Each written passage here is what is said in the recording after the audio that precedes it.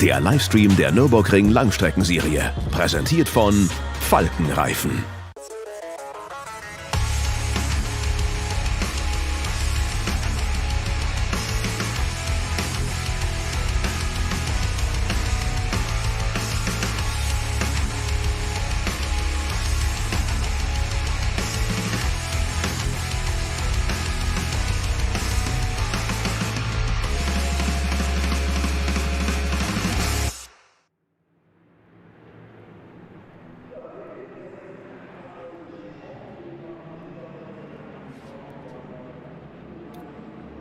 Well, good morning, race fans, and welcome to the Nürburgring Nordschleife, where we're here for the 61st ADAC Reinoldus-Langstreckenrennen race, and our drivers heading out of pit lane, ready for 4 hours of racing action here on the world's greatest racing circuit.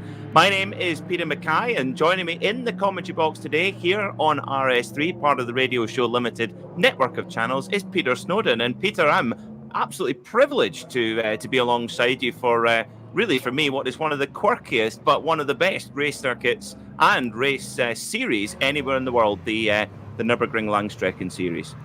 Good morning, Peter, and welcome to what is your first NLS, isn't it? So you did the N24 with us, but the quirkiest and best race circuit in the world. I think it's a great description. I'm not sure they'll pick it up as a strapline, but it's, as you said, the Reinoldus-Langstreckenrennen, or to you and I, the NLS Round 5 double header this weekend, and as if 4 hours of racing today wasn't enough, we've got to do it all again tomorrow for the Grenzlandrennen, 44th running of that tomorrow. So lots and lots of action here on the Nordschleife.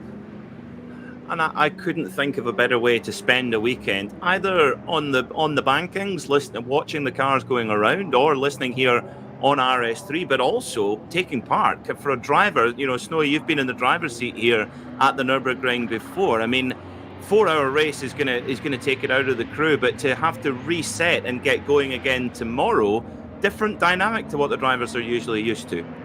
Yeah, there is a different mentality. I think the weather, as ever, it's Bruce and I, when we normally cover this, we refer to this all the time. It's the great leveler is the weather at the Nordschleife. Obviously, because of the scale of the circuit, we know most of our listeners are fully aware of that, but it's still in awe of it and what the difference can be. The clouds looking a little bit overcast this morning. We're due to start in fair weather. It is dry at the moment, although I understand there is a possibility of precipitation later on, and possibly even more so tomorrow, but we'll cover that bridge when we come to it. But it is a major factor around here, simply because of the topography of the place, the Eiffel Mountains and off through the Nordschleife, and it's a 25-kilometre circuit, and you can be dry one part of the circuit and go over a brow or through a bend, and all of a sudden, oh look, it's a little bit damp, and now it's wet, and then suddenly, 3 kilometres later, it's not. And that's it's so different to any conventional race circuit, and that, of course, is its appeal. I think that's what draws everyone here from both a competitor and a fan perspective. So at the moment, the drivers all going out of pit lane around the Grand Prix circuit, ready to take their positions on the grid before a full formation lap. And again, that's another unique thing we have here, Snowy, is for a driver, that must be a bit of a dream, actually, to have 25 kilometres. I presume the car must be fully warmed up, tyres up to temperature and brakes ready to go, coming to the green flag, I guess. Well, you'd hope so. You've got plenty of time, haven't you? Yes, no excuses. Exactly. No real excuses. I can hear the pit to car radio now saying, what do you mean it's not warmed up? Or going off at the first corner on cold tyres. Not really that acceptable around here. No, definitely not. Although I was watching the last NLS, of course, we did see one of the Get Speed Mercedes that got caught out at turn 1. So drivers have already been out for... Yeah, sorry. Go on, sorry. Go on. I think at the time, sorry, I didn't mean to cut across you there, Peter. Sorry, no. We did that Get Speed Mercedes did get turned around from P2 on the grid. It went down to about 30th. We thought initially that it hadn't been tagged, but I think it was. Now, now the number 36 Rover the Valkenhorst BMW, just stationary out there on track for a moment, but has seemed to got itself going again. But it's almost like a alt control reset. Moment of slight concern there. Not what you want on the formation lap, Peter. Well, that was during qualifying this morning, actually. My apologies, you're quite right. Sorry, highlights. Yes, My apologies, yes. The 36, no problem. 36 Walkenhorst BMW did. It was Sami Matti Trogan actually got that car back going again and had a really, really strong run in qualifying. We'll go through the grid in a moment, but qualifying was very much affected by a slow zone at Schwalbenschwanz, right at the end of the lap here on the Nürburgring Nordschleife, and it meant that there was a lot of drivers who had to keep going around and having whatever lap they'd built up effectively ruined. But it did finally lift in the very last moments of the session, and we saw a real dash for the cash at the end, and Frank Stippler putting in a rocketing lap to go second quickest. But actually, Snowy, really exciting, we've got the Lamborghini, the Conrad Motorsport Lamborghini on pole position. Cooper Gazmiak putting that on pole, and this is a car which has had so much one lap pace in various hands, but getting it done in the race, this is a big weekend for this team. Yeah, huge, and we've said this many a time over the NLS that, but we were talking about it off air, weren't we? That it doesn't seem to sort of favour the Italian teams quite as much, and you quite rightly opine that it might be just sort of safety in numbers. It's predominantly German. It is Audi, Mercedes, Porsche, BMW, as you'd expect at the Nürburgring, but. Just looking at our top 10, it is exactly that. It's reverse order, BMW, Mercedes, Audi, etc., Porsche, all the way through until you get to that top car, the pole position car, Di Martina Gamazak in the Conrad Lamborghini with a 7:54.893 to take pole position. Quite extraordinary. They had it was the last race, NLS 4, a couple of weeks ago. They were leading at one point and then had a puncture. Dropped right down the order, and they were fourth on the road, but they were promoted on the slowing down lap because of a penalty, so they did actually get onto the podium. So I think we used the phrase, didn't we, before off air, that we don't like flatter to deceive because it's a bit negative, but it's like to see the Italian cars up at the front. It to be no Ferraris again in the top 10. What a shame. That is a pity, but good to see the Lamborghini up there as well. And for fans of, and I have to say I am one of them, Axel Jeffries, he will be here tomorrow. He's racing with Klaus Abelin in the Fricadelli LMP3 car in the Michelin Le Mans Cup at Monza. And then I presume they're flying privately, Snowy, because they're flying back overnight and then racing tomorrow. Now, Klaus Abelin, will come on to him in a second, but Axel Jeffries will be in that Conrad Lamborghini tomorrow, taking a duo to a trio. But of course, Fricadelli Racing, based in Barweiler, very close to the circuit, very much a Nürburgring team. And Klaus Abelin, he's my father's age, and he's planning on doing the 4-hour race on his own tomorrow. I don't know where he gets the energy. Well, obviously, clearly from somewhere, but as you said, that's the point. Not just waiting to take part tomorrow, as in not bothering today, going and doing a race somewhere else, and then flying across and doing it again. That is commitment. That's the way to do it as well. That's a true racer spirit. Yeah, I do love it. And of course, LMP3 prototype. He'll have a sore neck when he comes home tonight. I am sure. So we're going to have a great multi, as always, as we do here on the Nürburgring Nordschleife. We're going to have a great multi-manufacturer battle with the Italian Lamborghini in there as well. But very evenly matched now between the Audi, the Porsche, and the Mercedes. But a little bit of news on balance of performance update. We've seen the BMW M6, probably the car that's been adjusted both up and down most over the last little while, certainly since the 24-hour race. But the BMW M6 has a turbo boost reduction after the last race, which of course was won by the brilliant BMW Junior team. It was an extraordinary effort, and not detracting from anybody else in that team, but Dan Harper, hugely impressive, certainly from the point of view of under pressure from a very, very experienced Frank Stippler, who so it kind of had him on the ropes for a lot of the race and was just trying every bit of tactic just to try and unsettle him in it, and he just did not falter, which is hugely impressive. And I think I did mention it to Bruce actually on air during that race that when I did my first race here, which was a 24-hour, I went in at the deep end. Go large or go home. Don't go in there, do 24 hours, learn the place. And I commented at the time that they were Dan Harper wasn't even born, and I think the average age of the BMW Junior team is 19.4 years or something. I know the clue is in the word junior, but it's still quite humbling when you see that. It is, and isn't it encouraging as well that BMW as a manufacturer, you know what, they could have a pretty strong pick of drivers of who they'd like to have in their cars, but I think it's a wonderful initiative that they put all their young guns in together. Of course, they had the help of Augusto Farfus in the 24-hour race, but I think it's absolutely fantastic the effort that BMW are putting in to give young drivers a chance to race professionally at the top level. And my goodness me, have they've really restored that faith. They've paid back that faith already. They certainly have. And we saw it a little bit earlier in the year. I think it was Dan Harper again, actually. That or was it Ben Tuckton that went into? It was Ben that went into one of the M2 competition BMW run cars, just again to get data, get experience, and took it on the chin. Off he goes. He's a factory driver, and that's what he went and did. And next thing you know, he's back in the M6. And of course, we're awaiting the debut of the new M4, which should have been at the last round. Unfortunately, didn't happen because it was damaged in free practice, wasn't it, on the Friday, with a still undisclosed technical error that caused the car to leave the track. So I'm sure we'll find out more about that at some point when appropriate.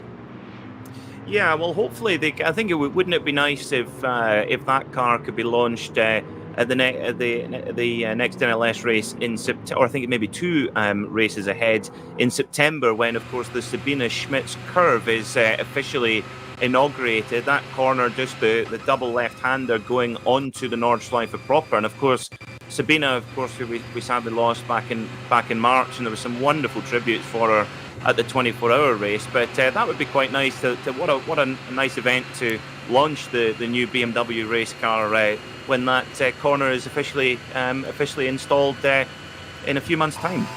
Yeah, and what an apt corner of all the 170 odd corners you're going to go and pick a name for. But the very beginning of the Nordschleife, where you go from the current Grand Prix circuit, and suddenly you don't go right and go back towards the pits and start again. You swing left on that huge hairpin round, and a real pinch point on the circuit there as well, Peter. We've seen it many a time where they get to the end of this Grand Prix loop, this modern, luxurious Grand Prix loop with lots of runoff area and gravel traps, and all of a sudden it just a hairpin pinch point with no runoff area, just barriers literally just atwixt your door handle. And all of a sudden you're onto the Nordschleife, the fabled Nordschleife and the Hatzenbach. So a great corner to name after Sabine Schmitz, a lady that won the 24-hour not once but twice, and indeed the following year was a full VLN champion. So her credentials are, I think the phrase is incontestable. That I would totally agree. And of course, in the very early days of Frickadelli racing, getting on the overall podium when it went to full GT, we went much more to a GT race than glorified touring cars. It when, of course, her with her husband Klaus came to race every year in the Frickadelli Porsche, and it's brilliant to see the team carry on, because for Klaus Abelin to lose Sabine, it's you kind of worry, would the team then carry on? But it's brilliant to see those Frickadelli cars. In fact, if anything, they've stamped on the gas harder. And the 24-hour race didn't go their way, but it's actually going to be strange not having them in the race today at least until tomorrow. Yeah, but I think that's how Sabine would have wanted it, I'm sure. Yeah. Get on with it. She was a racer through and through. That's exactly why she and her husband set up Frickadelli, and it's so successful. There's reasons for that. It didn't happen by accident, and I'm sure she'd have. It's in the spirit of what is it? I noticed that they also still, I'm sure we'll see it tomorrow, they carry her name on the car. Roof still adorns the roof of the car to this day. Brilliant. A wonderful, wonderful tribute indeed. Well, we certainly there's a huge variety of machinery on show here at the Nürburgring Nordschleife. And now I know that I'm sure I haven't had the chance to look at the online stream comments yet, Snowy, but I could guarantee that there'll be some questions about the Foxtail Manta and the Dacia Logan. And I've got good news on both fronts. Both of those cars are in the race today. They're back. Wonderful. That's what we need. Of course, the Dacia Logan, which did finish the 24-hour race, and what I loved was as well that the car, when Kevin Estre came over the line to win the Nürburgring 24-hour, or the 9.5 hour as it became, the little Dacia is sort of photobombing in the foreground, making sure it gets in the press shots. Absolutely. It's yeah. Unfortunately, gave himself. I think it was time we did another lap to go, didn't we? And we thought if it just slowed down and just let them took the devil there, we've got it right in front of us. It was it wouldn't have had to do a whole another lap, but of course, in terms of getting the great media and photo opportunity, then had to do another lap round as well. Hope they had enough fuel on board the little Dacia. Watching some of the onboard it probably footage, uses a bit less than some other cars. I suggest it's a bit more frugal than some of the SB9 cars. Just a thought. just a bit, yeah. Speaking of the SB9 cars, the full GT3 spec, when you do watch the onboards of the Dacia, it is terrifying how fast the GT3s go by. I mean, genuinely, you're watching it almost looking through your fingers. Nah, it's normal. It's all fun. It's racing. It's quite natural. What's wrong with you, man? This is the difference between you and I, Snowy. I just talk about it. You do it. No, you have a brain. That's the difference. Yes. More imagination, maybe. Absolutely. Well, yeah. The Conrad Racing Lamborghini pulls up to the spot, and Mr. Conrad himself, Franz Conrad, as ever, getting his hands dirty, as he always does. He's always involved. He's always there, isn't he? Omnipresent. And of course, in the last race, he had his Allen key out. I didn't actually realise an Allen key was what you could use for a Lamborghini GT3. I thought there'd be a special tool required, but no, pocket Allen key does the job. I think it was subterfuge. I think it was done for the camera. Look, our car is so basic. We use an Allen key, yes. And it was almost as if you sort of played to the camera with it, wasn't it? If you saw that little bit of VT, it was like almost look, we can do this, because it wasn't quite clear what he was adjusting either. So I'm perhaps being a little bit Machiavellian there. I don't know. This is like our dear colleague Joe Bradley, who used to be in the police force. He said, as long as you're standing there with a clipboard, doesn't have to be anything on the clipboard, you'll get on the telly. Yeah, and you've just defined Joe so well. Yes. Joe covering Warden Law karting this weekend, a big event for them with one of our colleagues as well, Nick Damon. It's a busy old weekend for RSL commentators and the crew, isn't it? It is, yeah, absolutely. It's wonderful. We've got racing going on, and this is one of the we have such a long winter, and then waiting for racing to begin, especially this year. But now we've got racing coming out of our ears, all different categories, all the time, and how exciting! The moment on the front row of the grid, we have the number 5 Phoenix Audi. Qualified on second on the grid by Frank Stippler, one of the most experienced drivers in the field and really of all time, actually, on the Nürburgring Nordschleife. But his teammate Vincent Kolb actually leading the SP9 Pro Championship here in the Nürburgring Langstrecken-Series at the moment. And Vincent actually is not a full-time racing driver. In fact, his day job is he's an investment banker. I'll use the right term. He works for a private equity firm and drives a classic 911. So I wouldn't mind a bit of that lifestyle. You know what to do then. We can go. Yeah. We can help you with that. That's not a problem. Yeah, well, driving the classic 911, I think that'd be easy. I wouldn't have a clue what I'm doing in a private equity. I think that would lose a lot of people a lot of money, I think.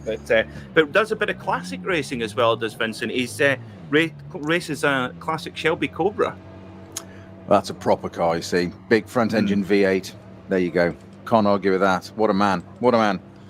Yeah, of course, the Kolb family very, very much present here in the Nürburgring Langstrecken series, and spread out across the whole field. So we'll have, as always here in the Nürburgring Langstrecken series, we have 3 groups of cars which will be released in parts, and will go into the 4-hour race. So they're spread out a little bit, but of course, Snowy, with the pace of these SP9 cars, it's not long before those top guys are hitting the back of the field and having to make their way through traffic. And looking back to the last round, that was really the secret, I think, to Dan Harper getting the win for the BMW Junior team, because, as you mentioned, he read the traffic so well.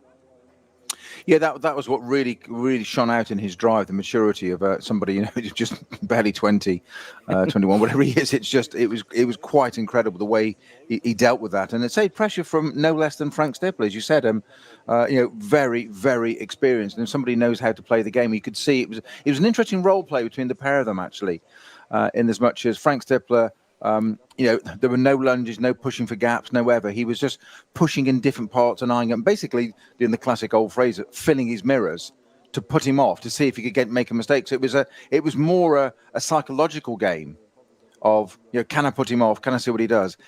And what was interesting was the response from Dan Harper, with one exception, and that was really a back marker that did, in fairness, sort of go one way, then redecide and go the other way, and he had to be committed and stayed with it, which again said an awful lot about the maturity of Dan Harper. It did put two wheels of that BMW on the grass, and my heart rate went up at the time, as I'm sure everybody did that was watching him, but he kept his foot in and got it sorted and just dealt with it.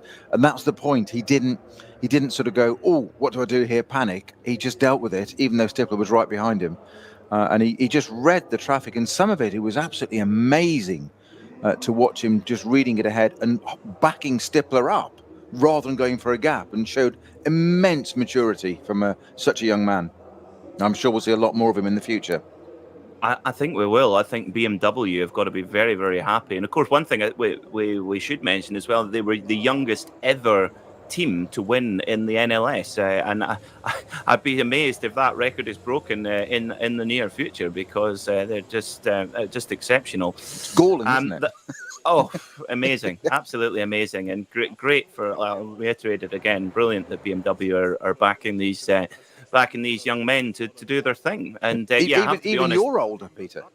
Oh, miles older, way older. Not much. But I had to say, I did leap full scale off the sofa when Dan Harper went through. It was at Galgenkopf, which, for those who are maybe not as familiar with the circuit, that's the really, really fast right-hander onto the Dottinger Ho. And, full, yeah. Do you know what? He probably didn't even break a sweat, though. I know I did. I suspect there was a little bit of Anglo-Saxon rhetoric in the car to himself, let's just say. Yes. Oh, bother. Yeah. Yes. Oops. Yes. Yeah, two wheels on the grass. The fact was, it actually, when it went on the grass, that wasn't the issue. It was coming back onto the track.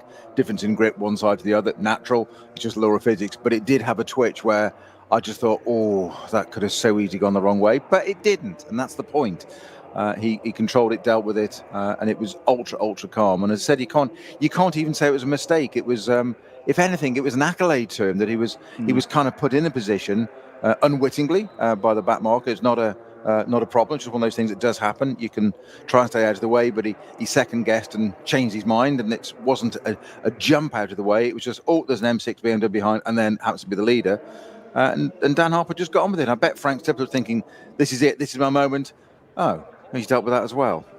What do I do? What else do I have in the box to do? What's left to get this guy not off the track, but to get ahead?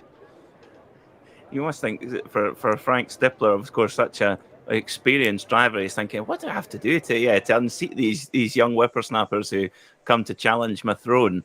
Well, we've been in perfect, typical Nürburgring efficiency. We've been given the 5-minute board, so the drivers now beginning to get their hands devices and helmets on, get on board the cockpit of their machines, and at 42 minutes past the hour, which is 11:42 local time, 10:42 in the UK, the drivers of Group 1 will pull off for their formation lap, a full formation lap around the Nürburgring Nordschleife as well. Max Hesse putting on his protective gloves and getting ready for the start as well. And Snowy, what's this like for a driver? There's a lot of preparation involved. There's so much that goes into getting on the grid at any level of motorsport. What's this moment like when you're putting your helmet on? Hopefully remarkably calm. That's bit, all the work's done, really. It's time to get on and do the job in hand. And sometimes in some ways it's peace and quiet, because there is an awful lot that goes on behind the scenes from a team point of view. The driver is the bit that we focus on naturally, and they get all the sort of the attention, the coverage and whatever. But it's a huge team effort, obviously, in prepping the car. And you are, they always say that the driver is the most easily changed component on a racing car. The sort of loosen up behind the wheel kind of thing. And it's this is where it all comes to fruition, and you sit there and it's everybody disappears off the grid, and you can just get on with it and concentrate on what you're doing. And the big thing you say there is not to go and mess it up on the formation lap. You mentioned groups there, Peter. Of course, we've got these three groups, and you were just talking a few minutes ago about the free run that they get before they catch traffic, this first group.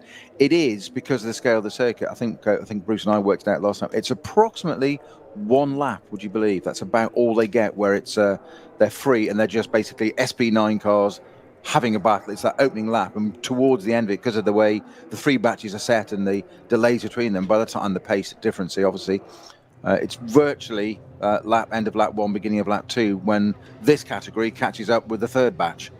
So they're immediately into traffic. So they get one lap roughly, and then 3 odd hours rest of it sort of dealing with traffic. And that's the speed differentials. That's where it really comes into play. So if there's anyone with ambitions of breaking the lap record, they've got to get it done on the first flyer, effectively. Yeah, but they all go and break the rule book. Being racing drivers, they never follow the rules, and they do it at the end instead. Yeah, that would be the working theory, to see that. Well, in qualifying so far, the fastest time we've seen in qualifying this season in the NLS was the last time out, NLS 4, 7 minutes and 52.3 seconds, with the number 24 Audi actually qualifying on pole, which I think, forgive me if I'm wrong, Snowy, Patrick Niederhauser setting that? Correct. Yeah. Yes. It's a 7:53 for the Conrad today, isn't it? So it's only a second. A touch off. Yeah, just a touch off. And really, actually, the Conrad car, the Lamborghini on pole position, and the number 5 Phoenix Audi in second, very much in their own bracket. However, they got their lap times in early, I think definitely before the Schwalbenschwanz code 60, but actually one lap that really impressed me was Adam Christodoulou in the HRT Mercedes, the number 6 car, and had a number of laps thwarted by the slow zone, but when it went off, he had 1 lap and put it all on the line and got that car onto the second row of the grid. So watch for that yellow and blue Bilstein car if you're watching on the stream.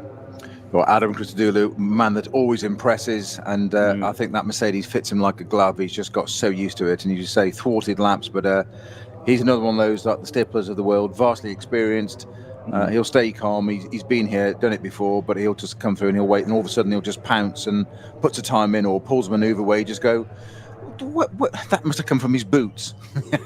Where did that come from? It must be the streamlining of his immaculate grooming on top.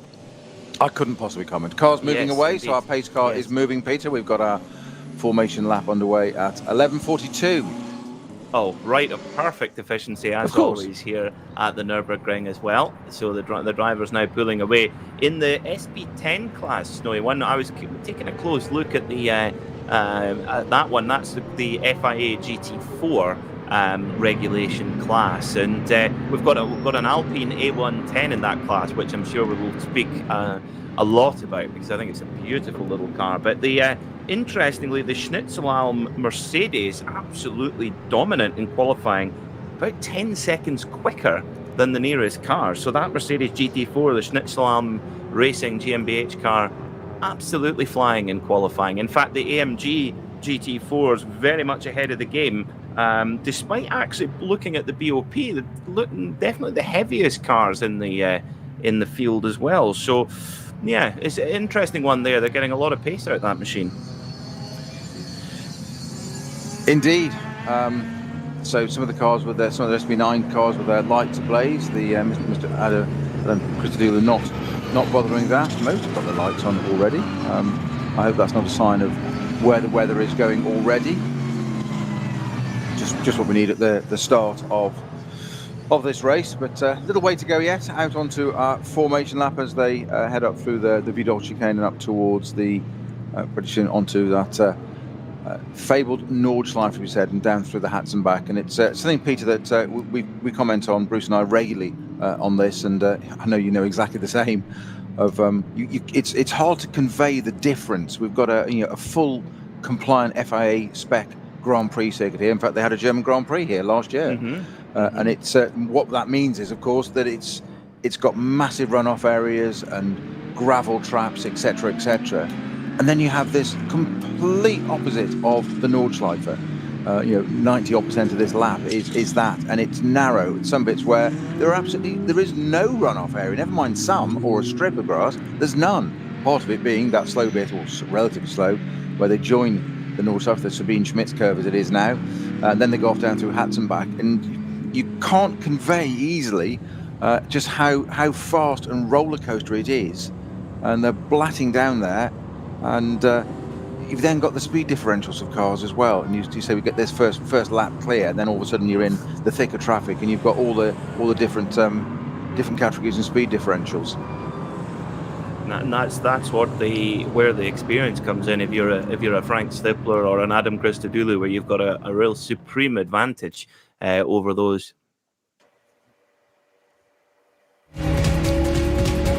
So we'll just start off our first group. We're heading down the Hansback at the moment, so reasonable length of water.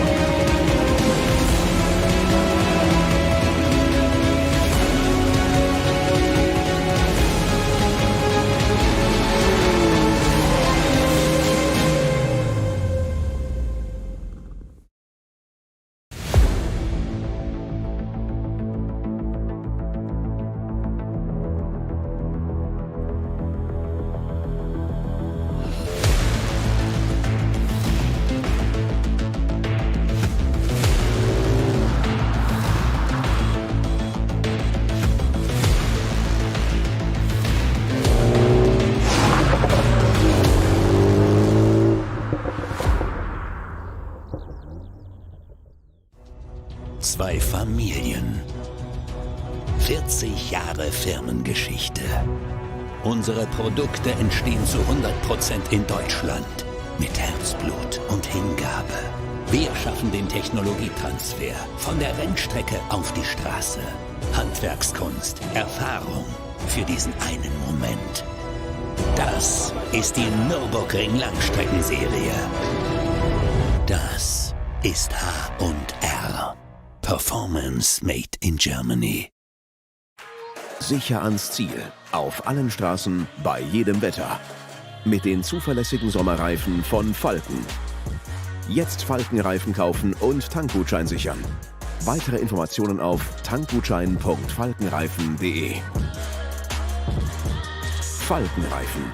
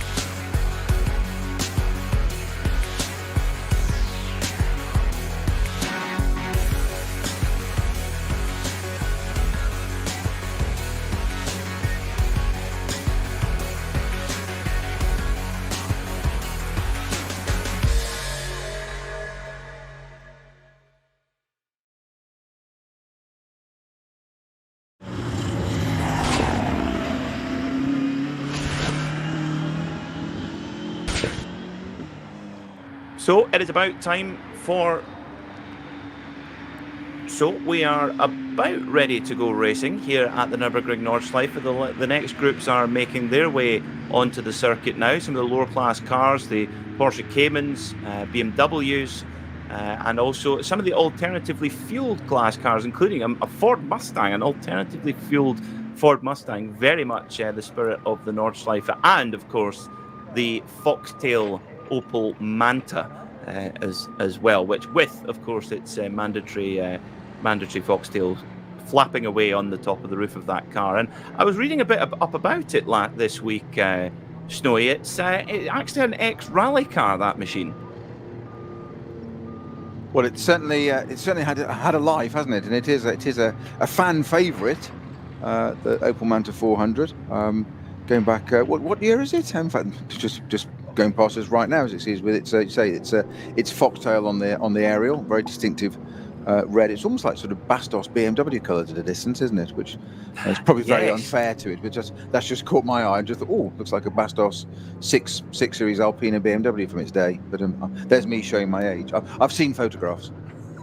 Well, it does have bits and pieces from other manufacturers. There's a Porsche wing. The rear wing is a Porsche rear wing, and I believe some of the front bodywork is from a BMW. So there's something there, Snowy. Very lightweight, 930 kilos, that Opel Manta, with 255 horsepower on tap. Was converted from a rally car in 1990. Not enough power. It's according to weight, Snowy. Goodness. No, it's not. That's a racing driver. That's not. Well, you always need power, much more power. That's just a rule. And 255 brake to just under 1,000 kilos. That's nothing. Okay, thank you, Mark Donahue. But it's been racing here on the Nordschleife since 1994. That they call it life in components. That's getting your money's worth. That's like your discovery. I can see why it appeals to you. just doing the stereotyping again. No, you're going to be mean to me all day. Not at all. Not at all. It was the pre-show conversation we had, wasn't it? No, it's great to see it out there. It is a fan favourite. It's one of those daft things that we always want to see it, and when we don't, we actually miss it, and it becomes a bit of a highlight that it gets missed. But so we're not terribly far off race start now, Peter. I'm gonna put it back to you now. What are your thoughts for outcome? Give me the podium. What do you think is going to be the podium? The podium. Oh well. Like I said, I've got a strong feeling about the number 4 Falcon Tire Porsche of Dennis Olsen, Tobias Muller. I think the BMW Junior boys, they're going to be an ever-present threat. I think they're going to be on there, and the Phoenix Audi as well. I think Vincent Kolb leading the championship with sharing the driving with Frank Stippler, and it's going to be right there. But I think you can guarantee that I've probably just jinxed all 3 of those cars now. Sorry about that. The curse of the commentator. It's alive and well. Yes, indeed. A couple of cars starting from the pit lane. One, interestingly, up on its jack still, which does surprise me. I can't see what number. I can indeed. It's number 75. That is up on its jacks. That is, when I can find it. Oh, great! I've got a 76 and a 78, not a 75. We'll come back to that in a minute. But also there was one of the BMWs there. We've got a GT4 Cayman at the end of the pit lane that hasn't sold. So 3 cars starting from the pit lane.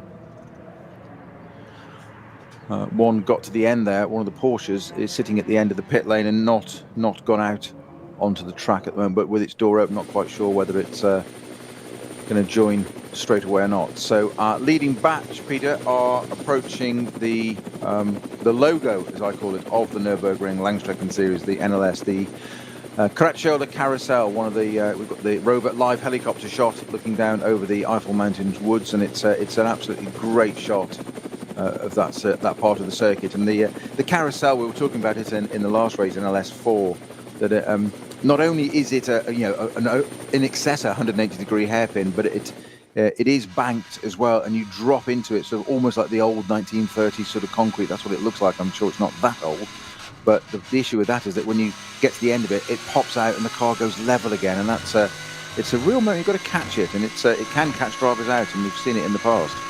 In fact, I think we had one of the Porsches in N24 went off there, didn't it? Yes, there was. I do recall that, and you can. It's very clear to see how the suspension manufacturers and the tyre manufacturers use the circuit, both in competition and also in road car testing as well, to make the most of their componentry. I mean, Falcon Tyre, the number 4, and Falcon obviously they've got two, in fact, number 3 and number 4, 2 cars in the field today with their Porsche 911s. They used to have 2 different cars, a BMW and a Porsche, but 2 Porsches now for Falcon, and what a great way to develop tyres for both race and the roads. Yes, the carousel, of course, I think is definitely the most recognisable part of the circuit, named after Rudolf Caracciola, who won the first ever race here at the Nordschleife in a compressor Mercedes on the 19th of June 1927. Only had to change his Continental tyres once, and still managed an average speed of 96.5 kilometres an hour in 1927. He must have had, he must have been pretty hairy chested, I think. Yeah, yes, upper body strength. Yes. I was just thinking that when you read that stat out, thinking average speed, was it 90? What was it, Peter? 1927. Yes, no, the speed, what average speed of 96.5 k's, so above 60 mile an hour average across the whole race. Unbelievable. That's crazy. Back in those days, it's that's just incredible. Quite extraordinary. So, well, we're not far off the start. No. It's that anticipation, that trepidation you can sense now from the drivers who are weaving the car back and forward, trying to generate that vital tyre and indeed brake temperature as well. Of course, the coming down into turn 1 on the Grand Prix circuit, it's a tricky braking zone and a heavy braking zone at that, Snowy. Well, it is, and the 3 things that no driver wants there, or no team wants in their driver, is cold tyres, cold brakes, and a cold brain. So you've got to get that all sorted on that formation lap, and that's what you do. You've got to get yourself into that zone, the car, and manage it and get ready for that first bit. And there is still no better opportunity to make places than certainly the first lap. And we've seen this time and time again, and we will see it very shortly. I am sure it will live up to my brief of into that first the GP circuit, that first lap, the opportunities. You'll see people moving all over the places using bits of tarmac you didn't think existed. Sabine Schmitz was an absolute genius at that, and a poet of a driver, just finding bits of tarmac that, yeah, it's the same piece for everybody else, but she in particular could find it. And there's that famous bit of footage of her coming through the field, albeit in a greater class car to start with, that's why she makes up so many places initially.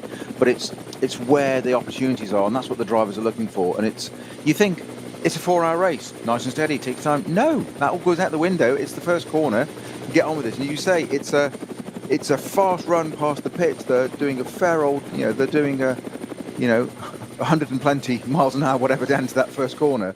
And then all of a sudden you've got to stop, and it's really tight, and it's an absolute pinch point. And then they just go nuts on that first bit of lap on the Grand Prix circuit, get out onto the Nordschleife, and that's where the fun really begins, and they start to pick up some speed. Snowy, the thing is, we talk a lot about how the GP circuit is very much almost like a relaxation zone compared to in comparative terms, but for me it opens up quite a good opportunity, because there are sections of the Nordschleife where you can maybe get a pass done. At the end of the Dottinger Hohe into the Tiergarten would be one. But actually on the GP circuit, if you're desperate to get past somebody, that's your best opportunity in my book. What do you think? Yeah, it is, and certainly this first lap it is. But there are more places to pass on the Nordschleife than you think. You'd be surprised, but that is certainly the first opportunity. We got back into our rover helicopter once again. We have the Dottinger Hohe cars weaving, lovely classic long shot of the SP9 category cars, the top, the GT3 cars, and just doing exactly what you said, Peter, just weaving almost from side to side of the track. I don't just mean a little bit, but putting a lot of heat into the brakes there, and sort of acceleration, braking. There's 3 going in unison. It's almost like synchronized swimming, and you just hope they get it all right, because there's almost tag one another here if they're not careful. I'm just trying to place the car. It almost looks like I will check on the number before I quote what I think it is. The Helipagid Ferrari. That's what I was thinking. That was the car. That's just what I was going to say. Yeah. Got one of I think the Huber Porsche right behind. That's exactly what I was just spotting. A bit close for comfort, I would say. Yes. Anyway, it piqued my interest. Let's put it that way. I was thinking, that could be embarrassing on the on the formation lap. It was embarrassing at any point, but certainly on the formation lap. Indeed, I saw that happen at a Scottish Legends race a couple of weeks ago, and yeah, embarrassing. It would be maybe the best way. So we're about to go racing here for the 61st ADAC Reinoldus-Langstreckenrennen here at the Nürburgring Nordschleife. 4 hours of racing about to begin here on RS3, part of the Radio Show Limited network of channels. The Porsche 911 pace car will pull away, and the number 7 Conrad Lamborghini will lead us into this race with the Phoenix Audi right along beside. Or will it? Or will it? Well, Frank Stipper's got other ideas. Could you get any closer to the door of that Conrad Lamborghini? The Lamborghini holding them all back there, and really holding them back. And the Falcon Porsche's down the outside. We've changed position already, and we've got the Mercedes into second place already. The Lamborghini is sticking down the inside, Peter, but it's those 2 Porsches that you had an eye on. So good spot there. Turn 1, here it all goes. The Lamborghini running deep, and that's going to allow the BMW almost up onto the outside. Nearly going around the long way. That's got the BMW into second place already, Peter. So as we predicted, tons of action. We're only at turn 2 on lap 1 of 4 hours. Yeah, quite a messy start here at the Nürburgring, I have to say. A real mix-up of the order already as we come on to the Grand Prix circuit. So Conrad Lamborghini, our pole sitter, leading away safely. The BMW Junior team of Max Hesse, number 44, into second position with the one of the Falcon Porsches behind, number 4 Falcon Porsche, the 3 car just a couple of spots behind. We'll get a note on starting drivers in a minute when we get over the timing beams. But dearie me, that was a little bit messy in my books. Noy, what do you think? Well, it did appear, and I don't like to speculate, but it did appear that the Conrad Lamborghini held them back a bit longer than I was expecting. I thought he'd go a bit earlier. They normally pick up a bit of pace after the Tiergarten, not full pace, then they suddenly surge through to the lights, like a phase 2 of it. That didn't seem to happen, and the guys behind, certainly in the Falcon Porsches, they weren't having any of that, and suddenly the fan, it spread out and they fanned around, and Adam Christodoulou actually got up into second place going into turn 1, but then dropped down the order again as it all had to sort of make space for one another. So everybody was polite, no incidents, like we had the Get Speed Mercedes rotating 180 degrees at the first corner of the last race. None of that on this occasion, so it's all clean and free, but it is the Lamborghini making a slight break for it at the moment, sort of 3, 4, 5 potentially car lengths back. Yeah, I would say it is 5 or 6 car lengths now pulling away as he's off down the bit where there is absolutely no runoff whatsoever, so not a place to get it wrong now. You don't want to get it wrong anywhere on the Nordschleife really. You said about being a really fast corner. There's not many slow corners on the Nordschleife, to be honest. Second batch about to go, Peter. KTM's at the front of that. Indeed, yeah, 2 beautifully painted KTM crossbows, number 930 and number 921, about to take us away into Group 2. And a little bit tidier getaway, the 2 KTMs gassing up those machines. Real space tech machines, those Austrian-built cars. And over they go with lights already flashing, and goodness me, this is a potpourri of horsepower trying to get their position on track, and this is typical Nürburgring Nordschleife. Well, we're not even onto the Nordschleife yet, and the drivers trying to find their position on track, and I have to say, brilliant respect from the drivers to make their whoop. Nearly jinxed it, one of the Hyundai's having a bit of a spin there at the back, but just about, drivers getting through clean, and I've never seen so many Porsche Caymans in one place. Well, I keep Porsche very happy. That's keeping the Porsche Cayman sales up. But yeah, there was a little bit of something going on in the background there. I think it was just maybe a tiny bit of contact a bit further down this second batch. And of course, we've got a third batch to go yet, whilst the SB9 category, the first group, are off and sort of probably a third to halfway round this lap already.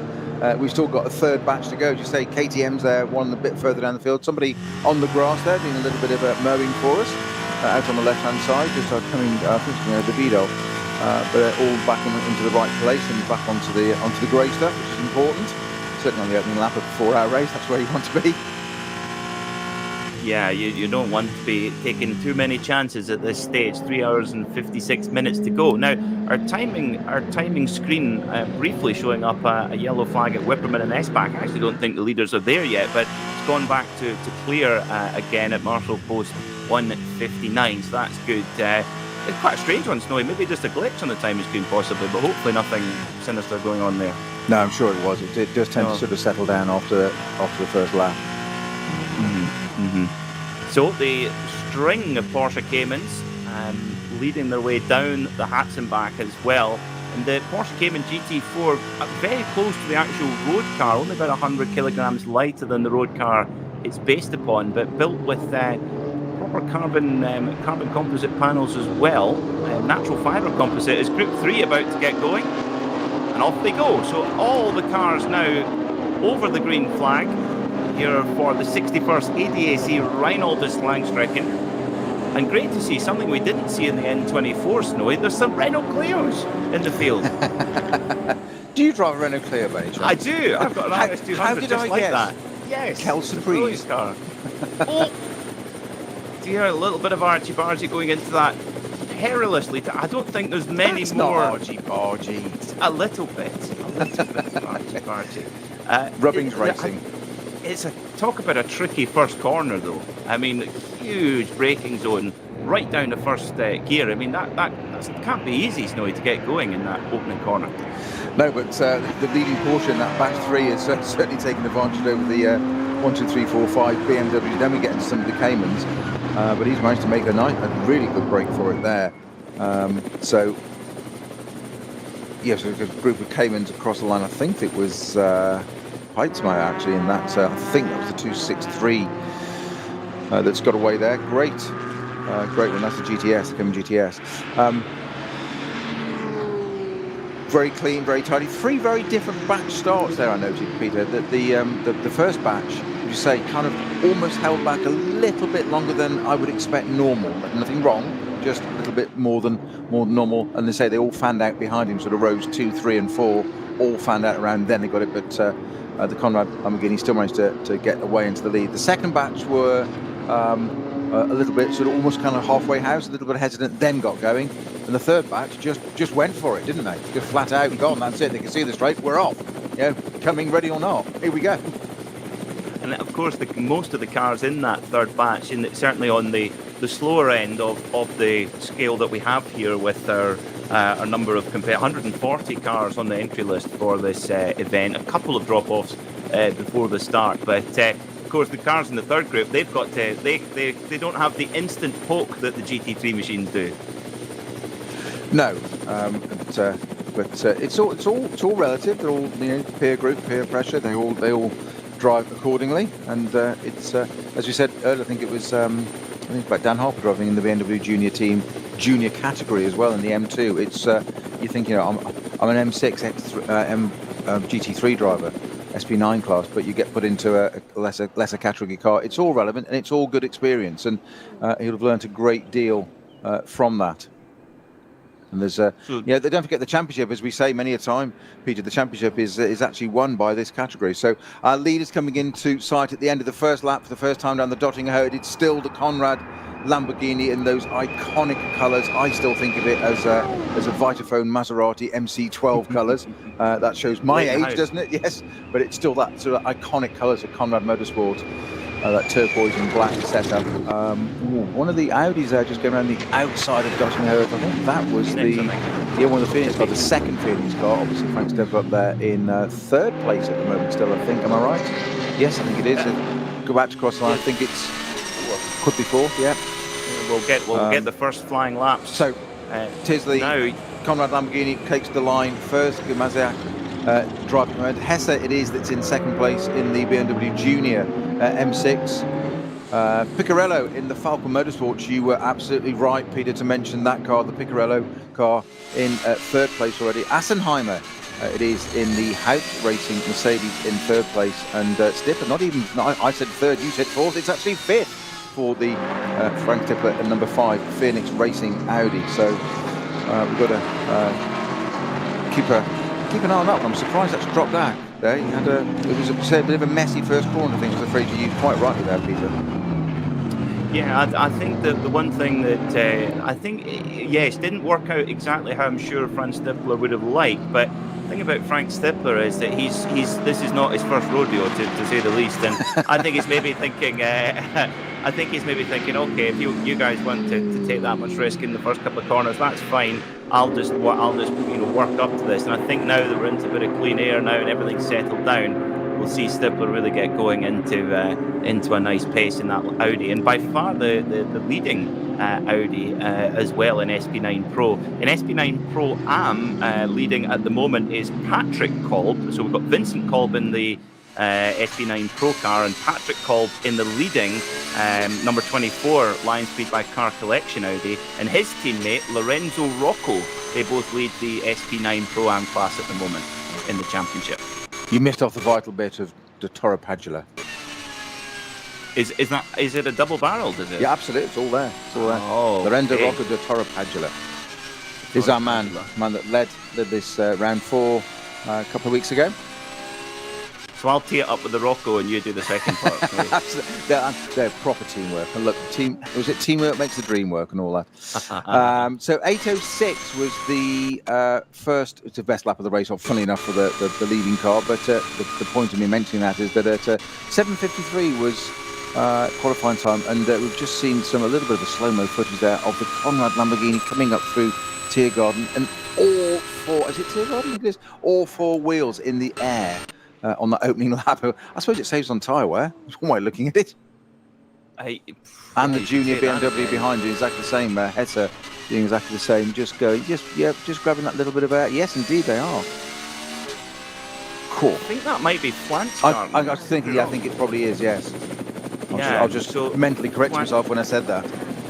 For our radio listeners, well worth, if you've got access to a mobile phone or something to get a quick look, there is a brilliant slow motion camera set up for us here at Flantzgarten, which is sponsored by Bilstein Suspension. And talk about perfect placement for sponsorship, Snowy, because that's where, regardless of what brand of suspension you choose, it's being put to full use at that point. Well, absolutely, goes airborne, goes into full droop, and then lands onto full compression. So it's a good way. It's a good damper test, isn't it? There.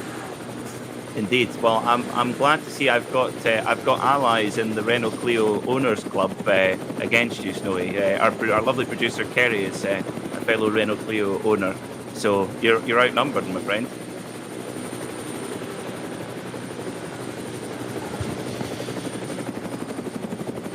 So, 3 hours and 48 minutes to go here at the Nürburgring Nordschleife, and something we haven't seen at the top of competition for, goodness, 15 years. An M3. Now, I think it's an M3 GTR that won here in 2004, racing in some of the lower classes. It's hard to believe that, isn't it? 2004 in racing terms, and in life it's not that long ago. Well, I suppose it is actually 16, 17 years, isn't it? But in racing terms, that's just an old car now. But great to see it out there. It is, and I tell you what, my favourite Nürburgring onboard commentated lap is with Hans Stuck. Of course, won the race in an M3 GTR in 2004, and it's an H-pattern gearbox, but with a flat shift. Bizarre. So he's crashing through the gears, and for anyone who's never seen it, Hans Stuck Nürburgring, it'll pop up. It's millions and millions of people have watched it, and goodness, and Hans actually breaks the lap record on the commentated lap as well, just for good measure. Whilst calmly talking about it, it's yeah. Different levels, I think. Different levels, different brains, shall we say? And there's no one more excitable than Hans Stuck as well. And he even says he's like 3rd gear, 4th gear, 5th gear. Oh no, there's traffic. Oh, we got past. That's cool. It's fantastic. It's absolutely fantastic. Well, that's my bedtime viewing sorted out then. yeah, it is. It is. So I tell you what, Kuba Girmasiak, I don't know what he's had for his breakfast this morning, but flying, of course, puts the car on pole position and did plenty of laps in the qualifying practice as well, and he's putting in purple sectors galore. At the moment, leading by just under a second from Max Hesse in the BMW Junior team. So despite that little bit of a turbo boost reduction for the M6, doesn't seem to be a problem with the pace, no? No, certainly. I think it's a probably classic understatement of yours of the second one of the day. I was going to say when you said that Frank Stippler, it isn't his first rodeo. I thought that was a great one. As in, I'm totally with you. As in that, we're going to go for classic understatements of the day, but I think that's a good one up there as well. Our podium of understatements for the day. Hey, 8:06 you say, but on that first flying lap. So, I mean, nearly a second quicker, 0.8 of a second quicker than the BMW. Hesse just behind. That's major. But the purple sectors, you say, purple sectors in sectors 1 and 2 already. We've got 5 sectors on this lap, on our timing stream anyway. There's probably the team's probably a little bit more information on that. But he's setting the times there. But that said, Hesse has responded with slightly 10th quicker on sector 3. So not settling into that just yet, and nor should they as well. Top 7 cars being SP9 Pro, it's number 24, the Audi Lines View by Car Collections, the first of our Pro-Am cars, and the second one of those being, that's Cole driving that, and the Huber Motorsport BMW. So I did that last time. Huber Motorsport Porsche. When you've got a phrase in your head, you keep saying it wrong. It's one of those things, isn't it? No apologies to Huber Motorsport for running their Porsche 911 GT3R with Seafood at the wheel. In 10th position, so German domination, but it's Lamborghini, BMW, Porsche, Mercedes, Audi is the top 5. Right old mix there as they come to the end of our first flying lap, just coming up into Tiergarten now, Peter. This is where we might see some of the fastest laps of the day. Now I think a tiny bit of contact between the Phoenix Audi of Frank Stippler and the HRT Bilstein Mercedes of Patrick Assenheimer. I think, Snowy, actually having a little touch there on the Dottinger hole. That's really on the borderline of what you want to see. Not another understatement. Yeah, you just keep moving. You just keep moving the bar. So Mazda across the line. Right, 7:57. Wow. Followed by a 7:58 from Hesse in the M6. These boys are knocking out the pace at the beginning of this. The first flying lap of the race, a 7:57, a sub-8 minute, the top 2. Even third place, Piccarello in the Porsche on an 8-minute dead virtually. Phoenix Racing now, Mr. Stippler was mentioned in 4th place. Mr. Stippler, a 7:59.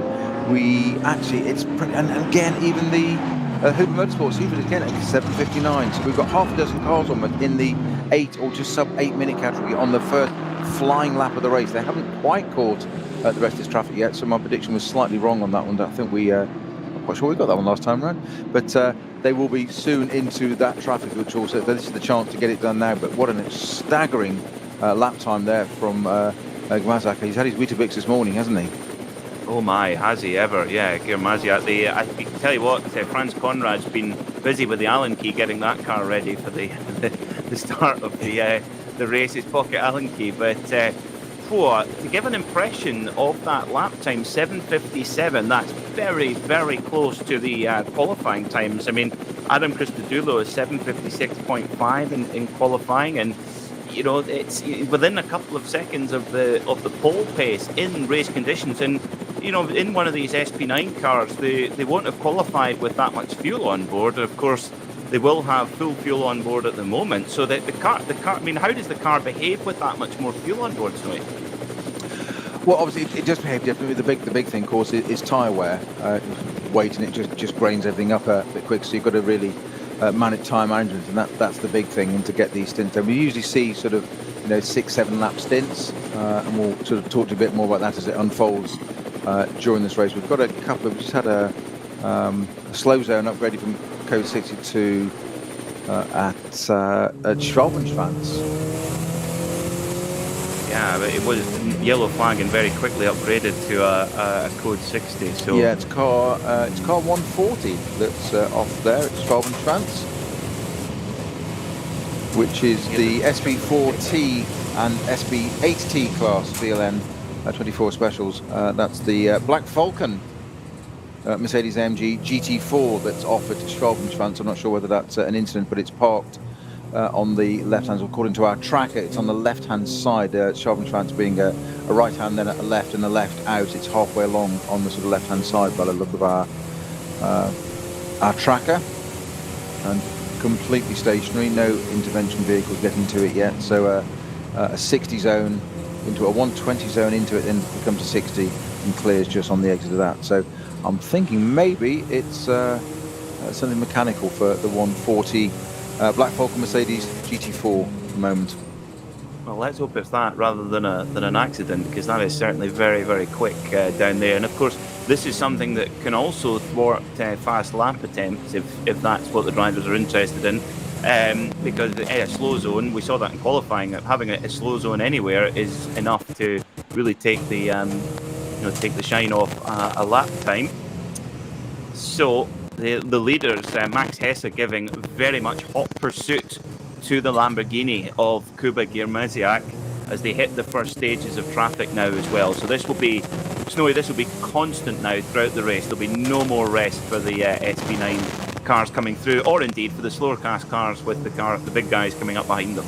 Well, absolutely, it's a double-edged sword, isn't it? They want to get through, and it's we've said time and time again that the track, that the Nürburgring, the Nordschleife, it giveth and it taketh away. And you've got the leading cars coming through. The one thing you want is these leading drivers, or the front-running drivers, pace-wise, in the SB9 cars, is you want everybody else that you come up behind just to stay where they are and take their line. It's their job to get around it. We've repeated it many a time that it's always the faster car's responsibility to get around the slower car, and that you just need, the only compliance you need from a slower car is to stay where they are and take the racing line. Do your thing. You've got as much right to be there on the track, but just stick to it. Don't be kind, don't be considerate, don't get out of the way unless it's really easy. Obviously, dotting a hoe or something, stay one side or something, but just let these go through. Because of course the thing is, it's a great opportunity for these SB9 category drivers, because you've suddenly got a train of them. So for instance, here we've got 5 in a train, and there's the BMW at the back of the train there, just sitting behind one of the Falcon Porsches, and absolutely just proven there as they're coming up towards, I think it's towards Carousel, is it? Costatel, yeah. And they're sitting there behind the traffic, and the BMW just nearly clipped the back of the Falcon Porsche in front. So he jinked left, and the reason he nearly clipped the back was the Porsche was just missing a slower back marker, and he almost misread it, and the BMW had to go back the other way, and it's almost caught it twice. And that's that, you've got to be on your toes so much. You say this, you use the phrase, there's no chance to relax, there's no let up now for the next 3.5 hours. Just 3.5 hours. Yeah, 2 Grand Prix. Frank Stippler is no more Mr. Nice Guy. What a move, coming up out of the exit of Klostertal up towards the Caracciola Carousel. There was a slower BMW up ahead in 3 Series, and Stippler going to the berm basically of the carousel, the actual bank part, and the Falcon Porsche, the 4 Piccarello going to the outside and got completely blocked in. Stippler got by. He'd been in a hurry for a couple of sectors before that, and Frank Stippler is now gone. He has dropped Piccarello almost instantly, and I think Frank Stippler, I wonder if he's maybe playing on his mind of the last race, Snowy, where he definitely gave Dan Harper a little bit of, he kept him under pressure, but kept a kind of safe distance. I feel like he's notched up the aggression today, it seems, already. Yeah, I think it's a good point, Peter. Not a criticism. No, not at all. No, I didn't think it was. I think it's a very good point. It's I think we mentioned, didn't we, before to the build-up onto the show, of how Dan Harper soaked up that pressure, but I think Frank Stippler, it was an exercise in seeing what the kid would do. It's almost like that sort of in Top Gun, isn't it, when Viper talks about Maverick saying, damn, he's good, as in testing him, just, okay, he's a kid, let's see what he can do. I'm experienced at this and whatever. They're just coming up to that slow zone, our race leaders, and he sat there and just watched and pushed and pressurised, and I think he'll have learnt an awful lot from that. Of, okay, you're quite right, let's turn the wick up a bit and let's get on with it. It didn't generate a win last time, so they're out for it. And Stippler he was on the front row, wasn't he, of this, and he's languishing in 5th place at the moment. I use languishing advisedly, but in terms of, he was on the on the front row, 2nd position, and it's not converted at the moment. He's had to drop back the order a bit. So we will keep an eye on Mr. Stippler. I am sure we've got lots more to see from him yet. Hesse, it is. that's setting the fastest sector at the moment as he's on his way round, so he's on a bit of a charge. Well, 2 seconds it was the lead, Peter, from the Lamborghini and the BMW across the line on the last lap. Well, about a 5-second gap then for Stittler to make it up to those leading two, and if he drives like he did on the last lap, well, that could well be done as the number 3 Falcon Tire Porsche of Dennis Olsen drafts by the big Mercedes, the Bilstein HRT Mercedes, on the run up to Tiergarten. They've got a bit of traffic to deal with at the more or less the fastest point of the entire circuit, but Olsen gets the job done. Of course, Dennis Olsen driving for Fricadelli Racing drives for a lot of different Porsche customer teams as a factory driver, but most recently in the run up to the N24 and the N24 itself, driving for Fricadelli, but with Falcon Tire today. So, I mean, Snow, what do you think? I mean, the comparison from going from the Michelin to the Falcon, I understand you might not have driven the two of them directly, but is there going to be much for Dennis to get used to, hopping from one brand of tyre to the other? Yeah, bound to be. I've not driven the Falcon, no, but a few years ago we ran a couple of cars in FIA GT3 and British GT, and they were the same cars on different tyres, literally Avon on the British and Michelin in the European series, and it was physically the same chassis with quite literally different rims and tyres on it, and it was quite extraordinary. We did back-to-back testing of these, and just the differences to get the data. So yeah, there's a lot to simulate, but it's part of a driver's brief as well. The team, the technicians will brief them, and they will give them a very good heads up as to what's different. So you kind of go out there on the track and to say, it'll do this or it'll do that differently to the other, and they'll go out with, a reserve, a safety net, if you like, in terms of their driving, of feeling that and getting the feel for it. And depending on what it is, I'd say 1 lap normally, 1 or 2, 3 laps normally. Of course, it's the Nordschleife, it's probably, a third of the circuit, and they've got a pretty good idea of it. It's all that recalibrating, as we say, recalibrate, calibrate all the time. Yeah, and keeping that feel, I guess, as well must be so important. Well, but at the front, the last lap has been pretty kind to Max Hesse, who's really pushed hard, pulled a couple of seconds back out of Kuba Girmasiak in the Lamborghini. But just as they came over the line, the last sector, about 1/4 of a second, but through the Grand Prix circuit and the opening parts of the Hatzenbach and down towards Flugplatz, Girmasiak has just hit the afterburners. It's like, where's he found that pace? Has just appeared out of nowhere. Yeah, but also now we've got into the thick of the traffic a good lap ago now, aren't we? And look at the difference in the lap times. That first flying lap, discount the first lap because it's a rolling start. It was still just over 808 something there. The first flying lap was 7:57.2. The top 3 cars, 57, 58 and 59. That's how close they were. Now they're talking 8:18s, 8:16, 8:19. That's the difference in the traffic. Some, 20 odd seconds just because of traffic, and that's going to be the way for a little while now. And a slow zone as well, of course. Yes, of course. Although quite a small one, which is good. I was just thinking that you're quite right. There was a slow zone. I was discounting, but then again, it was quite a small one. So it's an interesting. But 20 seconds to a driver is a lifetime. It's just put Radio 4 and listen to the Archers. Put on RS3 and listen to Peter Mackay and Peter Snowden here on the Radio Show Limited network of channels. 3 hours and 32 minutes to go here at the 61st ADAC Reinoldus-Langstrecken. And, well, pit stops. Of course, pit stops here at the Nürburgring, Snowy, are quite unique, to say the least. One thing that it certainly transfers over from the road is the fact that it's pretty much a Tesco supermarket petrol pump. But, of course, the pit stop timings the drivers have got and the teams got a lot to think about there and how they play that one out. Yeah, where strategy comes into play, doesn't it? We've got our aggregator, which we'll talk about a bit more because it's more relevant the further into the race, isn't it? But yeah, as to what pit stops you do, how soon you stop, and how long your pit stops must be. I think we've got a change of position between the 2 Falcon Motorsport cars. Number 4 getting past its teammate, the number 3. That's the Picarello and Olsen's having good old duking it out there, aren't they?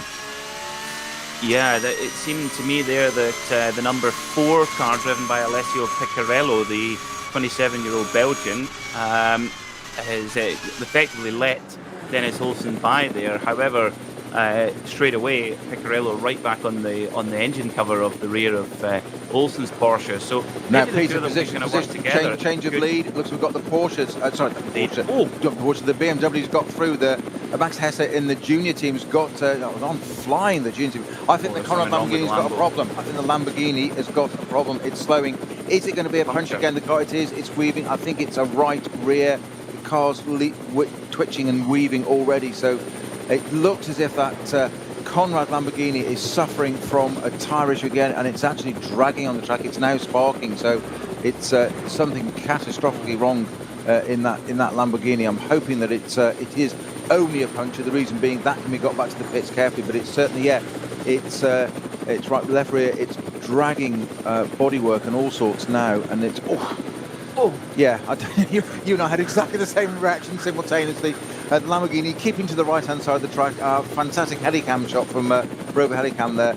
Just illustrating that it's at the carousel at the moment, so it can get back.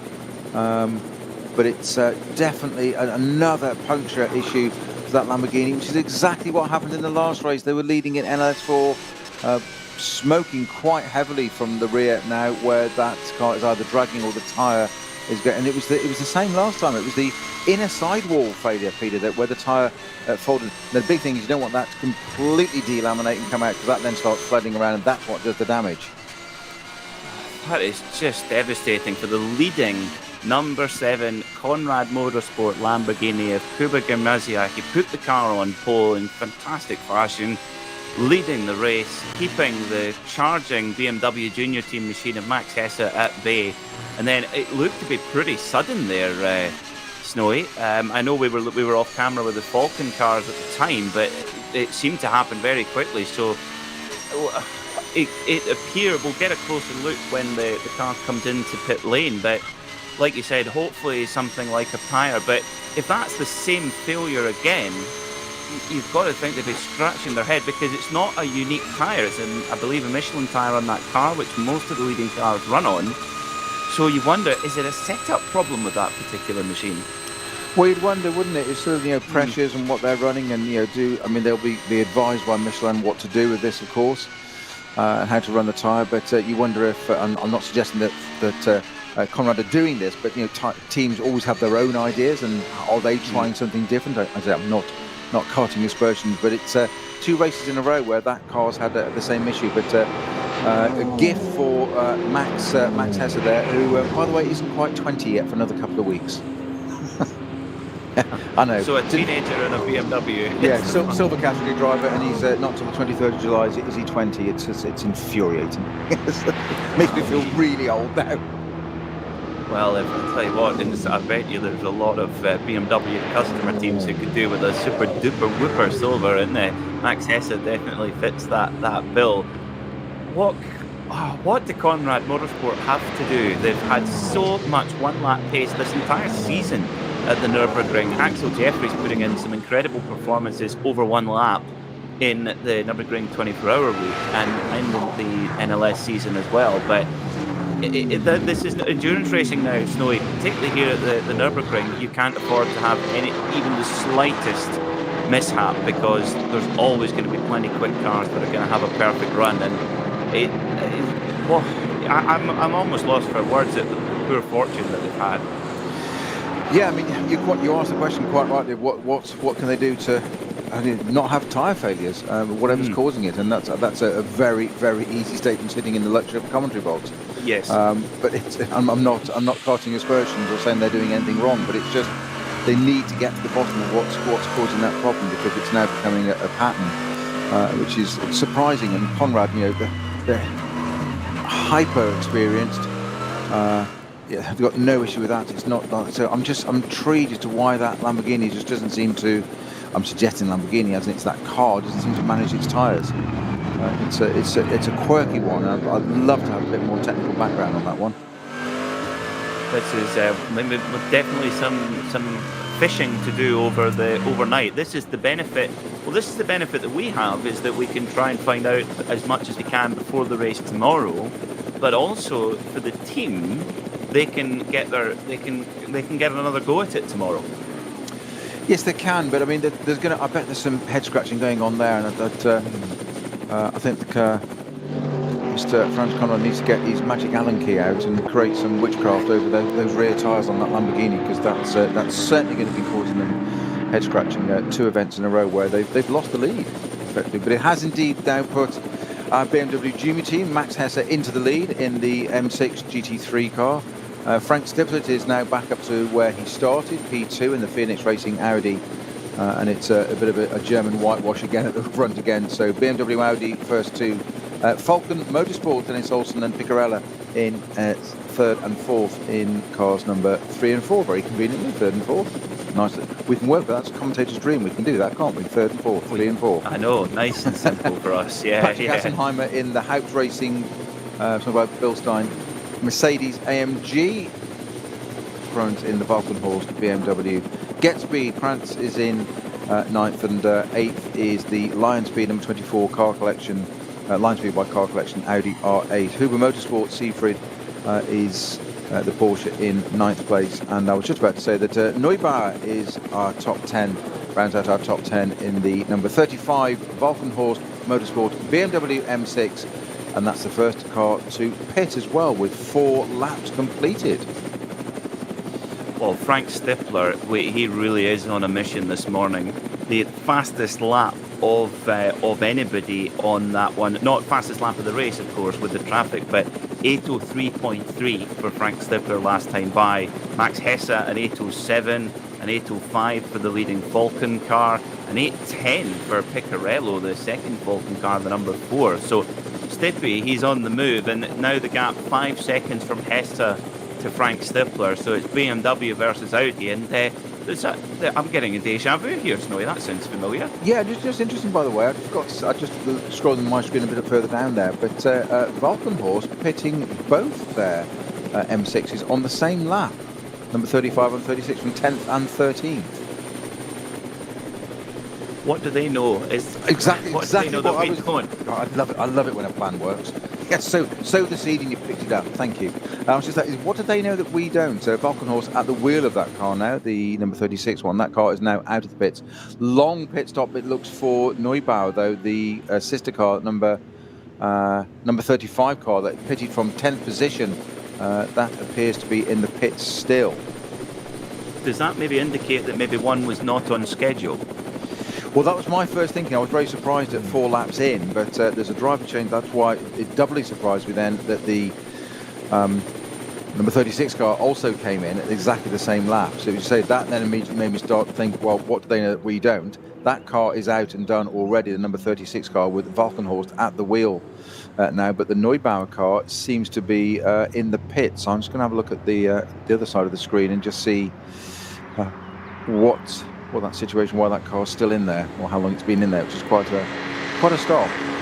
So their minimum time that they have to serve, if they pit on lap 4, is 118 seconds.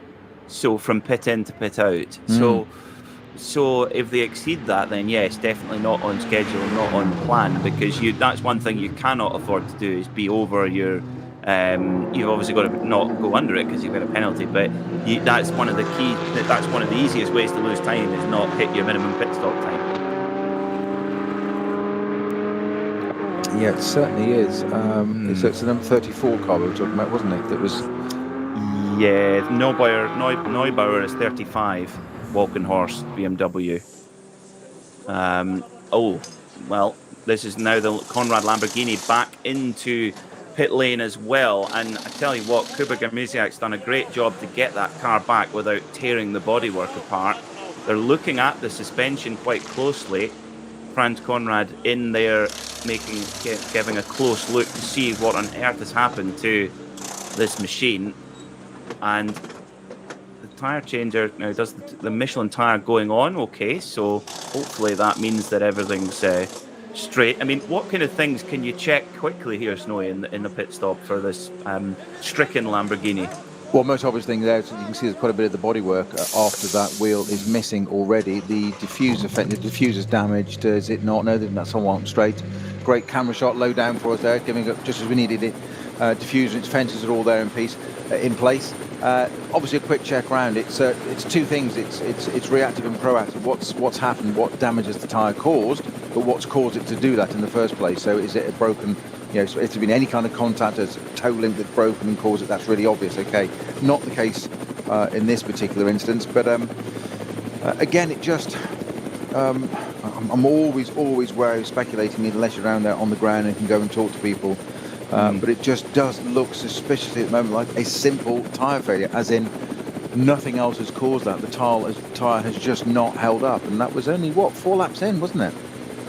Yeah, and we certainly having a lot of stress put through it as the fastest car on the circuit. Now, here's a working theory. Oh, we've got an SP9 Audi number 40. Yeah, front left damage on that. But look at that, looks more, it's crabbing.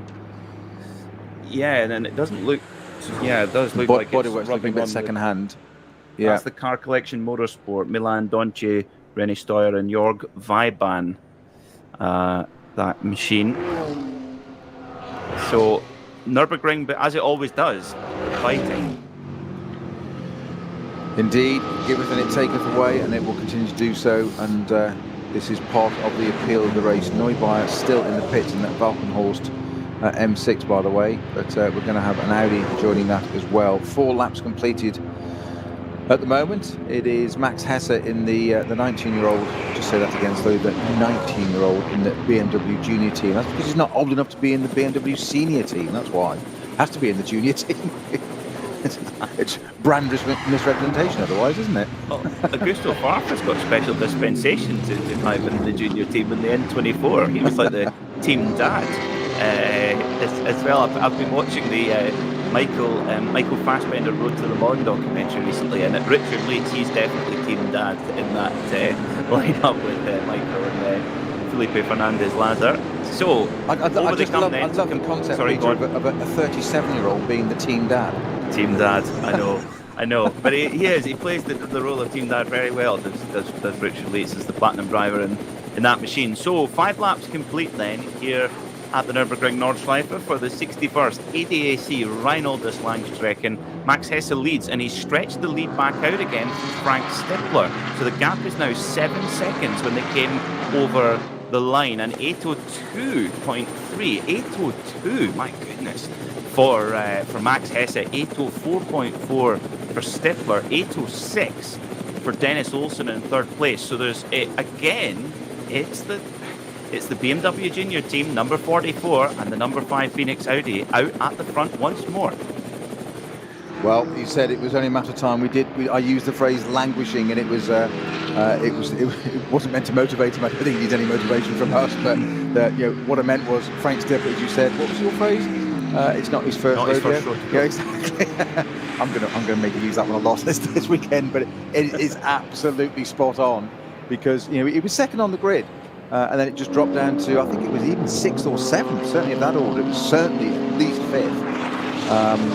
Got a yellow flags at Startstrecken now, actually, just coming up on the screen.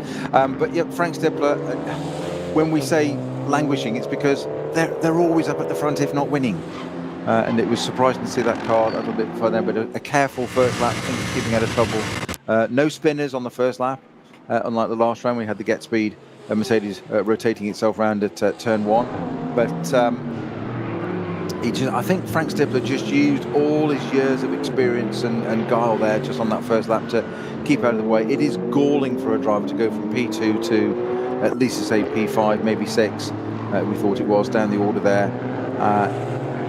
And that's where the calmness, where cool head comes in. It's a 4-hour race. You can't win it on the first lap, the first corner, and that's where Frank Stippler's experience played in. And we're talking now 5 laps in, albeit half an hour into this race for us at this place, because it's such a long lap. 5 laps is a lot longer around here than most other places, obviously, goes without saying. But he's back up to P2. And 7 seconds. It's 7.1 seconds, Peter. Yep, absolutely. Yeah, so Hesse definitely stretching it there. Now, update for if you're a fan of the Foxtail Manta, and of course you're watching the NLS. Who of course isn't? you're a fan of the Foxtail. Exactly. You've got a heart of stone, if not. Well, that car is leading in class. And speaking of, well, there is no more experienced driver than Volker Strycek. 134.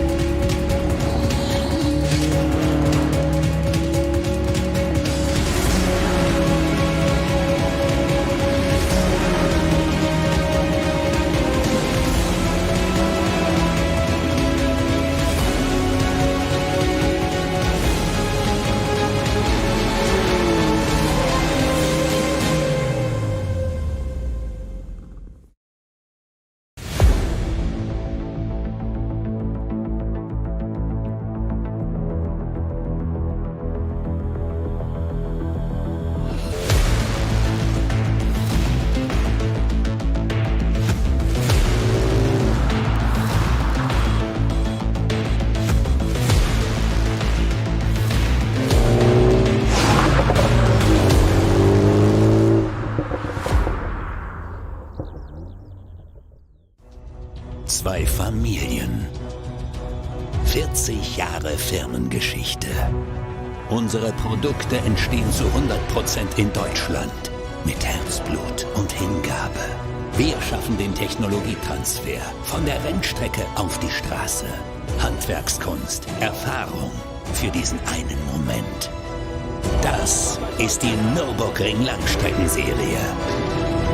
Das ist H&R. Performance made in Germany. Sicher ans Ziel. Auf allen Straßen, bei jedem Wetter. Mit den zuverlässigen Sommerreifen von Falken. Jetzt Falkenreifen kaufen und Tankgutschein sichern. Weitere Informationen auf tankgutschein.falkenreifen.de. Falkenreifen.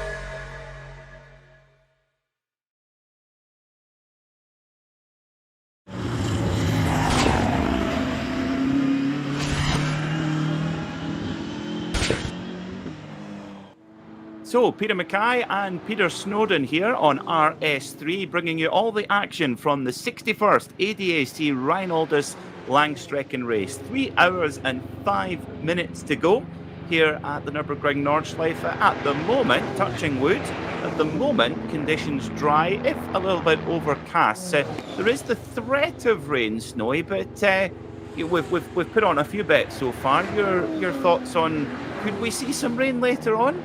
It's always a possibility here, but I wouldn't want to be the team that's trying to call that strategy. Well, no, it's all part of the complexities of running this at the Nürburgring. As if the circuit doesn't throw up enough challenges in itself. Then we have multi-class racing over the biggest circuit in the world, the longest lap, and we then. We've got a Porsche coming into the pit. I thought he was just locking up there for the 60k line. What he was, that's because the left rear tyre is delaminating and tearing itself. That looks like one of the GT4 Caymans, I think it is, Peter. I'm sure we'll get eyes on that in a minute, and we'll just be able to update you all onto which car that is. But it was certainly a lock-up. I thought he was just locking up extra hard for the speed line in the pit lane. What he was, but he was having difficulty doing that because the left rear tyre is not really wanting to play ball.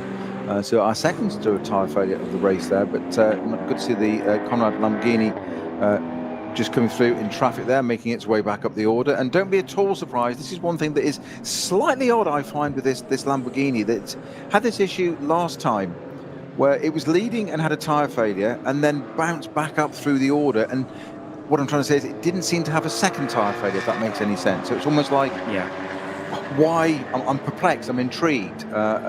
It's not a blame thing. I'm just intrigued as to why does it seem to have an early tyre failure, but then not the rest of the race. It's not as if something's fundamentally wrong with the car. It just seems something happens early on. So just keeping an eye on that. We'll see how well that car progresses through. But don't rule out that Conrad Lamborghini yet. Their day is not done yet. No, and one thing that impressed me when the number 7 Conrad Lamborghini came into pit lane after a very, very long was virtually a crawl all the way from Kesselchen at the very far end of the circuit, all the way around to the pit lane. Was just how quick the Conrad team got to work, got whatever needed to be repaired or straightened out. You know, they managed to get that work done, get a new tyre on and out racing again. So hopefully, like the last round, the car continues and get them with the pace they've got, they'll be able to get back up the order pretty swiftly, I would imagine. Well, it's currently 38th. They've kept Kuba Gamaziak at the wheel of that Conrad run Lamborghini. So the witchcraft of Franz Conrad's Allen Key has worked its magic. 38th is not remotely representative. That car will be coming back up through the order. I was going to say very quickly. Well, of course it'll be very quickly. That's the whole idea. It's called racing.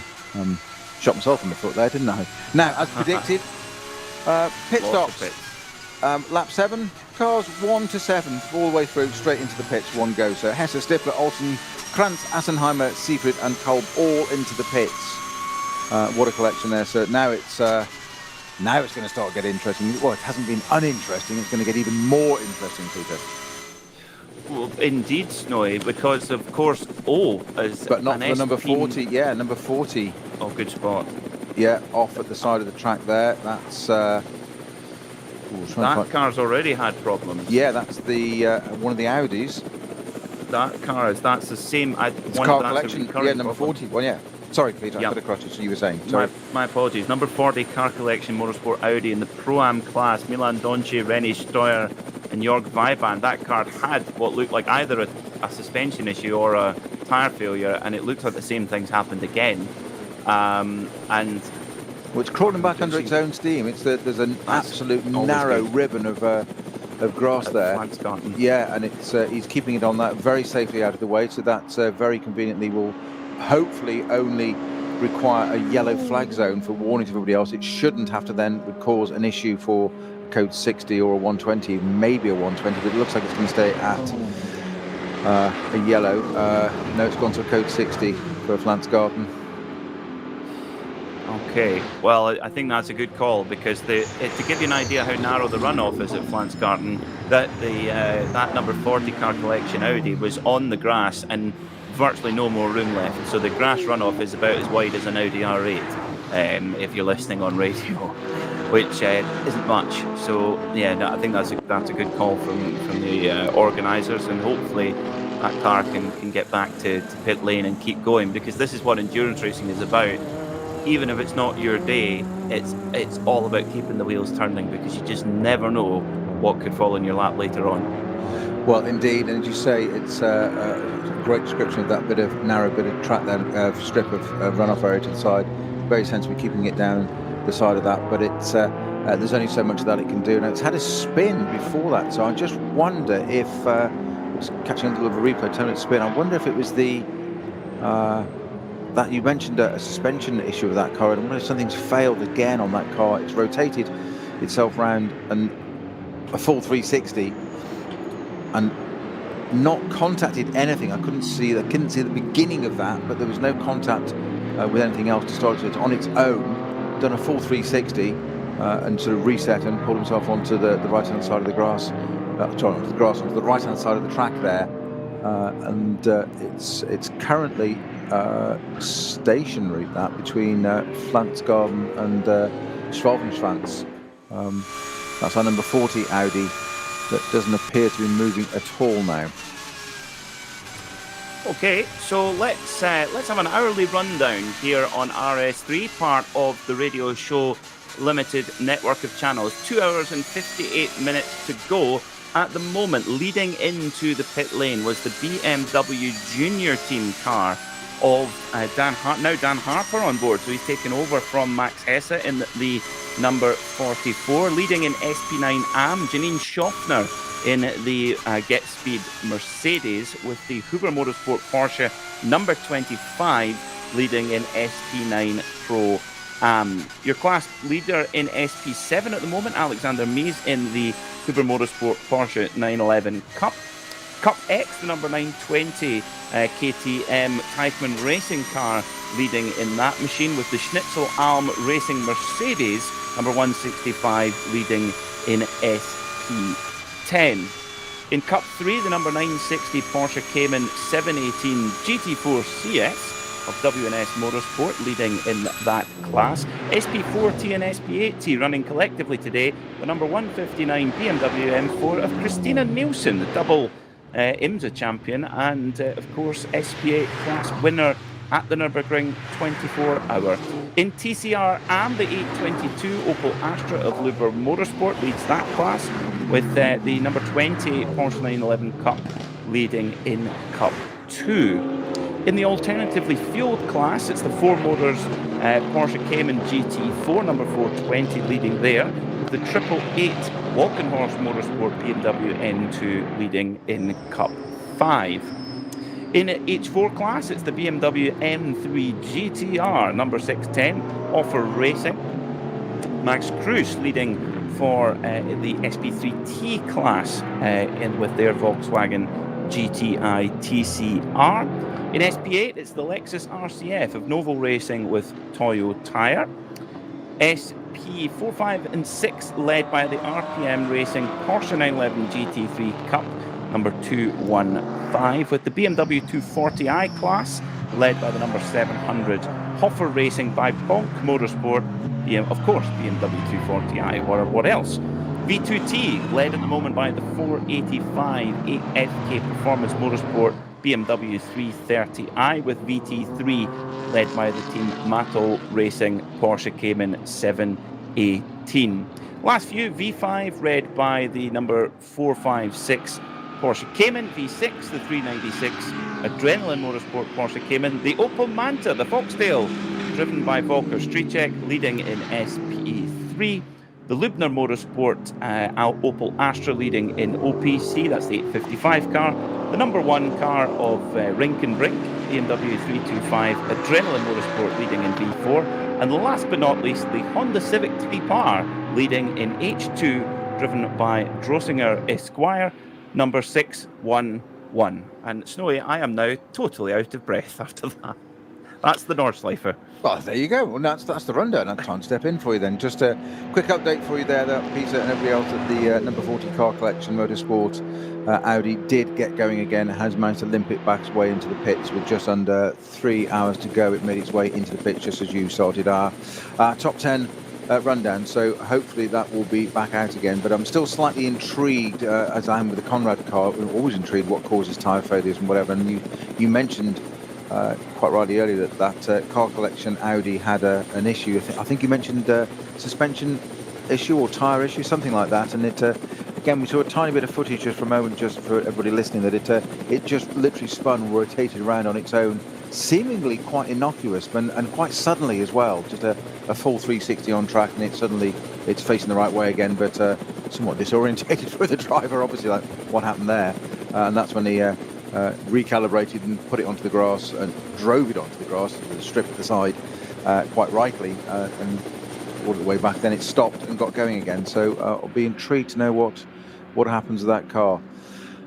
Conrad Lamborghini is continuing on its way, our race leading car. Again, another car that intrigues us as to why that had an early tyre failure and then possibly won't again now, which is seems to be the form. And it does pique my interest as to why that's the case. Had it in the last round as well. Of course, the Lamborghini Huracan has run. It's a very well established GT3 machine, and has driven quite a bit here on the Nordschleife, but nowhere near the mileage that Porsche, BMW, Audi will have, Mercedes as well. Do you although it's on the same tyre as the kind of established German manufacturers, do you think that not having the amount of mileage and data compared to their other manufacturers, does that make any difference, do you think, in terms of the advice that could be given from Michelin? Yes, of course it does. I'm not suggesting that's causing the failure. We don't know enough of the intel, but no, I think you're on exactly the right thread there. That data collection is. It's all important, and it's that having that fallback, that it's almost like a kind of safety net. What's happened in these previous conditions, and that's what these technicians and strategists do. They look through different permutations and all that information. You can't have enough information and just tell the driver what to do. Then, one of the number 718, one of the Porsches, going straight on at turn 1. That's Young at the wheel of that in the 969 car. Just bizarrely, actually, just going to turn 1 there, just locked up the rears. Right, there's contact. There's damage on the left-hand side of the car. There's some evidence of bodywork damage, contact with the barriers there. So I wonder if that's just got an issue, that car. I'm pretty certain that's the car that limped into pit lane about 10 minutes ago. I could be wrong. You're absolutely spot on. You're absolutely right. That's the one that we saw the rear shot of it braking for the 60k line, and then realised it was having an issue because its left rear was deflated, to say the very least. But there is quite a bit of damage there, and that's from barrier damage. So that's what's caused that tyre to go off. That's gone off somewhere else, slapped the left rear of the car. And it looks like there's still a bit of an issue. In fact, it's still wriggling around a little bit, trying to, it's squibbling under braking there, so it might be a bit of an issue for this number 969 Cayman. Yeah, well, the thing that car should not lock up because it's got ABS. So there's something not right there. The driver not happy, weaving back and forward on the Grand Prix circuit. The good thing about being on the Grand Prix circuit is you can go back into the pits. And get some repairs should that be necessary. But at the moment, looks like the car we're talking about is the Walnut Motorsport 718 Cayman. Yeah, 969. Yeah, but carried on to the Nordschleife. So obviously not so bad that it's caused the driver to come in. So that's got to be an encouraging sign that the driver's happy to take it on to really no going back for the next 20 kilometres or so. Well, I was going to say, it's good to have enough confidence to get onto the Nordschleife in any conditions, but with a car that's got dubious braking, tyres, whatever combination, it's you've got to be certain it's going to make that round, and it clearly has. Now, interestingly, one car that has gone 8 laps is now. Frugal and Ferrari are not two words you hear in the same sentence, but the Hella Paget Racing Ferrari 488 GT3 has made that first stint last 8 laps. Yes, now we've seen this before with the Ferraris, that they do seem to be able to eke it out. They got very, very close. I think it was a race that John and I were covering last year where it was actually leading onto the last lap and then just had to do fuel saving. They'd eked it out as much as they could, and it was on vapors, and they had to let 2 of the Audis through, and it finished third. So it's a bit marginal on those Ferraris by looking at it around here. Just haven't quite got it quite sorted yet or perfected on the Nordschleife. No, it's been a very successful car in, as you say, in GT3 trim. I believe it's also one of the most expensive cars to run, about €40 a kilometre. From what I understand, 40 euros is nothing. It's no problem. 40 euros, 25 quid. That's a problem. €1,000 a lap at the Nordschleife. That puts it in more perspective. I was hoping on the 40 euro bit. You see. Yeah, €40 a kilometre. Yeah, so it's. But don't you look good? I mean, particularly the Hella Paget car, beautiful blue paint scheme with gold wheels. Which, I mean, the gold wheels alone. That's got to be worth a few tenths. Well, currently in second place, although it's in the pits now, isn't it? It's just pitted as well, that car. So it's the Valkenhorst BMW that's currently leading, the number 34 car. The Hella Paget Racing 1 488 Ferrari that you're just talking about is now into the pits as well, as indeed is the Racing as it's called, as in RAC and then capital I Ing. Audi R8, Hensel in the pits. Martin Ragginger will inherit second place out of the pits, and the Ferrari's out already. So Ragginger not yet crossed the line in the Falcon Motorsport car. He's in the number 4 car now. So this is going to be interesting how this shakes out over the next hour or so before the drivers get in for their second pit stops, because with those interesting, the teams that pit later, they actually have a larger minimum pit stop time to serve, and so this is one of the unique challenges of the Nürburgring Nordschleife, also from a spectator point of view, to keep a close eye on who's where in terms of the overall story. And you might think, they've leapt ahead, but it often evens itself out by the end of the race. Yeah, and just noticing, by the way, in fourth place in the BMW Junior M6, we have no less than Mr. Dan Harper at the wheel of that car now. Not creating any pressure for him.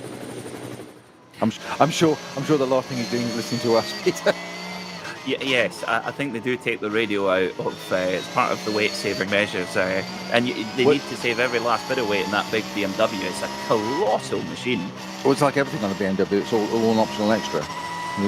Including the indicators. I wasn't gonna be so obvious there. Low-hanging fruit. Come on. It's on the same stock as the headlight flash. We've got no problem with that one. That's not the point. You can't believe you went with that one so early as well. With dear. just sorry. 2 3/4 hours to go, and you got that one in. That's 4 runs. That one down to the down. I was going to say 5 strikes and you're out. Well, now I tell you one thing. We've obviously got a lot of the Porsche 911 GT3 Cups in the race here. A very popular machine in the Nürburgring Langstrecken Series. But I don't think it will be long, Snowy, till we get a look at the new 992 specification car, which is a lot closer to a full-blooded GT3 machine. And of course, when the boys and girls at Manthey Racing get their hands on that machine, there could be some quite big upsets when that car gets fully running here at the Nordschleife. Oh, absolutely, and this is great. The thing, it's racing; it evolves all the time. It's just where, was it the old Jaws film theme? Just when you thought it was safe, and you get relaxed, and as soon as you get complacent, it's like, actually, let's do something a bit different. And it is going to be interesting, and that's one of the things that appeals about this series to me and this circuit. It's such a combination. The lengths of races, the multi-class element of it, the circuit itself, that's yet another layer of it, and then of course you go and add in the weather as well. And it's Bruce and I often refer to it, just because you've done lots of these. What I meant, Peter, is that, and you sit there and think, trying to explain it to your grandmother kind of philosophy. Yes, of what is it that's so different? Well, it's the circuit. Try explaining how the circuit is so different to almost anything else in the world.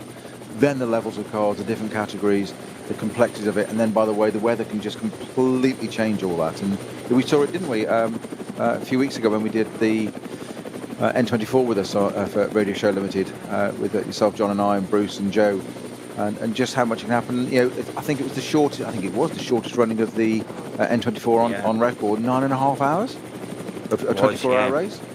No less exciting. No, exactly, and that's the point, and it is exciting from the outset, and it's always the way. It never ever fails to deliver this circuit, and you can see why it appeals to these people.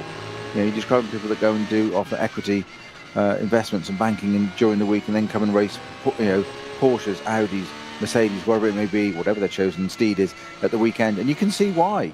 And most people tend to sort of relax at the weekend and do a bit of gardening, but go off and race on the Nordschleife in an Audi R8 or something similar. Other makes are available, and you've got plenty of choice, whatever your flavour is, or what you like. And that's one of the joys of GT3 racing as well, is that you've got so much choice of machine that you can choose. You could even have, and what I would like to see is a Callaway Corvette coming to the Nordschleife, a C7 Callaway Corvette. That would be very cool. But that's me showing too much bias than I should do for being a commentator. It's allowed. We're allowed favourites. But and yes, of course, the point is that you mentioned the GT3 category. Of course, that's the highest level and therefore potentially the highest cost as well. But the GT4 categories and Cup 5s, and that's where the champions and that come from. And there's people that have equally high pressure jobs during the week, but they go off and do this. Not everybody can choose to or run or afford or whatever the reasons to run a GT3 car, because they are phenomenally expensive. You were just saying the Ferrari there at what are you saying? It's €1,000 a lap. €1,000 a lap, roughly, at the Nordschleife. Yeah. Well, that's motor racing. I'm sure that's before you've even kicked the ball with other stuff as well. Well, I was going to say, I think that's quite it. conservative. Yes. Yeah, I think that's just running cost, which is scary. But what a machine! Plus, buying the car in the first place at your nigh on, €500,000 is a bit punchy. But I think the new M4 is about €425,000. I think Ferrari, you're well over half a million for a Ferrari. I think, again, up the top of the price. Yeah, but there's a premium in the badge, isn't there? Oh yes. Not Oh, just there isn't on a BMW, but there is that's just the Ferrari world. Yes, and you're told how lucky you are to be allowed to buy one as well. I'm sure. Oh, the VIP Now, this list to buy other cars as well, you see. Then if you race with us and buy one of these, then we'll let you have one of these road cars as well. Fantastic. Great business model. Isn't it? Wouldn't it be nice? Well, Less one is more. car that we've actually been relatively quiet about so far today, which we had really strong qualifying in the hands of Adam Christodoulou, is the Haupt Racing Team Bilstein number 6 Mercedes, driven by team owner Hubert Haupt. Now, this is unusually, because this is a pro-class car, all pro lineup, but Hubert Haupt, the team owner, driving. Quite an unusual scenario nowadays. Normally, with the team owner would be it would be a pro-am car, but Hubert Haupt, of course, got an amazing racing pedigree. Won the 1999 Rolex 24 Hour in the GT2 class, and drove in the DTM in the early 90s, and in 2001 in an Opel Astra coupe as well. So actually drove in Indy Lights as well, believe it or not, did Hubert Haupt. So he's got some credentials, then, hasn't he? Oh yeah, yeah. But one of the older drivers in the field, 52 years old, from Munich, and a very understandably very successful property developer. Well, there you go. That pays for the racing.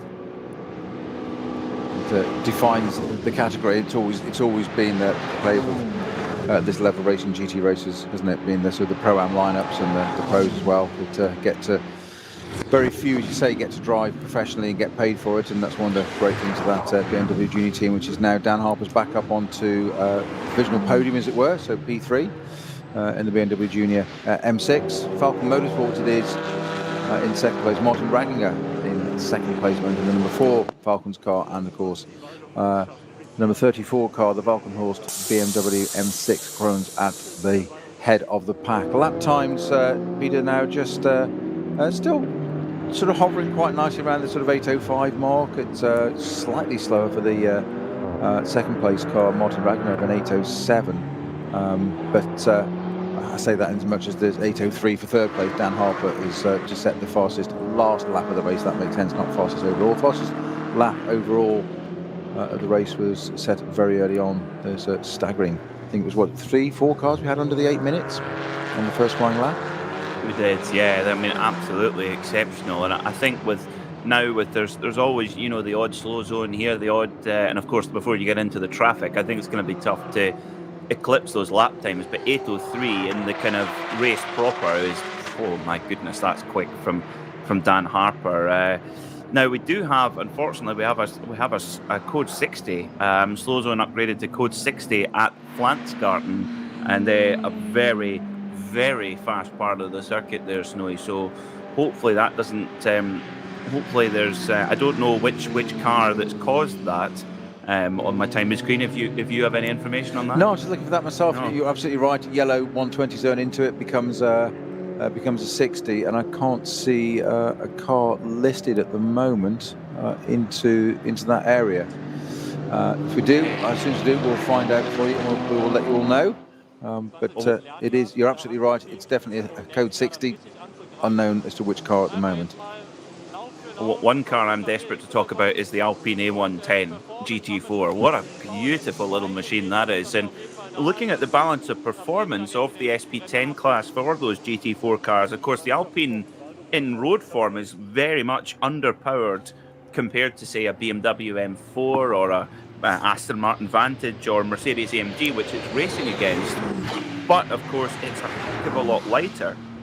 That car weighing in at 1,140 kilos in race form. The AMG that's leading the class, 1,470 kilos. So there's a huge, but of course the power, Mercedes running 445 horsepower and the Alpine on 365. So balanced out to about the same, but I bet you that Alpine must be a whole lot of fun throwing around the Nordschleife.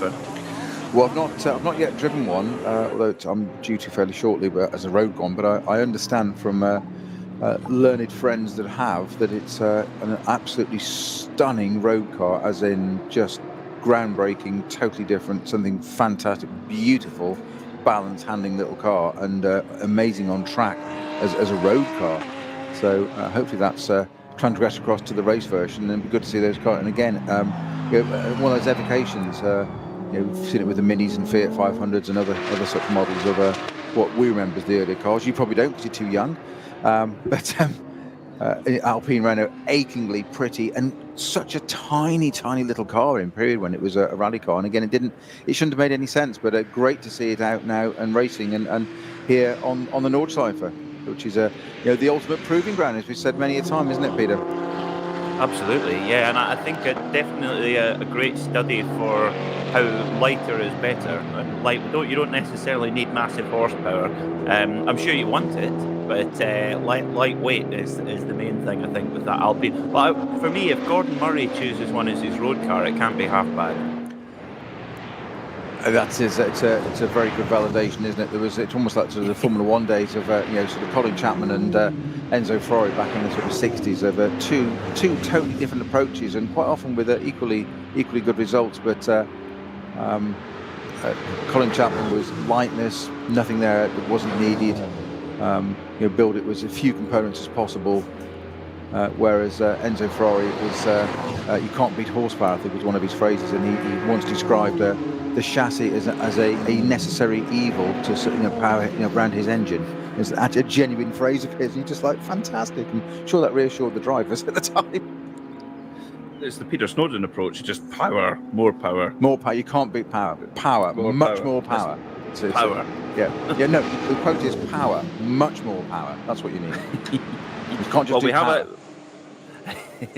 We have a little bit of update from race control. Some penalties being handed out from race control car 270. Now that is, if you're a fan of the Opel Manta, this is one of its competitors, the Toyota GT86 of pit lane AMC Sankt Vith.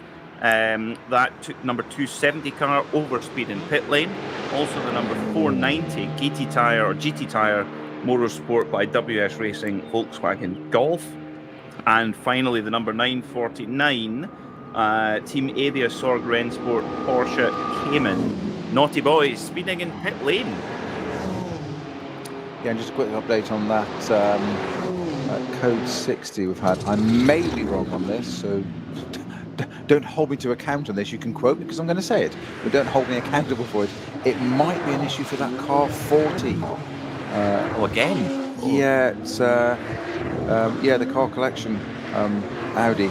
I might be. I'm just getting. I've got a little bit of intel there. I think it might be the case, and I just wonder if there's fluid down or something, or some potential of a bit of a debris, or even perhaps sort of barrier damage. As I said, we saw that incident earlier where it saw the end of the spin. I just don't know what really causes it. It was slightly odd. So fluid would not be out of the realms of possibility, with perhaps something.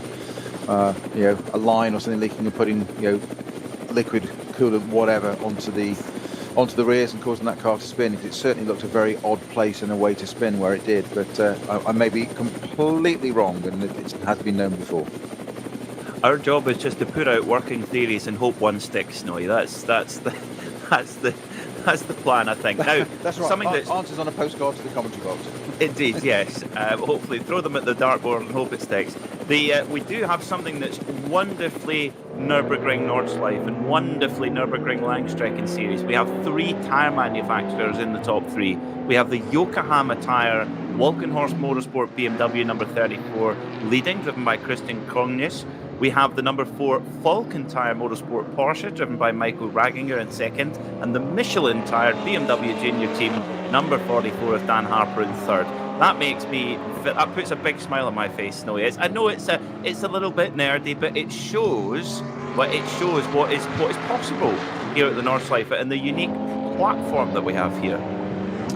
It does, and have you put money on this? Have you? On having 3 tyre manufacturers, I don't put money on anything. Remember. Do you know what? As soon as I said it, I thought, no, silly. What a silly thought. I should know better. How's your podium looking there? Your podium prediction? Still 2 for 3. Hey, 2 out of 3. As Meatloaf said, 2 out of 3 ain't bad. Oh, I had 66%. If I could have got that result in my exams, I'd have been laughing. Yeah. Yeah, we wouldn't have ended up being commentators. Yeah, exactly. Rather than bunking off school watching motor racing. Well, that's what my dad said. He said, if you spent as much time in your schoolwork as you did reading Autosport magazine, you'd be dangerous, Pete. Well, as a father, I can understand your father's sentiment, but I'm glad you did what you did and pursued it, because you're here, and that's what we need. Brilliant stuff. Well, we're just coming up for 1:30 local time here at the Nürburgring Nordschleife, and let's keep our fingers crossed. The weather staying relatively stable even across this incredible 25-kilometre long circuit. About just coming up for 2.5 hours to go. And, well, thinking of our cars that pitted a little bit early on, I don't think it'll be too long before we see the Conrad Lamborghini back into pit lane, Snowy, which already is back up into 17th overall. I did say it was can't say what a chance there, and put the tyre issue aside, but what a fantastic stint by Kuba Guziermak in that car. Extraordinary opening session. What a run he's had into this, an hour and a half there with that failure, exactly the same as last time. So frustrating. But what did it come out? Did we say? I think it was 38th, wasn't it, Peter? That we thought it came out, and you say back up to 17th. I appreciate 38th is not that respectful, because it's got other class cars to get through. So some of those it will be a bit easier.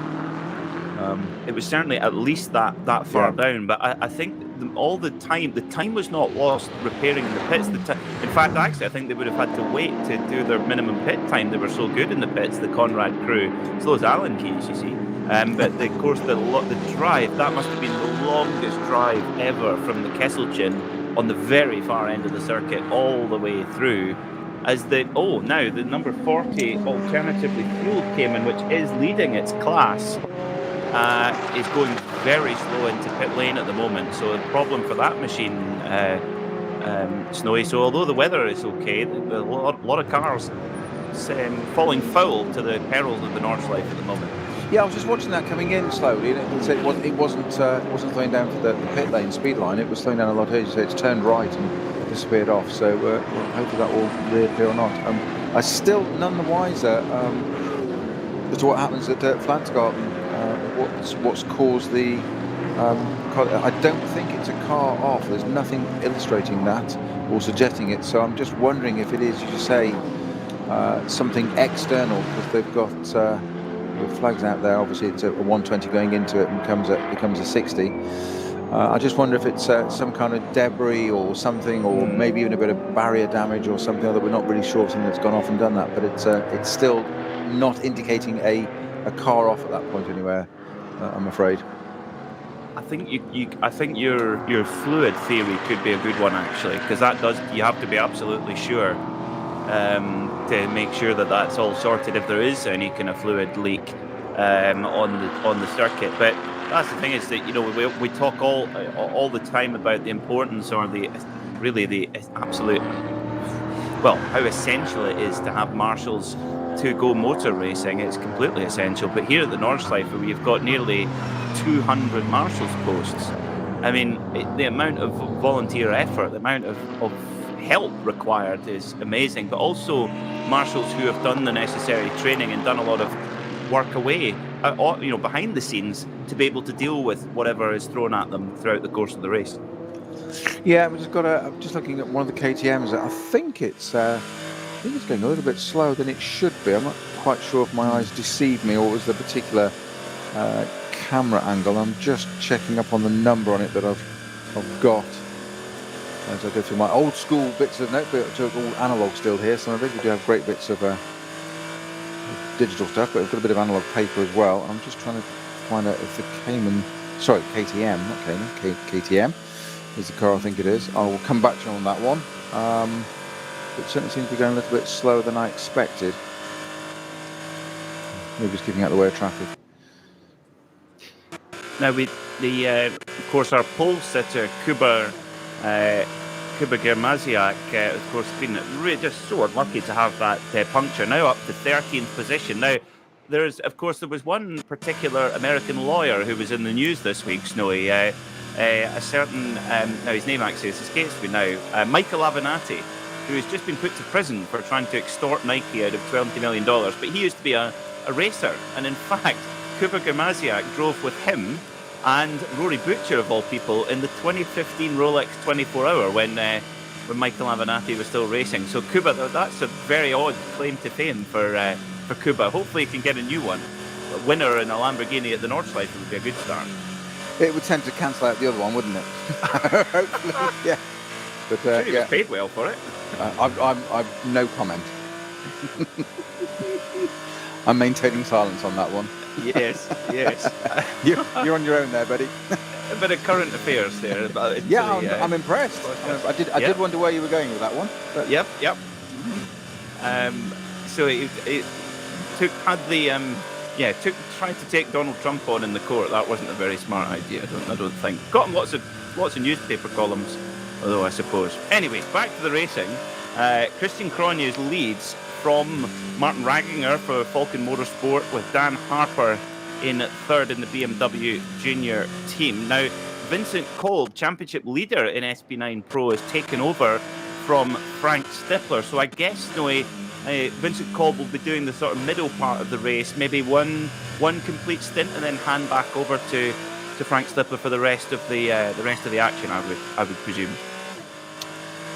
I'm absolutely certain. Yes, 2 hours 26 to go. We've got. I was just about to say we've got the first of a full course green, but we haven't. Because coming out to the Dottinger up to the Tiergarten, we have yellow flags, an intervention vehicle, and one of our.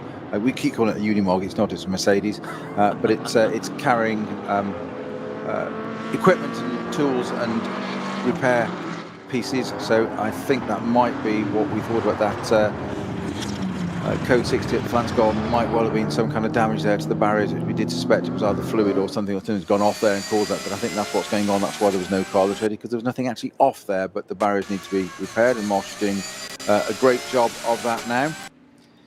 So back to our race action at the front. To say 2 hours 25 minutes to go. The Valkenhorst Motorsport BMW, it is number 34 that's leading with its similar Dan Harper driven BMW Junior Team M6 right behind it. So it's BMW's first and second at the moment. Porsches and Audi are third and fourth, Porsche fifth, and then Mercedes in the sixth place with the Haupt racing car there. Martin Ragginger giving Dan Harper the test now. So Dan Harper, just sorry quickly, Peter, there. Dan Harper had Frank Stippler testing his mettle at the last round, and now it's Martin Ragginger's turn in the Porsche to say, right, well, you've seen what we do against an Audi. What can you do with the Porsche right behind you? Well, Dan Harper just made he was much quicker than Ragginger last time by and managed to get past the Falcon Tyre number 4 machine.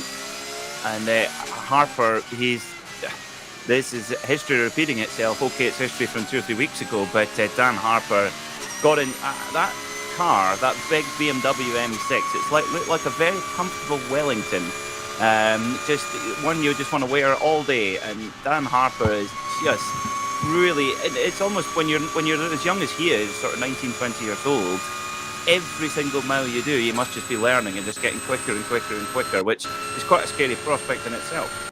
Well, he's certainly wearing that welly on the right foot at the moment and pulling away from the number 4 Falcon Motorsports Porsche of Martin Ragginger, and he really is pulling that out. And as you say, great job getting past it there. And just we've just been treated to a little bit of onboard footage there, and for people listening, it's he's Dan Harper. He's using the track and a bit more. He's certainly getting his money's worth. He's fully paid up junior team member. He's getting his money's worth. But it's now we're actually on board currently with number 4 Falcon Porsche of Martin Ragginger, and he's just pulling away, making out 1, 2, 3 car lengths already, and just proving his mettle and his credentials yet again. Young Dan Harper. I don't want to say any more because I really don't want to jinx it. But it was those 2 cars at Valkenhorst and BMW Junior Team rivals with the M6s, 11 laps each, completing 22 seconds. It is first and second place, but a man of the moment is most certainly young Dan Harper. Certainly, and what a platform to showcase your instinct and your feel behind the wheel than the Nürburgring Nordschleife. I mean, it's got to be one of the best circuits to just show your raw talent. I tell you what, I would love to see here, Snowy, is to see Porsche bring Harry King and put him in a GT3 car on the Nordschleife, because you know what, I think it would suit him down to the ground. He's like a young English Kevin Estre in my book. Is Harry King? I think he would be spectacular. Don't get me started on Harry King. I know him really quite well and work a lot with him a lot at Thruxton, and his mentor, a certain British touring car champion, or British saloon cars it was in those days, no less than Mr. Chris Hodgetts, who's his mentor, and found him, and also managed to find some chap called George Russell and Lando Norris. So he seems to do quite well, those in Ginettas, and he's at Elite Motorsport. That I have said this, so he said we need to see Harry King on the Nordschleife, and again, Harry, he's so measured. He's something else in the car, as we know. But I'd love to see him in this race. I think you're absolutely spot on with that, Peter. It would suit him down to the ground. And I did ask Chris Hodges last year when he won so convincingly. I said, "What is it? What's the secret?" You know, in a kind of soundbite, give me an answer. And he just went. He said, "He's completely one with his car. Simple as that." And that's drivers are, but Harry, this thing else, it'd be great to see him in this series. I'm amazed that Porsche or somebody else haven't signed him up to do this already. So one to watch. Commentators' tips, hey, Harry King, NLS. Yeah. I think, well, you know how you were saying I was going to predict those lottery numbers. Well, why don't we just do that? We'll win the lottery. We'll get a PMAC and Snowy racing car. We'll put them in one if we have to. PMAC and Snowy Racer. There you go. There's a team name for it. PMAC Snowy Racer.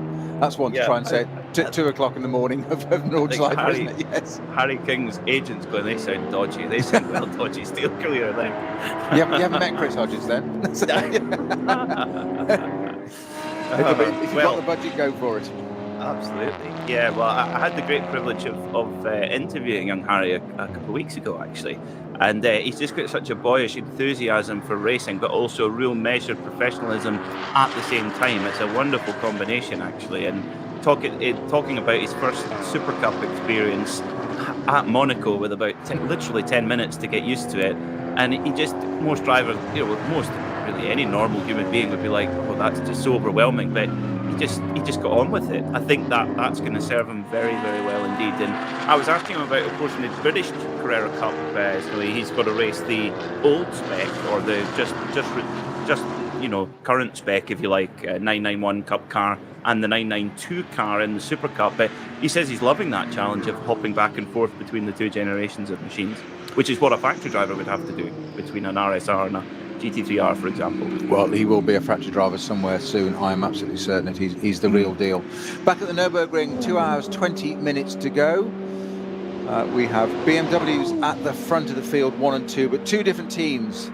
Valkenhorst Motorsport leading currently from our BMW junior team, which just prompted the conversation we had of young Dan Harper there. Martin Ragginger, it is in third place in the Falcon Motorsports BMW SP9 Pro cars, my apologies, from first to sixth place.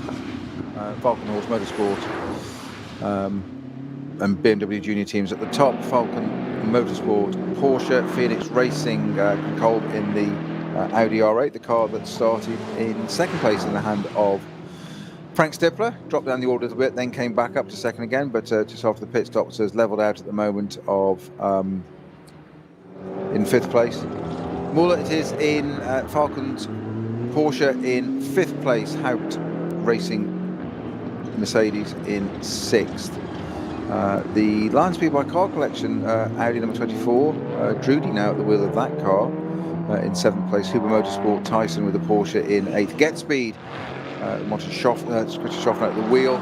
And our 10th place car is the other Valkenhorst Motorsport BMW. So first and 10th, nicely rounding out their cars on 36 and 30, 34 and 36 in that order. The Valkenhorst BMW's first and 10th. We're not even quite halfway through this race, Peter, and it's kind of I wouldn't say it's calmed down, but it's settled down a little bit, hasn't it? It doesn't often do this, and of course, the moment I've said that, of course, all things will change. And of course, in my predictions, we are due rain in 18 minutes. I jest, but that was the theory. Well, the one thing that has lit up is the timing screen. Christian Cronjes, the 31-year-old Norwegian, at the wheel of the Yokohama-tired Walkenhorst BMW number 34, 7:59.983. That's the first time we've seen anywhere near a sub-8-minute lap since the clear opening flying lap.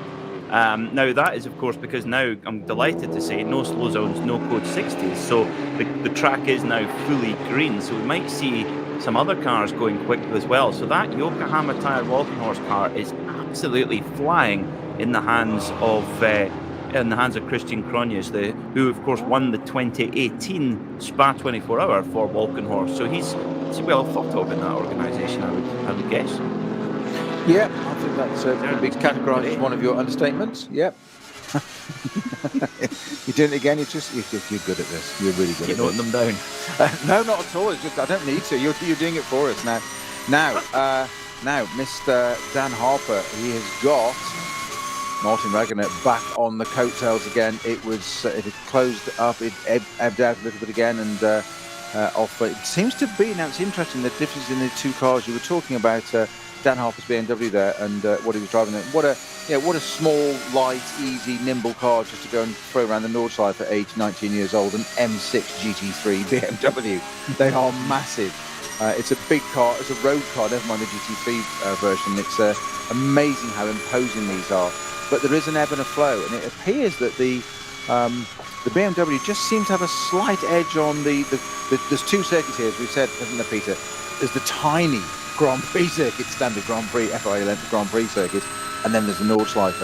And it does appear that the BMW is really quick over the GP circuit, but when we get it out onto the Nordschleife, or whether it's just Martin Ragnar and his experience and skills and talents and whatever, that Porsche, he just seems to able to really, and just again on board, a little bit of footage there, watching from Martin Ragnar's number 4 Porsche, and Dan Harper, just a little twitch mid-corner, he's absolutely on the ragged edge, no pun intended, trying to pull away from Martin Ragnar, and he's not being allowed to do so at the moment. Not at all. No, I think the BMW's got some good grunt from that twin turbocharged V8 up the front of it. It's got a bizarre noise for a V8, a little bit like its older car, bigger cousin, the M8 GTE or GTLM, which is also quite strange for a V8 sound as well. So 2 hours and 15 minutes to go, and Ragnar definitely back up to full pace again. A little bit more sedate last lap by, and Harper seemed to get away, but Ragnar really closed it up now, and the Porsche so strong on the round the corners. And this is what I love about the balance of performance formula. It does have its downsides, of course it does, but you've got two very different machines here, Snowy. Indeed, we have very, very, very different.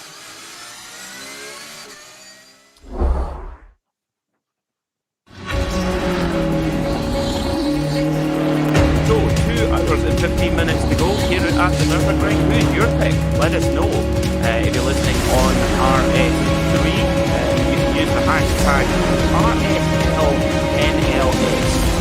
Hashtag RSLNLS of yourself, Peter Mackay, and Peter Snowden. I'll be delighted to hear how you're enjoying the race so far. And just talking about the comparisons between these two machines, Snowy, you wouldn't think, looking at them in the street, a GT3 RS and a M6 competition, or whatever the moniker of it is, those are not two cars you would maybe put together in the same class, but with the joy of VOP, it's possible. Yeah, absolutely. The balance of performance, that's the way the authorities are so good at that. You said you couldn't get more different cars. You say that the big V8 front engine BMW rear-wheel drive, classic BMW if you like. Although if it's a classic BMW, it should have a straight 6 in it for me. But again, that's just an age thing. But a big old V8 at the front and a rear-wheel drive, front-engine car, four-door saloon, definitely on the road, massive footprint, and then your Porsche, that rear-engine car, so very different, so very, very light on the front. So the handling is completely different. The Porsche absolutely zero weight on the front, apart from its fuel tank. And the BMW's got a massive V8 there, so totally different dynamics of the two cars. Performance Very, made very in equally Germany. matched. The balance of performance, as you said, Peter, Sicher ans helps Ziel, that. auf allen These Straßen, two, bei jedem Wetter. Dan Harper and Mit Martin den Wagner just zuverlässigen showing us what Sommerreifen these two von cars Falken. at their extreme, driven by Jetzt Falkenreifen guys at the top kaufen of the game und can do Tankgutschein around such an sichern. extraordinary Weitere circuit Informationen as auf the Nordschleife. tankgutschein.falkenreifen.de. And we have a slow zone being upgraded to a code 60 at Brünchen 1, which is just before the Flansgarten, where we had a slow zone before. Now, Brünchen, this is one of the very, very few, in fact, I think it might be the only gravel trap on the whole of the Nordschleife. Yeah, and So that's hopefully it's done its job if that is the case. yeah, and I think that.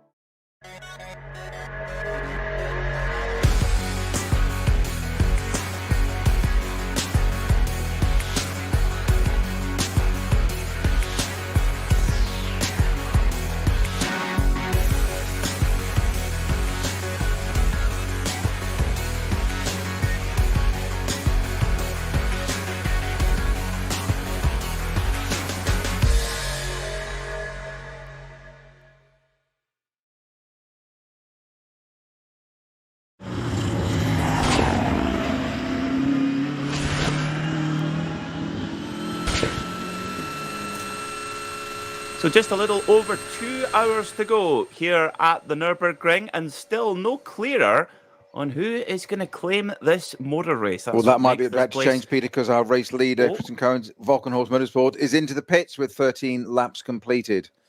Okay, good spot, Snowy. Good spot. Well, Christian Cronje is now. This is of course they've got a brilliant driver roster: David Pittard and Ben Tuck, two flying Britons.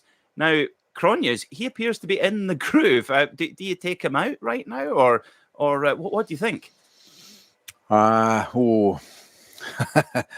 personally, let's go for it. I'd leave him in it. Yeah, I was going to say the same actually as well. I might definitely hit a mark there because we're agreeing on something, Snowy, for a change. Well, no, that's good. I think what happens is obviously the pits, the crew in the pits down there, they're listening and they're going, what do Peter? Oh, and they're just very quickly the Conrad Lamborghini has stopped out on track now. We've got a yellow flag section that is completely out on. It's stationary again, and there's a bit of tyre on the track again. So has it had yet another tyre failure? Can he believe it? We said earlier if it didn't have any bad luck, it wouldn't have any luck at all. It looks as if it might be, or that Lamborghini's had yet another issue, but it is stationary on track, which is a shame. We've also got that tyre they're showing us is actually at Tiergarten, isn't it? Yeah, coming onto the straight. Somebody else's that's something else. tyre. That's a totally separate thing. I thought the two were linked, but maybe not. Well, if you're at Marshall Post 204, give us a wave. Maybe listening to German language commentary, possibly. But I think, yeah, we're getting yellow flag at Galgenkopf, and it is Galgenkopf. Oh, that's well, to give an impression, if you're listening on RS3, the Galgenkopf is a very, very fast right-hander going onto the Dottinger hole. And basically, that Conrad Lamborghini is ground to a halt on the apex, effectively. And that's where Dan Harper had his massive moment last time out. It's just not been Conrad's day. And it's strange how the cars come to a complete halt, Snowy. So maybe not the same problem. Exactly. That's just what I was thinking. Sorry. No. Totally agreeing with you. No, completely agreeing with you, Peter. That the bit of images we got was that the car stopped and then it went to a piece of tyre, and then we realised when it zoomed out it was actually the end of that, so not the two connected. But you're absolutely right, and a great spot there that the Conrad Lamborghini has pulled to the inside and it's just stationary virtually on the apex. It's almost as if it's just had a technical issue and just rolled to a halt there, and it's almost like pull the fuse out and reset it and go through it all again. And just not a day. I mean, they were leading, they dropped down to 38th on that issue, got back up to, they were just outside the top 10, weren't they? With it, but we're certainly on the possibility of getting back in there again. And absolute heartbreak again for Conrad Motorsport. The 34 BMW on the run again. That's the Walkenhorst car, and Ben Tuck at the wheel. Yes, I was about to say, probably quite rightly, they've ignored the PMAC and Snowy strategy call, and they've taken Chris and Cronjes out and they've put Ben Tuck in. The thing is, Snowy, there is no bad answers with that driver lineup. 3 absolute hot shoes, and I'm sure that car will be running at just the same pace as it was before on those Yokohama tyres. Quite unique in that sense, the Walkenhorst car is running on those Yokohamas. Yeah, and that was just what I was alluding to before we went to the stationary Conrad. That was about to say that obviously the pit crews are down there in the garages and they listen to our commentary, and basically whatever we say they should do, they do the complete opposite, which is good advice and sound strategy. So when we say leave him in the car, right, PMAC and Snowy have said leave him in the car, change the driver. they're right. This is why they win races and we talk about it, you see. But yes. Ben Tuck at the wheel of that car now, but we have got the Pitbull Pittard to go into that car yet. We've said that a few times over the last few races, and we do call him the Pitbull because that's what he appears to do out on the track. He can just get something extra out of this BMW, and he is utterly relentless. Unbelievable. Well, if he's the Pitbull, the BMW M6, it's the what would it be? A Bernese Mountain Dog or a Newfoundland or something. It's massive. Very, very nice. But now a few penalties to bring to attention to our dear viewers and listeners. The number 202 Porsche 911, the Schmickler Performance. Now this is one of our very few solo drivers in the field. Albert Egbert has been given a 45-second penalty for not respecting a code 60. Also the number 435 Porsche Cayman S, that's the Team Mathol racing car, 150 seconds for non-respecting code 60. So I suppose an even more lack of respect is probably the grading there. Now the number 949 is also, now that car I think has already had one, Team Aviasorg Rennsport being given a 45-second penalty for not respecting code 60. It's something you just cannot afford to do. And of course, this was something that cost Manthey the 24-hour back in 2019, blowing through a code 60. Now, indeed, we've just got a long shot going down the Dottingher, coming back from Tiergarten, so the opposite way, and it looks like, to me, the Conrad Lamborghini is being returned to the pits, and the organisers here will always do their best to get a car back into the pits, and you don't tend to retire cars unless we really have to. So that would be great to see if it gets back and if it gets it reunited with its race circuit. Nice little battle between the Ferraris and Audi coming down the pit wall there. It's just being squeezed there. The Ferrari just moving itself over to the left-hand side. No, keeping out of the way then. Is that the 40 Audi? It's back out again. No, 14. No, that's the number 14 Audi. The racing engineers of Bernard Hensel and Pavel Lefterov, with Pavel Lefterov at the wheel, with the 39 Ferrari. Whereas for Ferrari Maranello fans, the Ferrari at the moment running 12th overall. Kari Schreiner at the wheel of that machine, who is a new addition to that crew from the 24-hour race as well. So Kari doing a top job at the wheel of that machine at the moment. The 22-year-old from Volkingen, who raced in British F4 in previous seasons. So I have to say, I'd rather be at the Nordschleife in an R8 myself. Of course you would. Why wouldn't you? What would be wrong? You'd be wrong if it'd be something wrong if you didn't want to be doing that. Indeed.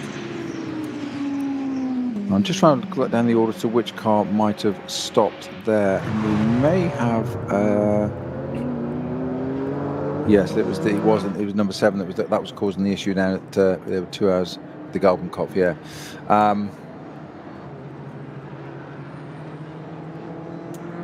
looked like it wasn't coming back on its own power either. It looked to be being towed back to the pit lane, the number 7 Conrad Motorsport Lamborghini. Maybe an opportunity just to get the car into the garage, and they've got 22 hours or so till they're back on track tomorrow. Maybe a chance just to take the car apart and give it a complete rebuild overnight, maybe, Snowy, just to try and, I don't know, just try and eradicate any of those problems that they seem to keep having. You slightly worried me there when you said we've got 22 hours to go. I was thinking, hang on, we've got 2 hours, 2 minutes to go. Of course, 22 hours to go till tomorrow. But I was thinking, hang on, are we doing the N24? Have I gone through some time portal or something? But no, that does tend to say that car being towed back by an intervention vehicle does tend to verify what we said as to why it just sort of stopped on an apex. A driver wouldn't normally stop the car on the apex of a corner, certainly somebody that experienced. And it indicates that it's, I'm guessing, almost a power, and I'm saying power, I mean electrical power failure, as in, I don't know why I'm second guessing that, it's just stopped, as in it's got no guts, no power to make it go, never mind engine power. Of course, it will be proven completely wrong, and it will be something else, like a fuel pump, which is electrical. There you go. Perhaps I am right. Maybe. The dreaded limp home mode. Which I think has struck most people over their motoring life. Don't. I can tell you a very galling story about that in British GT with a certain English brand where it hadn't had the upgrade for, would you believe, from road to race, because it was a race-based car being a GT4 car, and they hadn't done the upgrade of flashing the ECU to allow the increase in oil temperature that was allowed in racing. So sitting in traffic, it overheated in a line of traffic and went into limp mode whilst leading. Oh. Yes. Oh, I was a rabbit of negative euphoria about that, shall we say? Oh my. Yes. Oh my. Yes, I wasn't best impressed. So yes. Yes. Mr. Hugh Chamberlain running that car at the time, who very kindly then sort of, I'd got all the kit off. Well, I hadn't got kit. I got the lid off and balaclava and whatever. And then they'd flashed it and redone it to prove the point. I was told to, put your kit back on. You're going back out again. Like, really? Like a lovely soaking wet balaclava and go out. So just go and prove the point. You go and do the fastest lap of that car for the race and just go, yes, it all works. Thank you. Yes. Thank you. Can I go to the pub now? Yes, yeah. But the fastest lap of the race for the car, not over the race, is real consolation prize. In fact, it's not a prize for leading at the time. Yes, but anyway. Well, so moving on. Number 4, Falcon Tire. I think we need to. Falcon Tire, number 4, doing Martin Ragginger single stint and now swapping back over to Alessio Piccarello. On track, the number 5 Phoenix Audi, driven by Vincent Kolb, having a real ding-dong battle here with Hubert Haupt. Now, Hubert Haupt has had a super strong stint at the wheel of the number 6 HRT Mercedes. Now, this is interesting, and this is what I love as well, because you've got Vincent Kolb works during the week as a private equity banker. Hubert Haupt has his own very successful property development company, but they are racing not in the Pro-Am class, they are racing in the Pro class in full-blooded SP9 Pro machines, and you would, unless we said so, you would never know. These guys are pushing on. Quite rightly so. What I'd give to be in one of those cars now, preferably Mercedes, because it's in front. Would you expect any less? Yes, it's in the DNA. Sorry, mate. So one of the Falcon Porsches, in fact, both in the pits time 3 and 4 at the moment, with lots of grass being removed from the air intake of the front of the number 3 car. And a great deal of it actually down there. Great camera shot of it right down on the pit lane. Lots and lots of grass. They need to sweep out that way for pick it up on the new tyres going out. Don't need that. Number 4 car alongside should be ready to go any moment now. We've just tipped the 2-hour mark. We're just over halfway through, Peter. So I think we probably need a rundown at sort of top of the hour, don't we? We do indeed. 2 hours to go. The halfway point here at the Nürburgring for the 61st ADAC Reinoldus-Langstrecken race. So at the moment, leading overall is the number 44 BMW Junior Team machine driven by Dan Harper, with the SP9 Pro-Am led by the number 24 Lion Speed by Car Collection. Car Collection, very much a up and down day for that squad, but the number 9 Get Speed Mercedes, driven by Janine Schaffner, leads in SB9 AM, and Janine leading that championship as well. So all going to plan for that squad as well.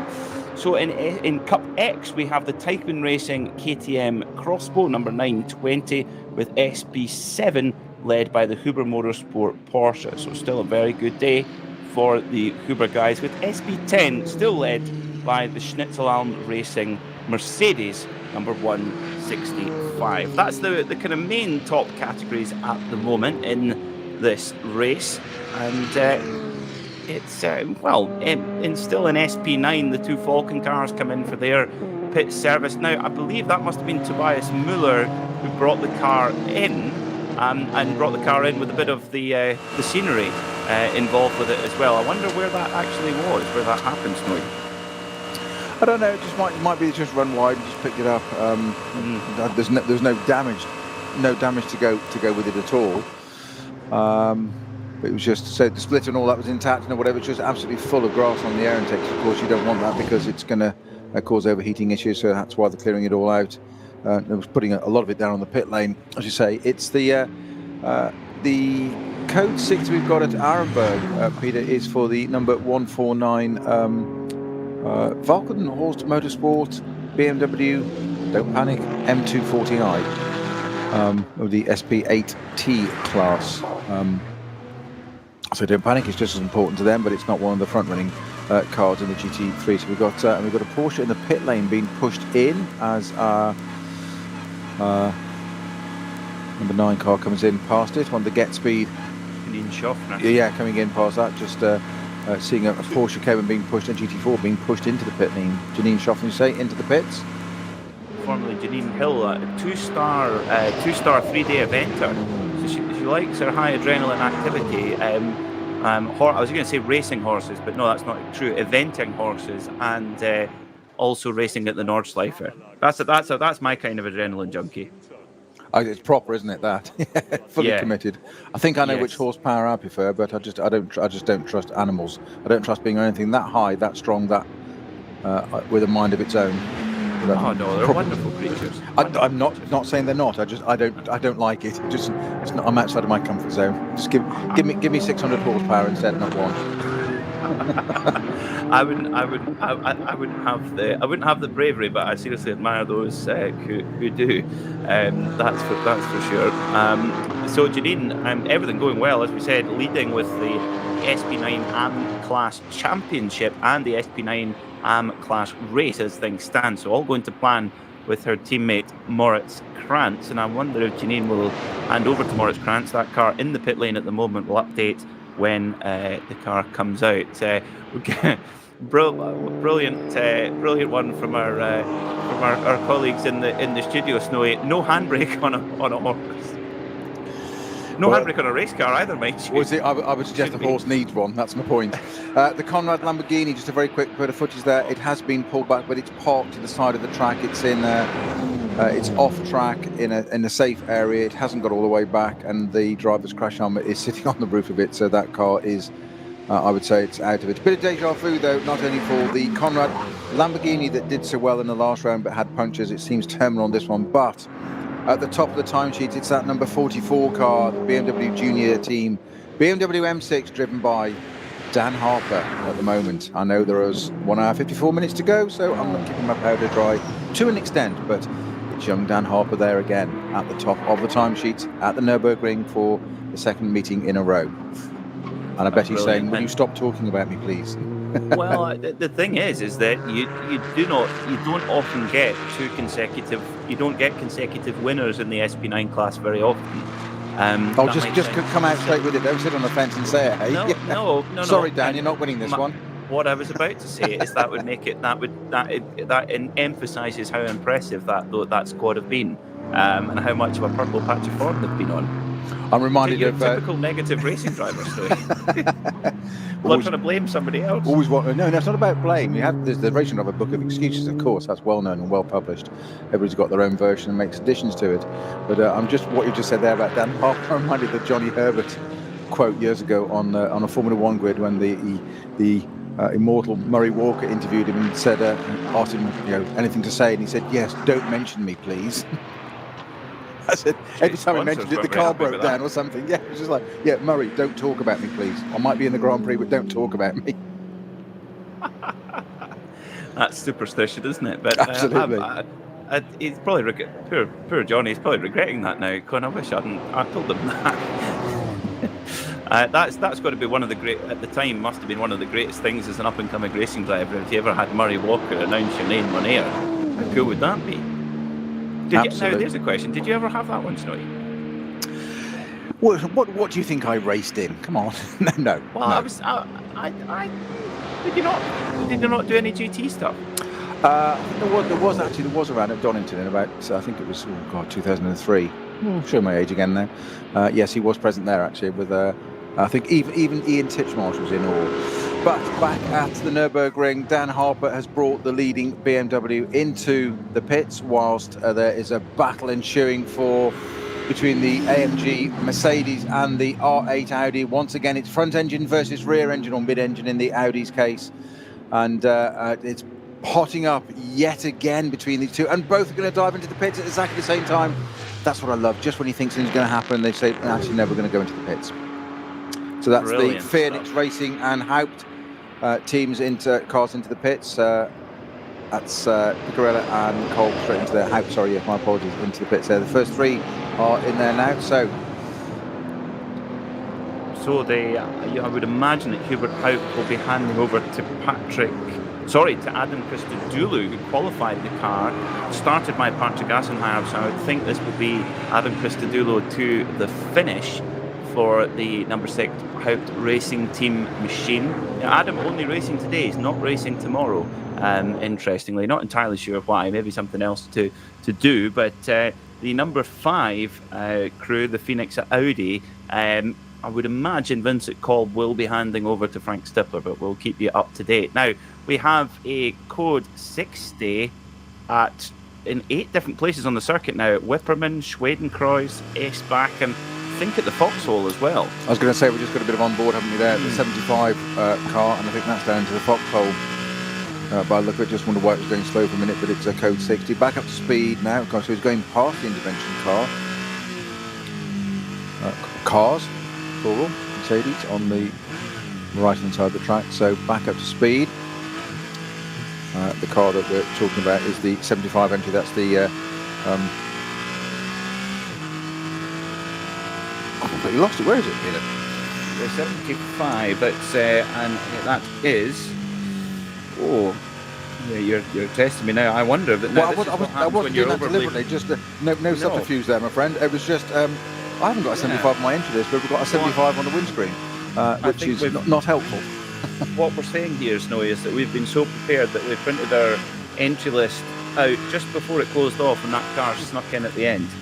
So we've got the NLS round 2014 entry list, is what you're saying? No.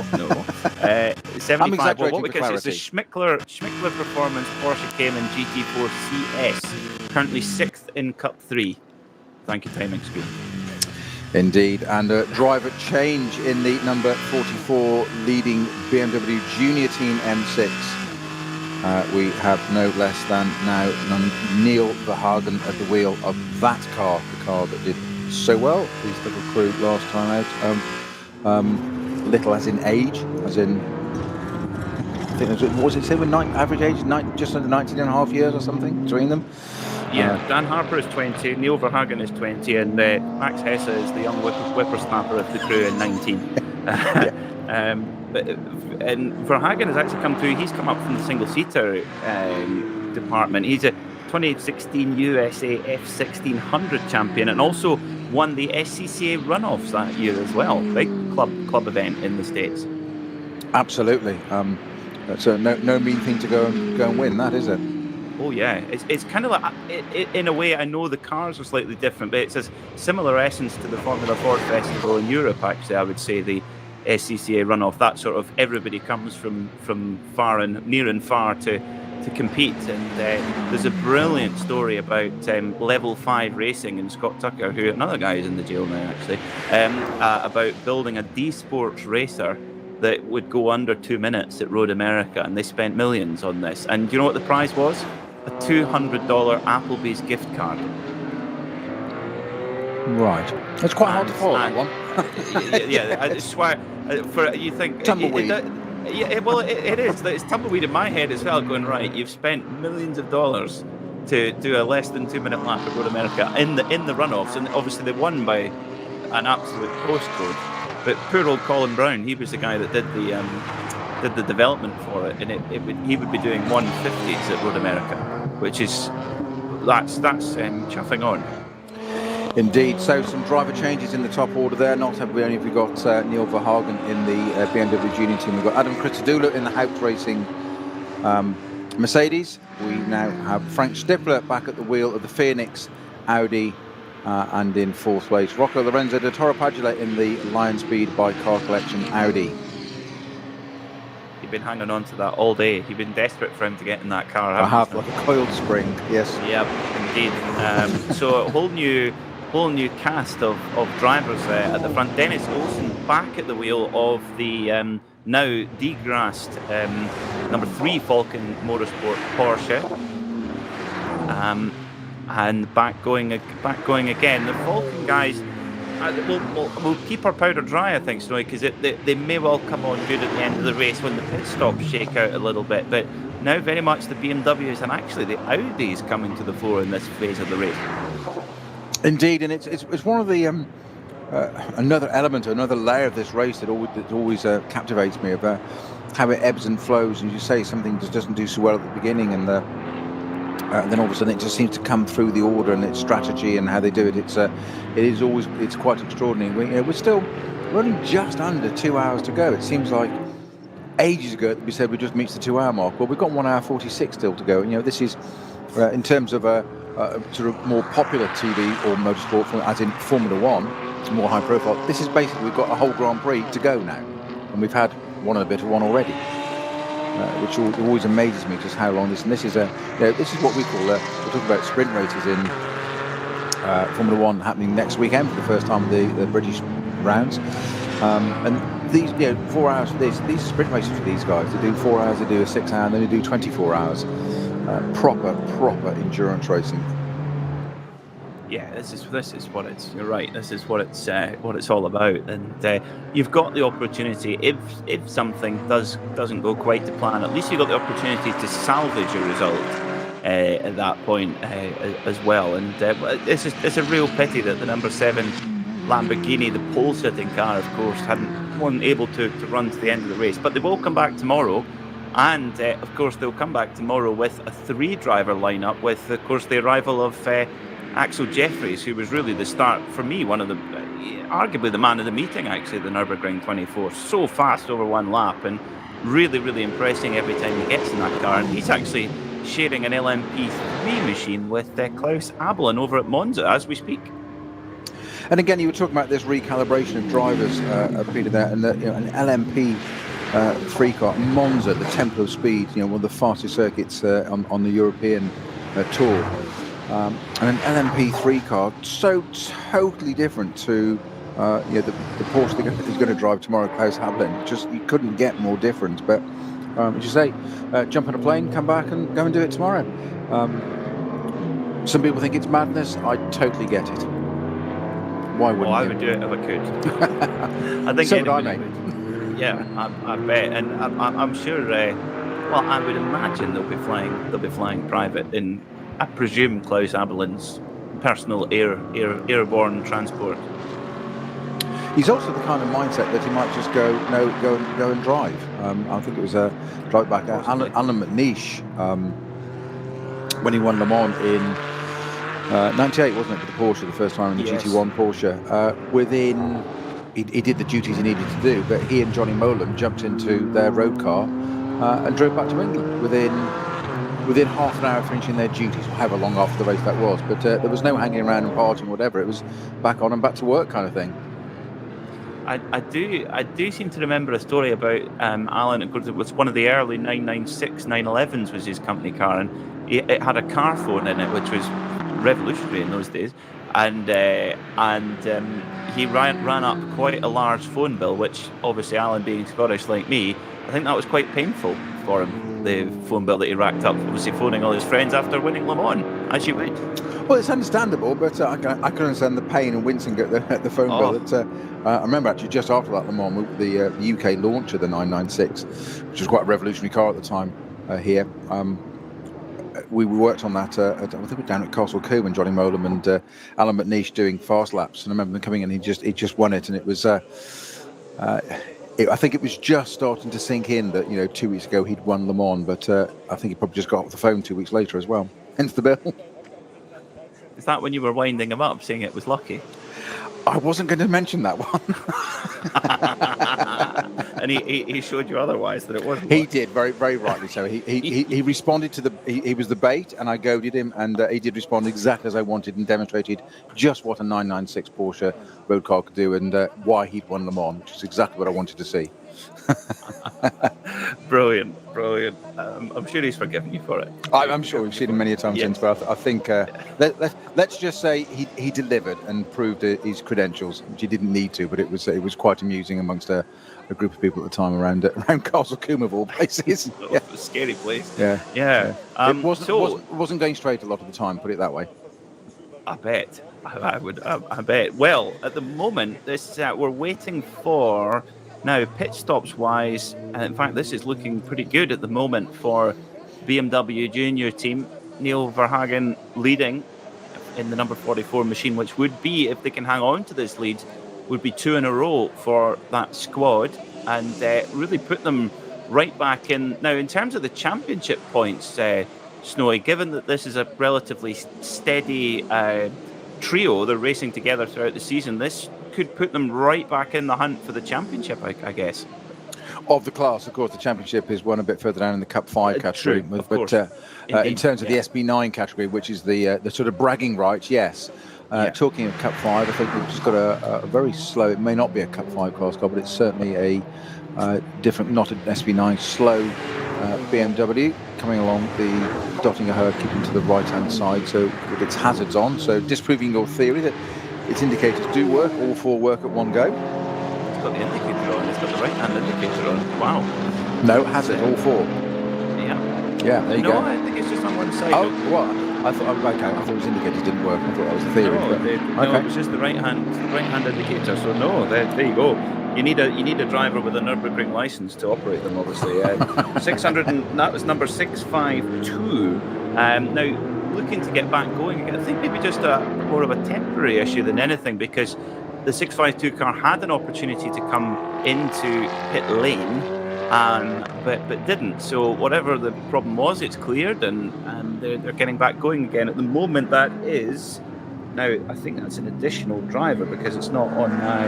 It's like Ganser on the wheel, isn't it? A Ganser Esquire as well. That's Laura Luft and Herwarth Wartenberg sharing that BMW 240i Cup. Now, here's the theory for you, that maybe the right-hand indicator got knocked on and the driver was totally baffled as to what this was on the dashboard, repeating itself, and slowed down and thought, this is outside my car. I jest. I shouldn't go there for that. They've turned the indicator off and it's gone back up to speed. You've joined me on exactly. Safety in numbers. Safety in numbers, exactly, yes. At the top of our ivory tower. Yes. It's a small population, but it's ours. Yes.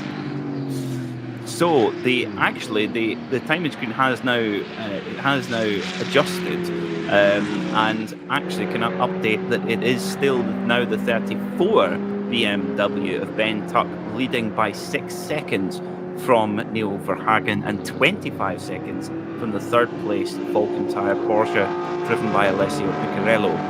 So it's game on at the front. BMW versus BMW.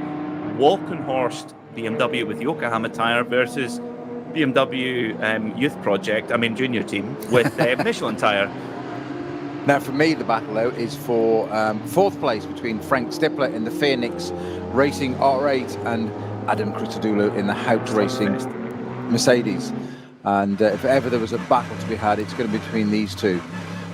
Both extremely experienced. Lots of tricks in the talent bank there that they can both pull out. But if ever there was a meeting of minds on the track, those two is it. And they crossed the line just 0.6 of a second apart last time. and the first, 1 at 11 is absolutely amazing. Great to see that little battle ensuing. 1 minute, 7:59 and an 8-minute dead between those two. That's how close it was. Bragging rights going to Frank Stipper, just dipping under that 8 minutes, but by a fraction. Do you think Adam Christodoulou is going, you're at this moment in time you're quicker, and you've also got, Frank Stipper has a better haircut than anybody. His haircut has got to be one of the most tidy things I've ever seen. I'm just not going there. There's something. Twice I've laid that bait. There's some things I'll join on. You'll get the idea in a minute. Yeah. Well, all I'll say is my favourite car in the field is the Alpecin anti-balding What a surprise! Shampoo. What a surprise! It's also a Walkenhorst car, actually. It's the 35 of that as well, and big traffic through towards Schwalben-Schwanz. Yeah, I think that might have been a change of position there, just as our camera swept away, because the little bit of back marker traffic there, and it's that slight hesitation, correctly so. Sometimes caution. Discretion, better part of valor and all that, but I think that might have been a slight change in position there that we saw. We'll come back to that in a moment. The get Moritz speed... Krantz. Sorry, go on. Sorry, Moritz Krantz has taken over the get speed Axiom Space Mercedes from Janine Schaffner, so the championship leading. Now, a little bit of fiddling about on the Dottinger hole with the, looks to me like the air conditioning unit, if such a thing exists. Or the fan. No handbrakes, but air conditioning. Come on. Not a racing car. Cruise control. You said the old school, right? Exactly, yeah. Cruise control in the Dottinger hole. Just you're flat on top anyway, so... Oh my. So, what do we have? 1 hour and 36 minutes to go. So, in about half an hour's time, we'll be starting to think about critical lap and when the teams can come in to make their last stop. But we're not there yet. And we'll see who's played this strategy game just right. But in terms of outright pace, hard to look past these BMWs at the front. It is at the moment. It's looking strong, isn't it? But as you say, there's an hour and a half or an hour and 36 precisely to go. But you just never know. Anything can happen. I did think, that's why I mentioned it a few times, that the weather was going to change for the latter part of this race. And certainly tomorrow. Well, tomorrow's another day, so we'll come to that one when we do. But I did think the weather was going to have an effect on this one, and it doesn't. It seems to be holding out for the moment. I should go and have a look at my trusty weather app and get an update on that. I'll just go and put some more coal into the phone and make it work a bit better. Well, a huge thank you to the Team Walkenhorst BMW fan page who've got in touch and said Adam Christodoulou is running in the Fun Cup, the VW Fun Cup at Spa tomorrow. So he is right. He's relinquished his seat in the HRT Mercedes to go and drive in the VW Fun Cup at Spa. Well, there you go. There is an increasing chance of rain around about 2 o'clock local time. So that's now. So it hasn't, between 2 and 5. So we will see. It's an increase from 15 to 45%. So when you say 45% chance of rain, there's also 55% chance of it not raining. Indeed, yes. I think this could, the timing of the weather, if it arrives and where it arrives, could well influence when we see the leading SP9 cars take their last stop, or will it be their last stop? Do they take 2 shorter ones? That's the thing. Being on the right tyre, but again, with the Nürburgring Nordschleife and not being like any other track in the world, 25 kilometers to cover, it's you can be on the right tyre in one part and the wrong tyre everywhere else. So this is where the unique challenge of the Nordschleife comes in, and no more so than the 24-hour race this year, Snowy, where we had to see drivers really taking a leap of faith on, let's say, unsuitable rubber at large parts of the circuit. Yes, and we had that piece of rubber, didn't we, sitting up at Tiergarten for a while. It was obviously a little while before the marshals were safe to go and remove that. I don't think we saw what that came off. We thought initially it was a Conrad car. That sadly expired. Ben Tuck it is that's leading at the moment in the number 34 M6, about to just exit Tiergarten and start his will be 17th lap. The number 34 car, the leading Walkenhorst BMW, has got quite a bit of grass in the front, in the front grille as well. I hope that won't be causing any kind of cooling issues in the warm German summer air for that car. Hopefully there's enough air flowing through to stop that car from overheating. But the gap has come down ever so slightly. It's now 5 seconds, the gap between the leader Ben Tuck in the Walkenhorst number 34 BMW and the number 44 BMW junior team car of Neil Verhagen. Is the gap 8 minutes and 19.1 seconds for Verhagen, and exactly a second slower for Ben Tuck. So those are basically their outlaps coming out of the pit lane. So we'll see now what they have on a clear run. We do still have a slow zone at Wipperman. In fact, we have code 60 zones now at Wipperman and EIBACH. So a very popular spot for spectators at that part of the circuit, Snowy, but unfortunately they're not going to see the cars at racing speed at this moment. No, and again, I think it's barrier repairs for, I think it was the 469 car that went off there at Wipperman. My apologies, I misled. I said that start there 17th lap. 17 laps completed to about start there 18th lap. Slight correction there. So the battle is on between the BMWs, the two rival teams, Walkenhorst Motorsport and BMW Junior Team, wanting to make it a double if they can from NLS4, NLS5 this weekend today, and of course we've got the 6th round tomorrow. 5 seconds it is between them, as you've said, Peter, and all to play for now. So sector time, just have a look at this, is where the gap's going to start to come down now. Neil Verhagen on a charge nearly already half a second up on sector 1, but it is only that part of it, so let's just see. But this could start to get very interesting.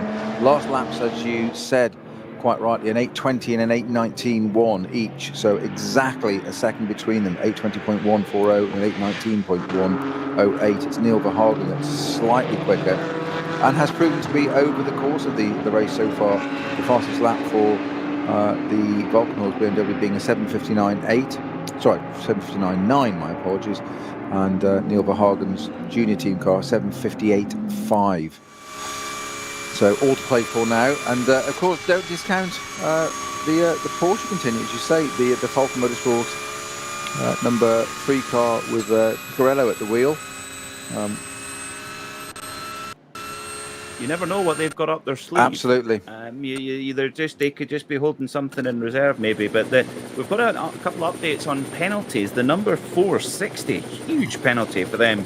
A 270-second stop-go penalty for not respecting a code 60. So a lot of those today, Snowy. Yeah, and it's something that they're very strict on here. We've talked about you talked about the Nürburgring license a little bit earlier on, Peter, and it's something that. We've said before, I think it was John Hindhoff made a very valid point during our N24-hour show that such as the level of the licensing and testing you've got to come and do here, and the rules you've got to go through, that Lewis Hamilton, 7-time Formula 1 world champion, cannot come and start and do this race. It doesn't matter how experienced you are in other categories of life or motorsport life. You can't come and do this. You've got to go through a process, and you've got to build up to it and do it in different classes, etc., etc. And that's how they run it, and that's why, because we have no safety cars, we have these code 60s, code 120s, obviously to initially slow it down. So we've got one precisely at the moment at Wipperman. So we've got yellow flag starts, it becomes a 120 zone, then it goes into a 60 as they go past, while the workers are out there repairing the barriers or whatever it is they're doing at this particular moment in time, or dealing with the incident that needs resolving. They're doing that, and everything has to go by slowly. Any breach of that is punished, and punished harshly, as you've just said there. 272nd, which basically just puts you out of contention for the race, but on the basis that you won't do it again, hopefully. You certainly hope not, anyway. Well, Klaus Raeder at the wheel of the number 25 Huber Motorsport Porsche. Now, the last time Klaus was racing here at the Nürburgring Nordschleife now my memory serves me. No, I'm thinking, my apologies, I'm thinking of somebody else. Of course, actually, Klaus Raeder, winner of the SP7 class in NLS2. Now, I think he may have had an off. No, I am remembering it correctly. He did have an off in the last NLS race in an SP7 car, which is the 911 Cup, but he's now up to the full spec GT3R, is Klaus Rader, and he's the owner of the L'Osteria restaurant chain, and actually owned a McDonald's right on the East-West Germany border when the Berlin Wall came down, and it's made his riches in the restaurant business. I can't imagine owning McDonald's there. It's must have been a quite lucrative enterprise. well, there's that one. You can take the boy out of Scotland. Are you going to say you're going to be all Waitrose and hoity-toity here that you would Not never be don't start. No, I was supporting you there. I was backing you. Were you? Were you? It didn't sound like it. You've got a funny way of showing it. No, misinterpretation, dear boy. Now, I'm sure we're not watching highlights, but there's a blue, sort of teal blue and black Lamborghini going around the track. This is confusing me, because I was convinced the number 7 Lamborghini was out. We saw it parked up at the side of the road. I'm totally with you, but helmet on the top. Yeah, it was exactly that was the visual that we described, or I described. So you can lay that blame of that one entirely at my feet. That's what I saw that too. Yeah, that's what we saw. But it does appear to be out on track again, and you're quite right. It's not with a 1 hour 27 minutes to go, and it's live. It's not highlights, so we'll have a look. So the thing to do is have a little look on let's have a look on my tracker. Bear with me, Peter. I'll do that whilst you talk amongst yourselves. Well, my theory would be it is. It's out on track. It is. Wow. So that car must have been pulled over to the side, out of harm's way by the excellent recovery crews. Pulled over, drivers got out the car, found a mobile phone from somewhere, phoned the pit garage, or given that the car was experiencing some sort of electrical issue, we thought, but so somehow made contact to the pits, got the car fixed, and somehow refired it, and it's back running again. And probably a couple of laps down, right in the draft of the HRT Mercedes of Adam Christodoulou. I think that's a bit of a nuisance. I think that's what doubly confuses. It's just come up through Bergwerk. It's coming up to the slow zone now. It's just at Hoact, isn't it? Yes, and it's. The fact that it's running with a pier has completely put me out as well. So hang on, but how many laps down is it? I'm just trying to find it. It is in 116th place, 6 laps down. That's the spirit of endurance. And in fact, you'll like this one. The next car up, it's a lap down on the number 2 Dacia Logan. Yes. Not for long, I suspect. The Dacia Logan is beating a Lamborghini. There you go. That's the strapline. The Dacia Logan, faster than a Lamborghini. You should be in marketing. You probably are. Absolutely. Well, there is a tin hat conspiracy theory that the Dacia marketing department ordered Dacia to photobomb Kevin Estre when he went over the line for the money shot, taking the checkered flag. I wouldn't even want to comment one way or the other. You just did. Oh, did I? Oh, I know. I'm just stating fact. That's all. Anyway, but one thing we do know, we've got the number 44 Shell liveried BMW Junior team. The yellow and red flashes over the mainly white bodywork, and that gap visibly is coming down, and 4.2 seconds on the time screen. Indeed, it is 0.8 of a second, so a second quicker for Hagen over Tuck last time by, and then this lap 0.8 of a second quicker. So they're not big gaps, but it's enough to really be putting that Walkenhorst crew under pressure. Well, it most certainly is, and it's. I thought he might just make a bit more of an impression that lap at 0.8. It's going in the right direction for Neil Verhagen, but I just thought he might close that down a bit. But here we are. With an hour and a half to go, 2.5 hours into racing, and it's 2 BMWs at the front, just 4.2 seconds separating them, Peter. It's just it proves yet again this series, this circuit, this combination, all the layers of it, the multi-class, the different categories, the different levels of drivers, the circuit itself, and once again, I'm looking at that Lamborghini chasing the Mercedes as the Lamborghini dives into the pits. It's the last place that car needs to be now, surely. But in at full speed, as if it was just coming out of the sort of lead of the race again. That was certainly sent to test us, that's sure. Well, I have quite an important update now on yet another penalty, and this is right up the sharp end. The number 25 Huber Motorsport 911 GT3R, and currently being driven by Klaus Raeder, who we just mentioned, a 270-second stop-and-go penalty for not respecting Code 60. So the stewards do not miss anything, and Code 60 there for a reason. Well, Klaus Raeder, he will be able to have maybe a plate of tasty pasta from the L'Osteria restaurant, or indeed, you could have a McDonald's drive-thru in that length of time. I know not of these things you speak. You're a liar. You're a liar. You are Peter Snowden. You are lying on live air, live on air broadcast, live on air. You've just lied to our viewers. It's more of a Joe Bradley thing, a drive-through McDonald's. Well, I'll be having one with Joe then. I'll be sharing. If we're going on site somewhere, I'll be sharing with Joe, so I'm not judged by stick-thin racing driver. Anyway, now you're onto the realm of fantasy stick-thin. That's just brilliant. Fantastic. Oh dear. And an hour and 22 minutes to go here. As ironically, the Schnitzel Mercedes goes blasting past on the Dottinger hole. Do you need a flight in proportion to complete the picture, don't we? Indeed. Well, we'll have a fricadelle, shall we? Yes, we'll have the meatball machine. Now, Fricadeli have got the right sponsors. They obviously have the Abelin meatball sponsorship of Klaus Abelin, team owner, but also Fru Lager or Fru beer from Cologne, just north of the Nürburgring. It's a Johnny Palmer dream, that is, meatballs and beer.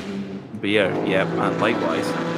So I'd literally share anybody else apart from you, Snowy, on a road trip, basically. You're making it personal now. No, I'm not. I know what I'm going to have after this. I'm going to McDonald's. Just as a matter of principle now, to prove the point. Just exactly. to spite me. Exactly. Yeah, I'm going to send you a picture of me stuffing my face. Yeah. Anyway, now, one car I want to talk about is number 503, a Hyundai i30N. Now, is it Sportback or Fastback? I think it's Fastback. This is a circuit where Hyundai have really focused hard on implementing the road cars. Here, of course, in the Nürburgring 24, they had their new i20N in just a normal street trim with a roll cage, and it finished the race. No problem. Proves it can be done. We have seen the odd, I think Bruce refers to them, the odd car that resembles a taxi driving around here in these races, and there's, as you say, the 503 car there, just looking just like an ordinary road car with a very nice paint scheme. And then with a Nürburgring Uber, there's the business idea. He's full of business ideas, isn't he, Kerry? Yeah. The man's a wasted talent. They're wasted. Full stop. 80 minutes to go, and it's still BMW war here between Ben Tuck and the Yoka. Now, this is interesting, Snowy, how is there going to be much of a difference between Yokohama tired car and Michelin tired car? Because at the moment the lap times are very, very close, but of course tyres behave in different ways over a stint, I suppose.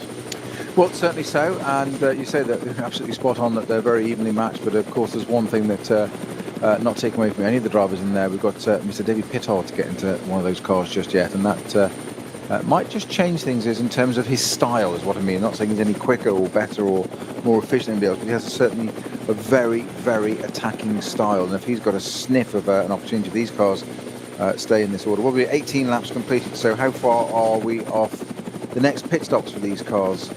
How many laps are we into this? So we can't be that far off, can we yet?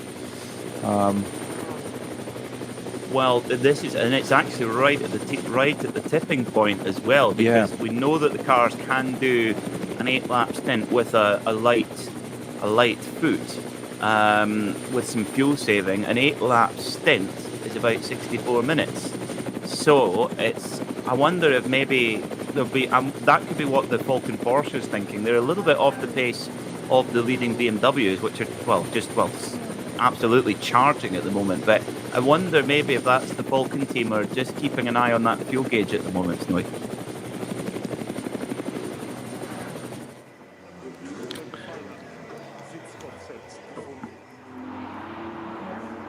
Well, we could well be right there. We've got the number 34 car with 5 laps completed. So as you say, we're right on the cusp of a next stop. You see it's into that part of the race where the strategy really does just count now, doesn't it, as well, as to what can be done, how long we've got in the pit. You've got our aggregator to come into play, which I know I can hear it in your hand that you're rustling a bit of paper. I'm trying to be quiet and make it look like I've got it on the top of my head. The tension is palpable. Well, if you were coming in right now, it would be, so what have we got? We've got 78 minutes remaining. Well, still, the sliding scale begins at, ironically, in front of what I've got here, the 69 minutes to go. That's a minimum box time of 188 seconds, and then it slides down from there. So I feel we're going to have to keep an eye on that, and I think this may well be a race now of fuel economy and a balance of that and lap speed over the next hour or so.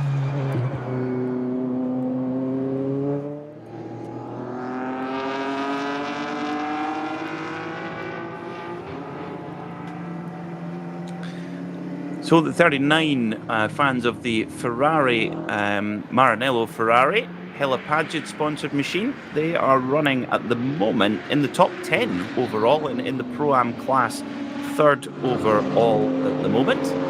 So the Ferrari, although the Lamborghini hit some problems, the Ferrari, Snowy, has been running perfectly to schedule.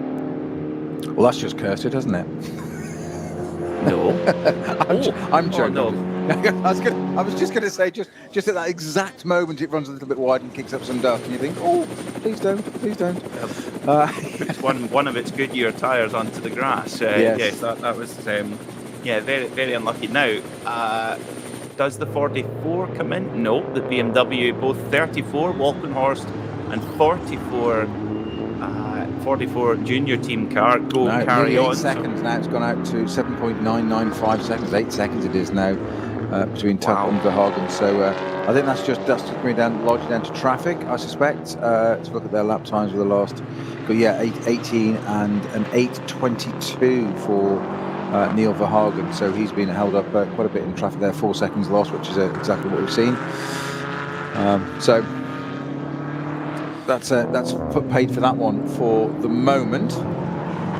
And this is going to be very tight now as well, because if these two BMWs come into the pit lane, that's the number 34 Walkenhorst car and the number 44 BMW junior team, if they come in at the end of this lap, it would be 67 minutes to the end of the clock. But of course, if that's the end of the clock, but usually here at the Nordschleife, given the length of the lap, it often goes further than it can obviously go up to about 8 minutes further than the race time, the allotted race time.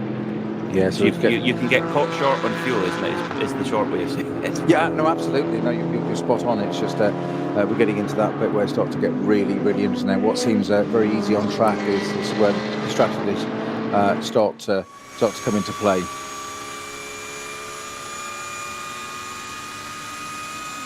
So at the moment, the runners on the podium: Ben Tuck for Walkenhorst, Neil Verhagen for BMW Junior Team, and Alessio Piccarello for Falcon Tire Porsche is your top three at the moment. And at the moment is the most important part of that sentence, because there's plenty to change here at the Nürburgring Nordschleife.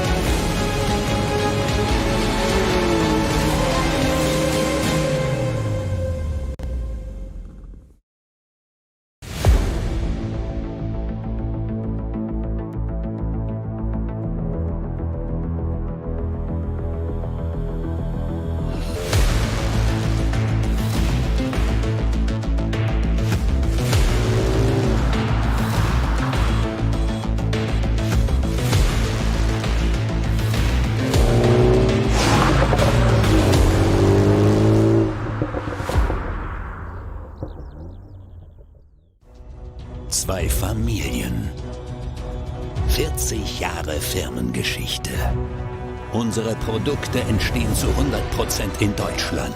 Mit Herzblut und Hingabe. Wir schaffen den Technologietransfer von der Rennstrecke auf die Straße.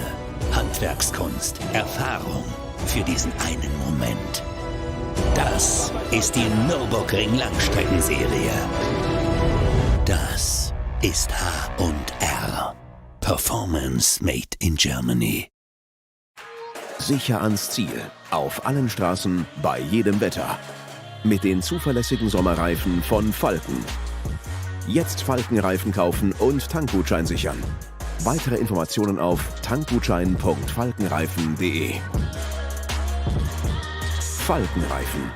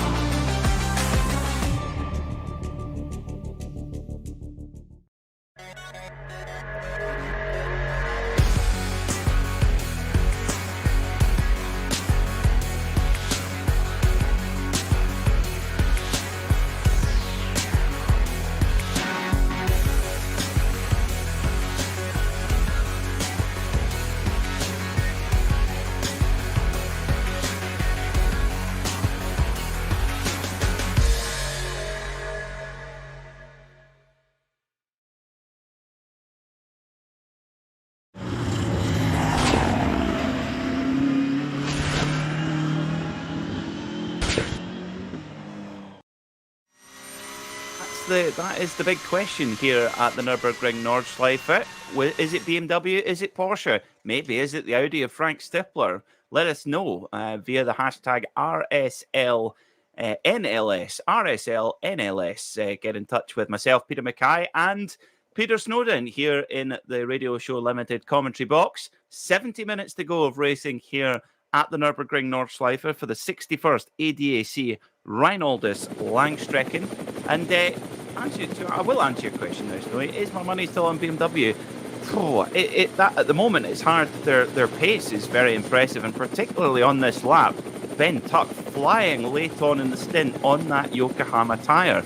But I feel that both Piccarello, Stippler, maybe even the Mercedes of Christodoulou, they might have something up their sleeve for the final stint, which is just in front of us.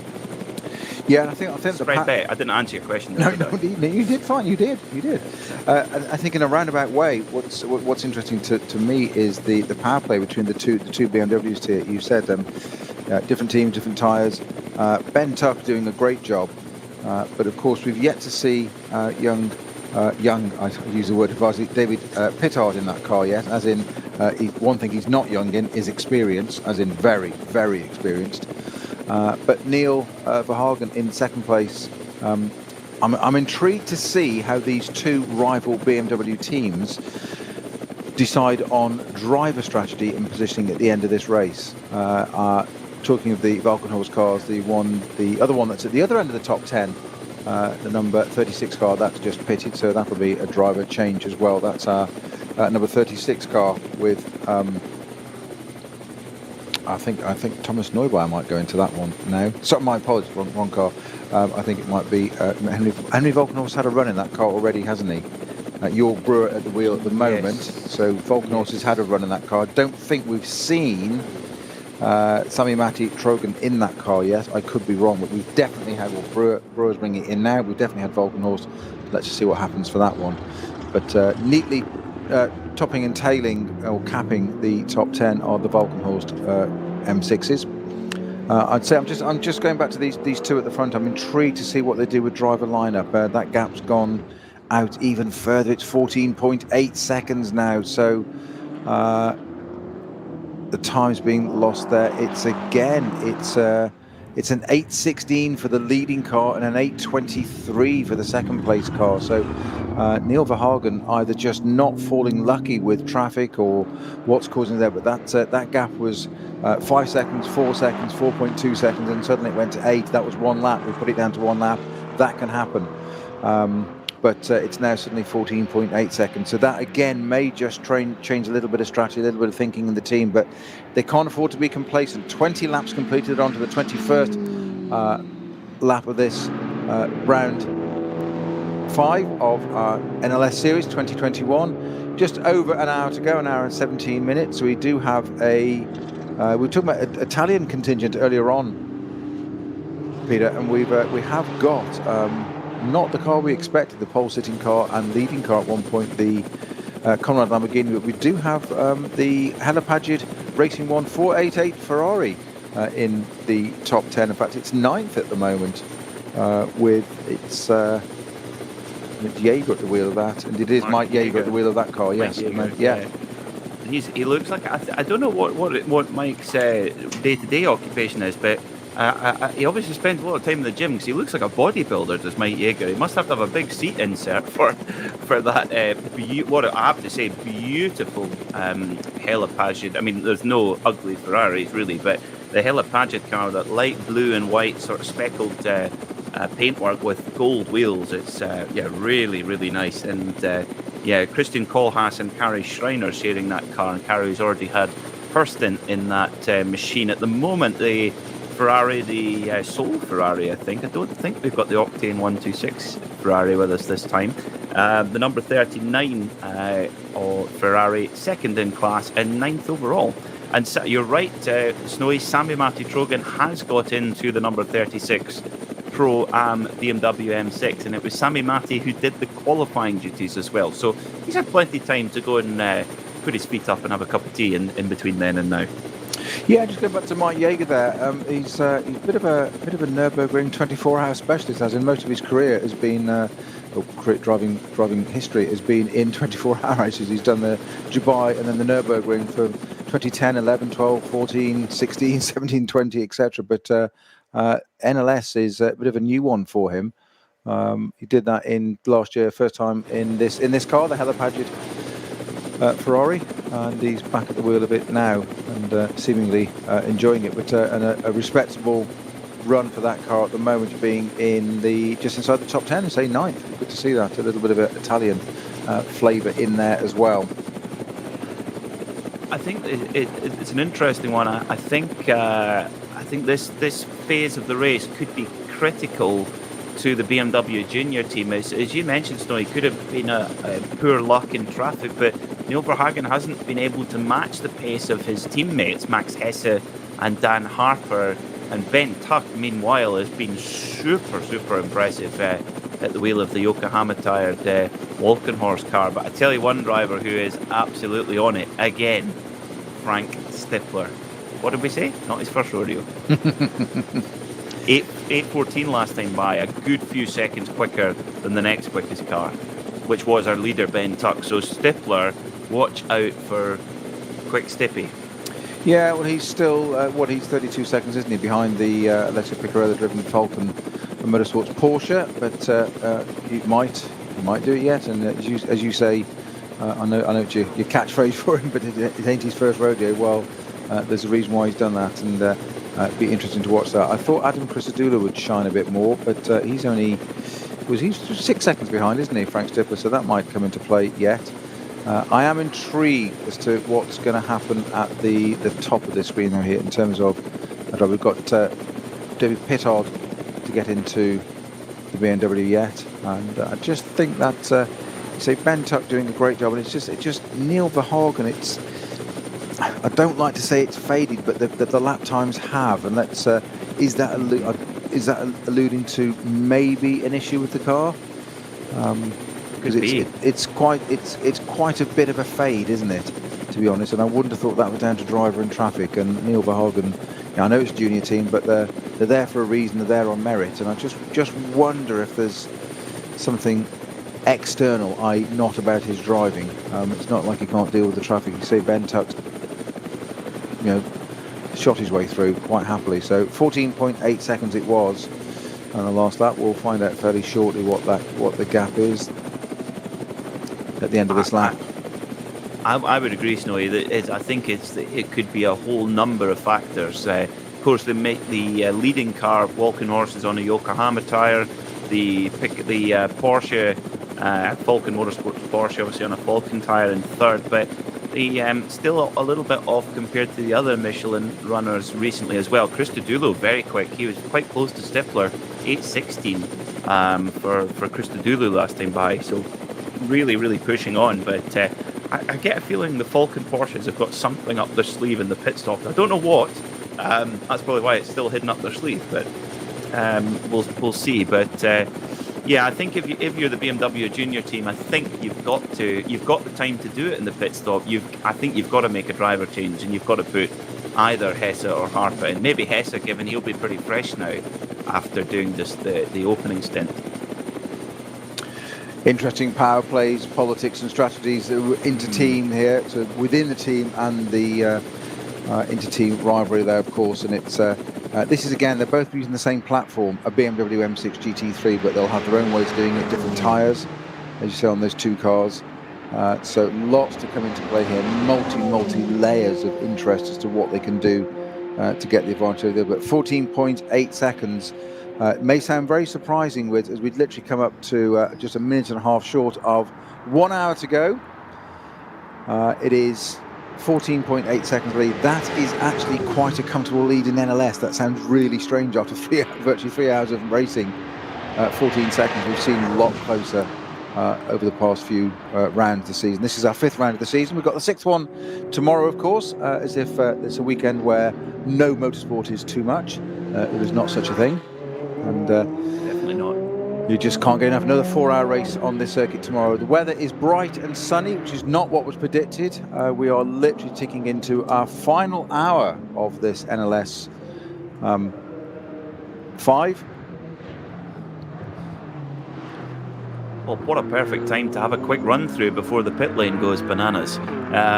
So the number 34, Ben Tuck for Walking Horse Motorsport, BMW, leads in SP9 Pro. In SP9 Pro Am, it's the number 24 machine of Lorenzo Rocco for Line Speed by Car Collection. SP9 Am led by Moritz Krantz, and then Get Speed Mercedes, a car he shares with Janine Schaffner. Now, we'll come back to the rest of the classes, but our overall leader is in the pit lane. So pitting right on schedule here is Ben Tuck, who, and speaking of pitting, David Pittard is waiting on, can't even stand still, Snowy. He's dancing about on those Puma boots, waiting. He's like, let me in, I want to get going. Out, my turn.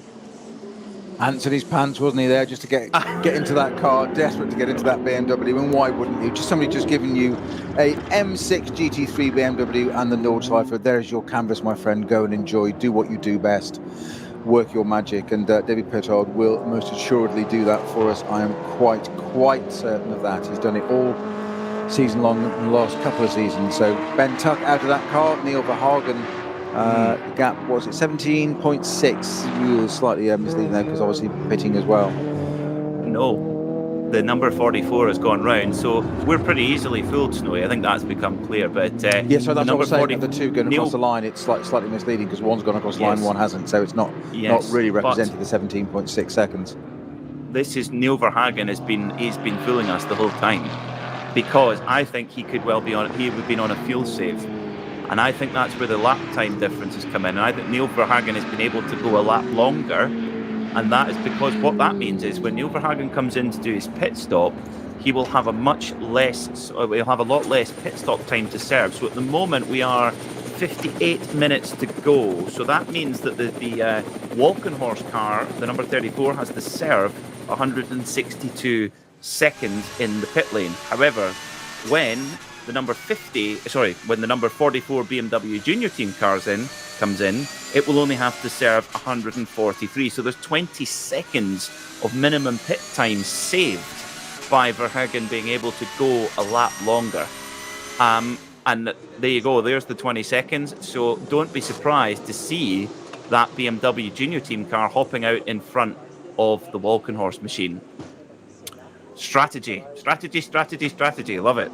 Peter, you could well be onto something there. That could be it could be a decider on this, couldn't it? Fuel saving. We wondered why, didn't we? We speculated why that that Neil Verhagen car had suddenly, not suddenly, but was 2 or 3 laps in well, certainly 2 of them. It lost quite a bit of ground to its rival Walkenhorst run car, and we said it wasn't Neil Verhagen. We couldn't quite work out why, and I think you might well have hit upon it there.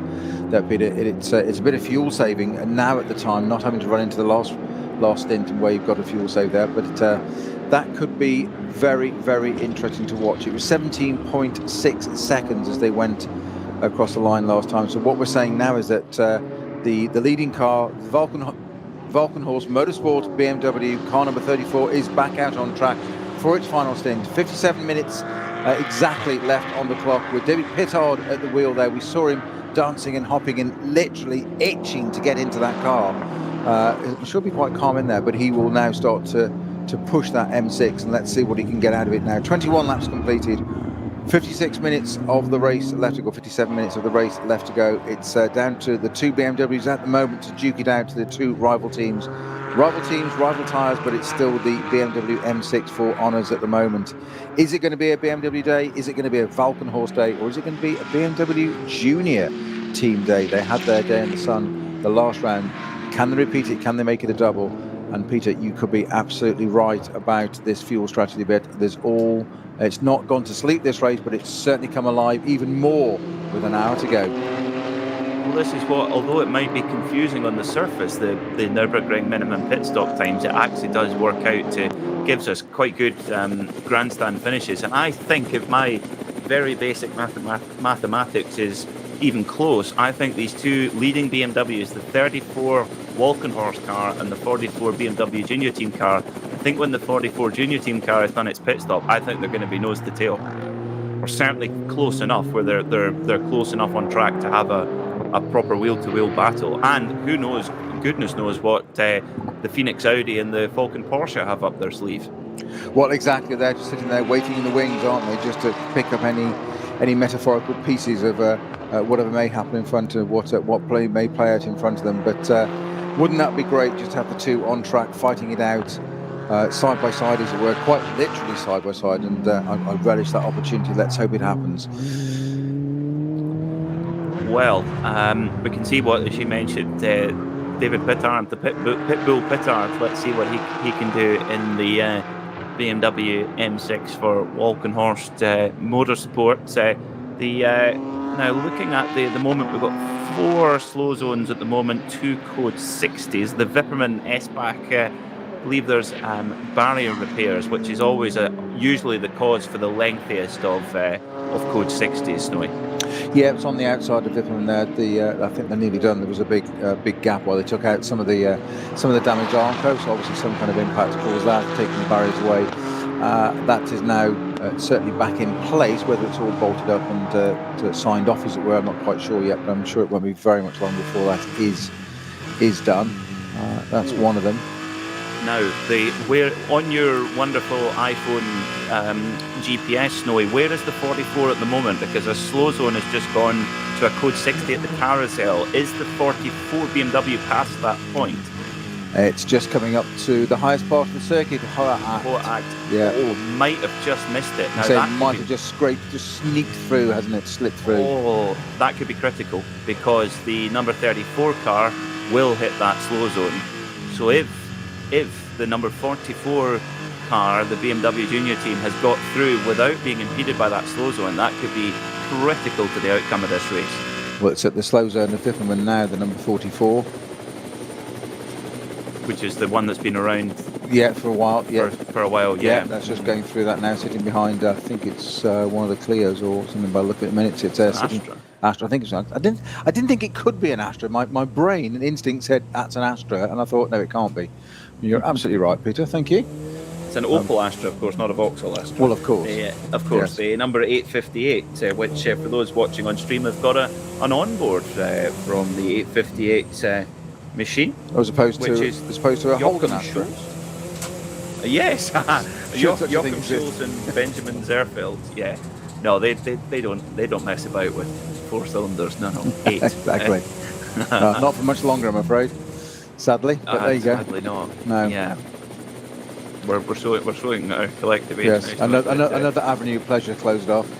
Yes. The number 44 leading car, second place car, Verhagen, is at Flansgarden on its way through.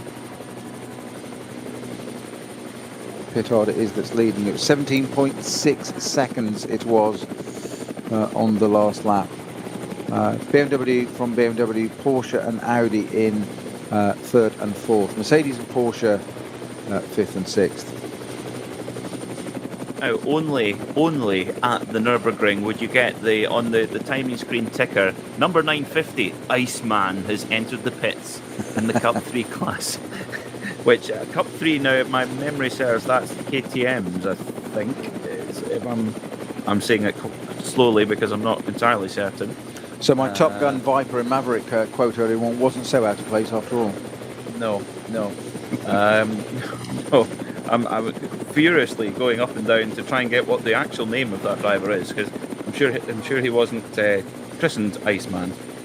No, probably not christened, but I think he's on the entry list as Iceman. I think good luck with finding his real names. I think we've had this issue before.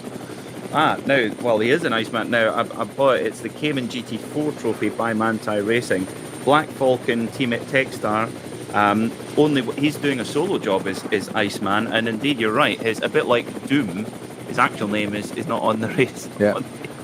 Well, so you could enter as Mickey Mouse. Well, I did for many years, but Iceman keeping his cool. No, I don't believe this. The number 44 BMW Junior Team car is carried on. Yeah, 22 laps completed. The race.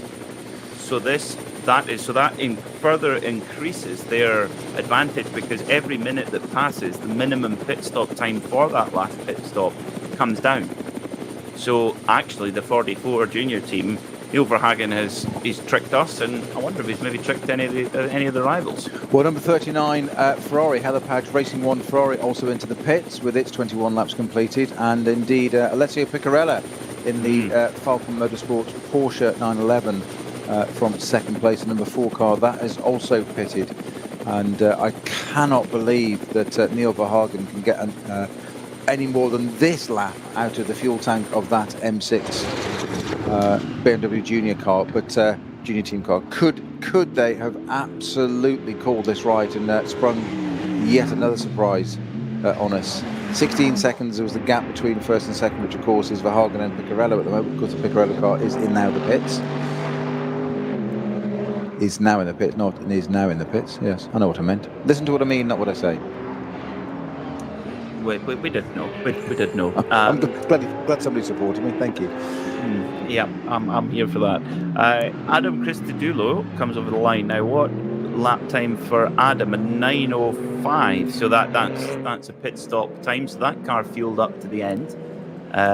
Frank Stippler currently third overall, and 9:02 for Stippler. So Stippler is also taking his pit stop in the number 5 Phoenix Audi. So we can't really make any conclusions until that dastardly BMW, the number 44 Junior Team, takes its last stops. No. I said, how long can it go on a tank of fuel? It's well, clearly at least 22 laps is the answer. Yeah. But I'm stunned by that. It's not normal. But I think it was a really good call of yours there, Peter, that those times when they dropped down a bit and we couldn't quite get a head around why. I think we now know why. Yeah, we do. Well, Neil Verhagen, he's gonna say, and you thought I was driving slowly. Don't be ridiculous, chaps. Team that orders. Was not. We knew that was not going to be the reason. So the number 4 Falcon Tire Porsche back on the move again. Piccarello out, Raginger back in. So very much splitting up the driving duties evenly. They've just done single stint each time. With Piccarello starting, then Raginger, then Piccarello, and now Raginger to the finish. And not for now, maybe, but I just wonder is this car running tomorrow? I'm sure it is, but maybe with a different lineup. Yes. It's possibly why they're getting these guys giving a whole lot of experience now. And again, we were saying this about data collection, weren't we, earlier on, that it's all good for the team, and that the team is the most important bit there. The drivers are the plug-and-play element of it, really. So just more data acquisition, and such an opportunity this weekend to grab so much track time data.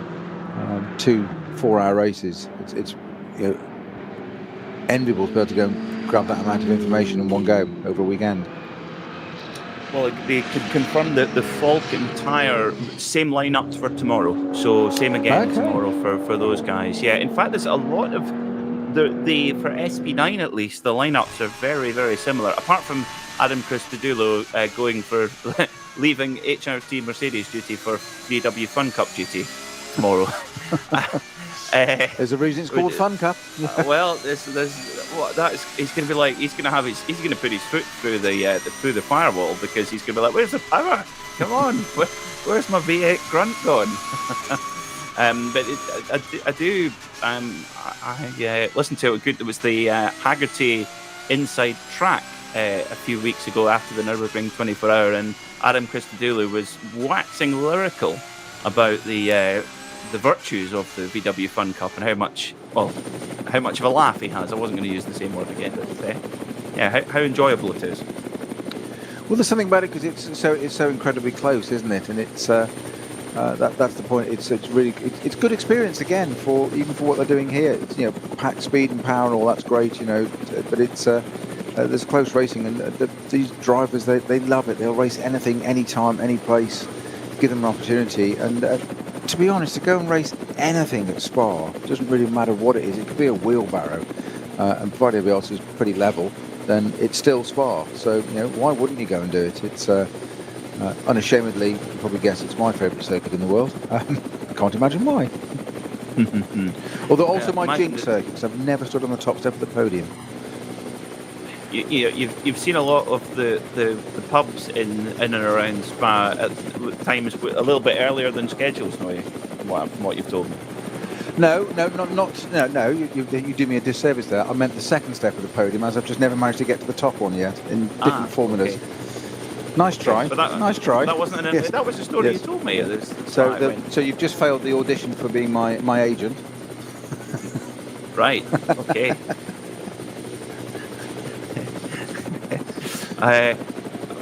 Was I in the running for it? Well, you were, but there you go. Anyway, right. Move on. Okay. Move on. Anyway, now. 3/4 of an hour to go here at the Nürburgring, and this is going to be. Not only was it going to be a short minimum time to serve for the BMW Junior team driven by Neil Verhagen at the moment, the 44 car. Also, they're not going to need to fill the tank up full either, so they're not going to be rushed. They can do a driver change if they want. The Neil Verhagen is the third of the trio who've been behind the wheel. Max Hesse starting the car, then handing over to Dan Harper. So they might cycle through. Who knows? They've got the options. What an option to have. The BMW Junior team. Now, although it's branded BMW Junior team, is it effectively a works team then, Snowy? I think pretty well much so. Yes, it's I think we can safely say that. There'll probably be a press release telling us otherwise now, but I would say so. Nice to see the Aston still running there. I've just seen that going at a screen coming up into Dottingham. Yes, indeed, up to Tiergarten now.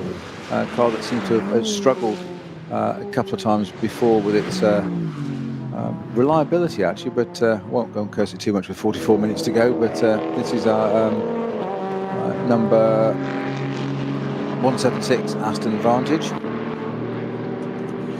I have to mention an Aston at some point during the commentary. This is the Pro Sport Racing Vantage AMR with Guido Dumouriez and Maxime Dumouriez and Jean Gurouat driving that car, and good to see it out there still. And Bruce and I have commented a few times. It's quite a strange sort of, almost a sort of a Castrol oils sort of retro livery of this sort of orange and sort of green. It's almost like a railway livery, isn't it, from the sort of 60s? Indeed, yeah. I was going to say like a Tic Tac packet, but it's not quite. The green's not bright enough for that. But yeah, of course, the Aston Martin now quite a different machine to its predecessor. Of course, a twin turbocharged Mercedes AMG running gear in the front of that car, as opposed to the naturally aspirated V8 that it used to have. But that's very much the way of a lot of brands now, where it's smaller capacity forced induction as opposed to big cubic capacity. I'm sure you prefer big cubic capacities, Noe. Absolutely. Yeah. Give me a start with the V12 and then make the point. Of course, those. Can you believe they wedged a 6-litre V12 into an Aston Martin Vantage? They did. It was quite an extraordinary car as well. It's my personal opinion. When I first drove the road car version of it, it was the car that the V8 Vantage always should have been. And the V8 Vantage was a great car, but it just needed that V12. But that's just me and power and horsepower and big engines. But you know. Well, we speaking of cars with big engines, the BMW Junior team, the 4.4 litre twin turbocharged V8 of Neil Verhagen is in the pit lane now for its final stop. With 43 minutes to go as things stand here at the Nürburgring Nordschleife, and it's going to be fascinating to see where that car shuffles out. I think it's going to be fascinating to see who they put in it as well, Peter. Well, also, yes, good point, Snowy.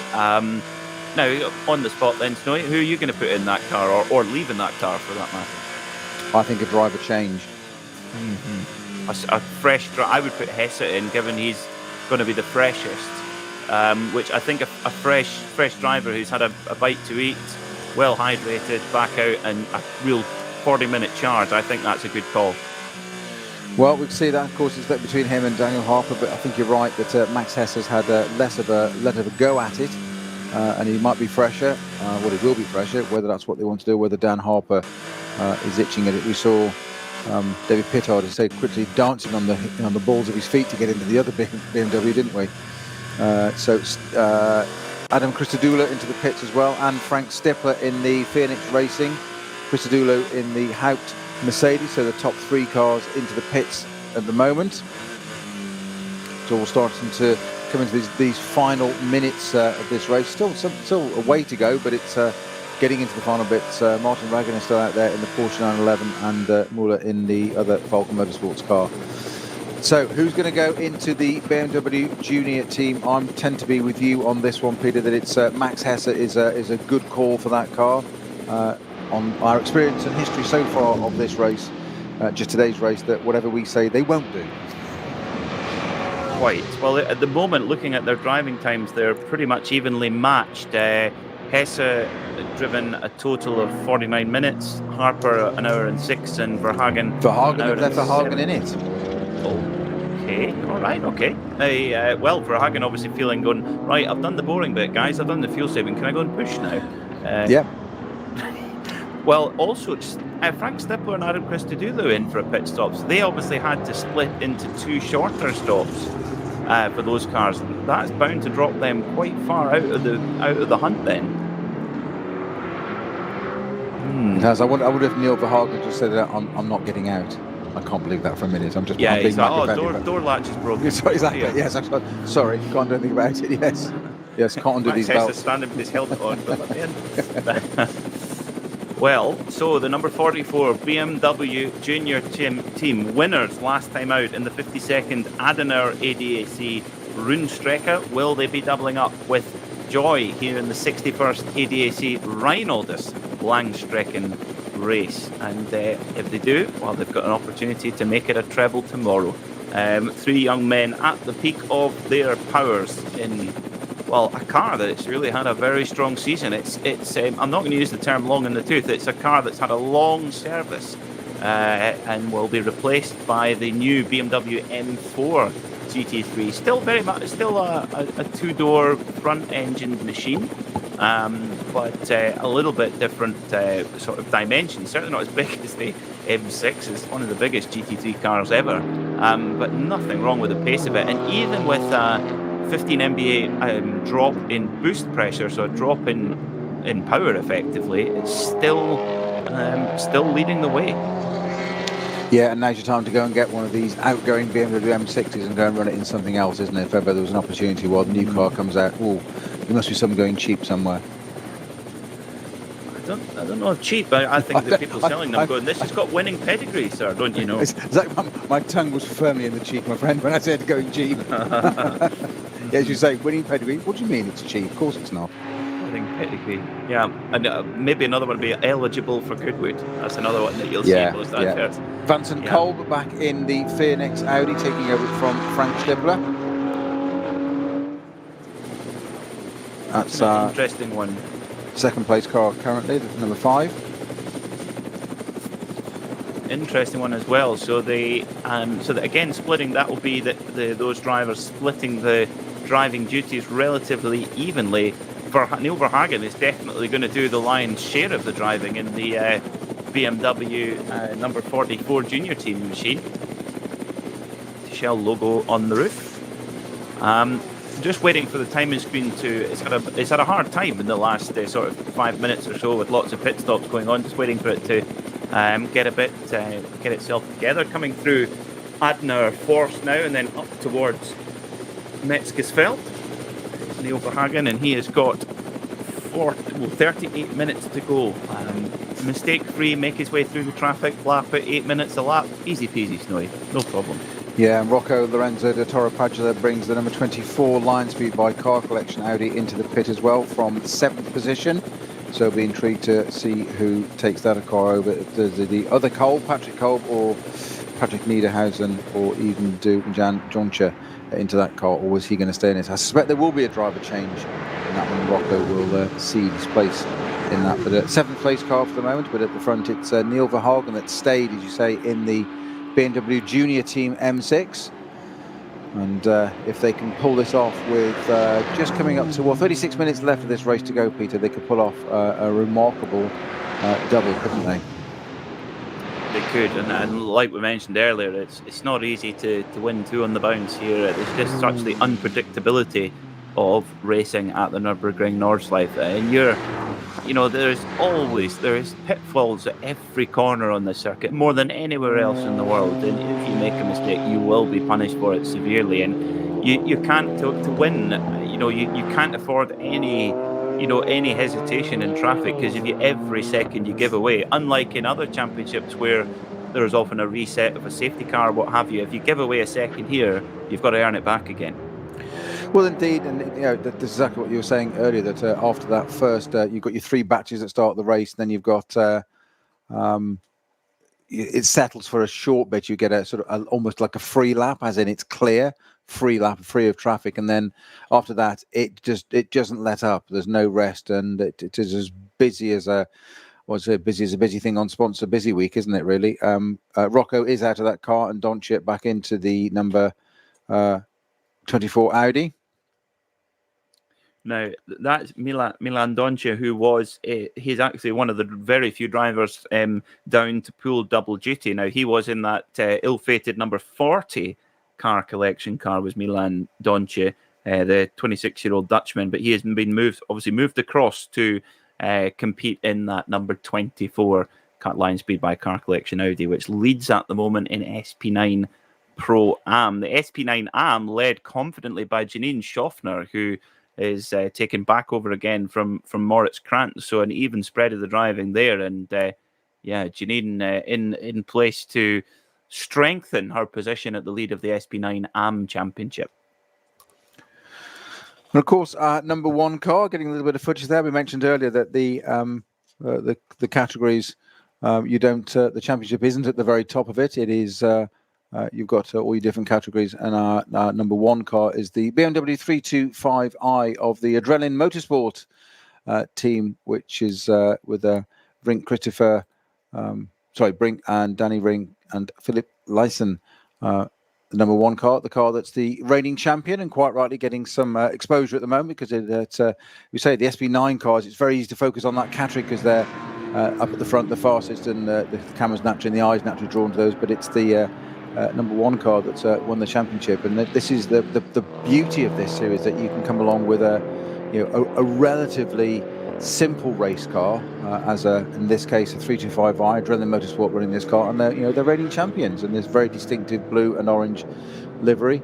And where are they at the moment? Just trying to see where they are overall on it. They are 56th overall, and no, sorry, my apologies. No, it's looking at the wrong column. Found them. 79th overall, but leading in the B4 class. And that's my point. Yeah, leading their class again, went to the B4, and that's where the championship comes from. So, great for them. 19 laps completed, not exactly a mile off times-wise. Their best lap of the race at 9:46. So, it's still, it's a relatively a road-going 325i, and it's still only, still doing under 10 minutes around here, which is pretty impressive. But more to the point, they're reigning champions and leading the class with just over half an hour to go. And that, of course, the more cars in your class, the more championship points for the overall VLN championship or NLS championship, the better. It's there's something for everyone here at the Nürburgring Langstrecken Series. The number 44 of Nürburgring coming around now.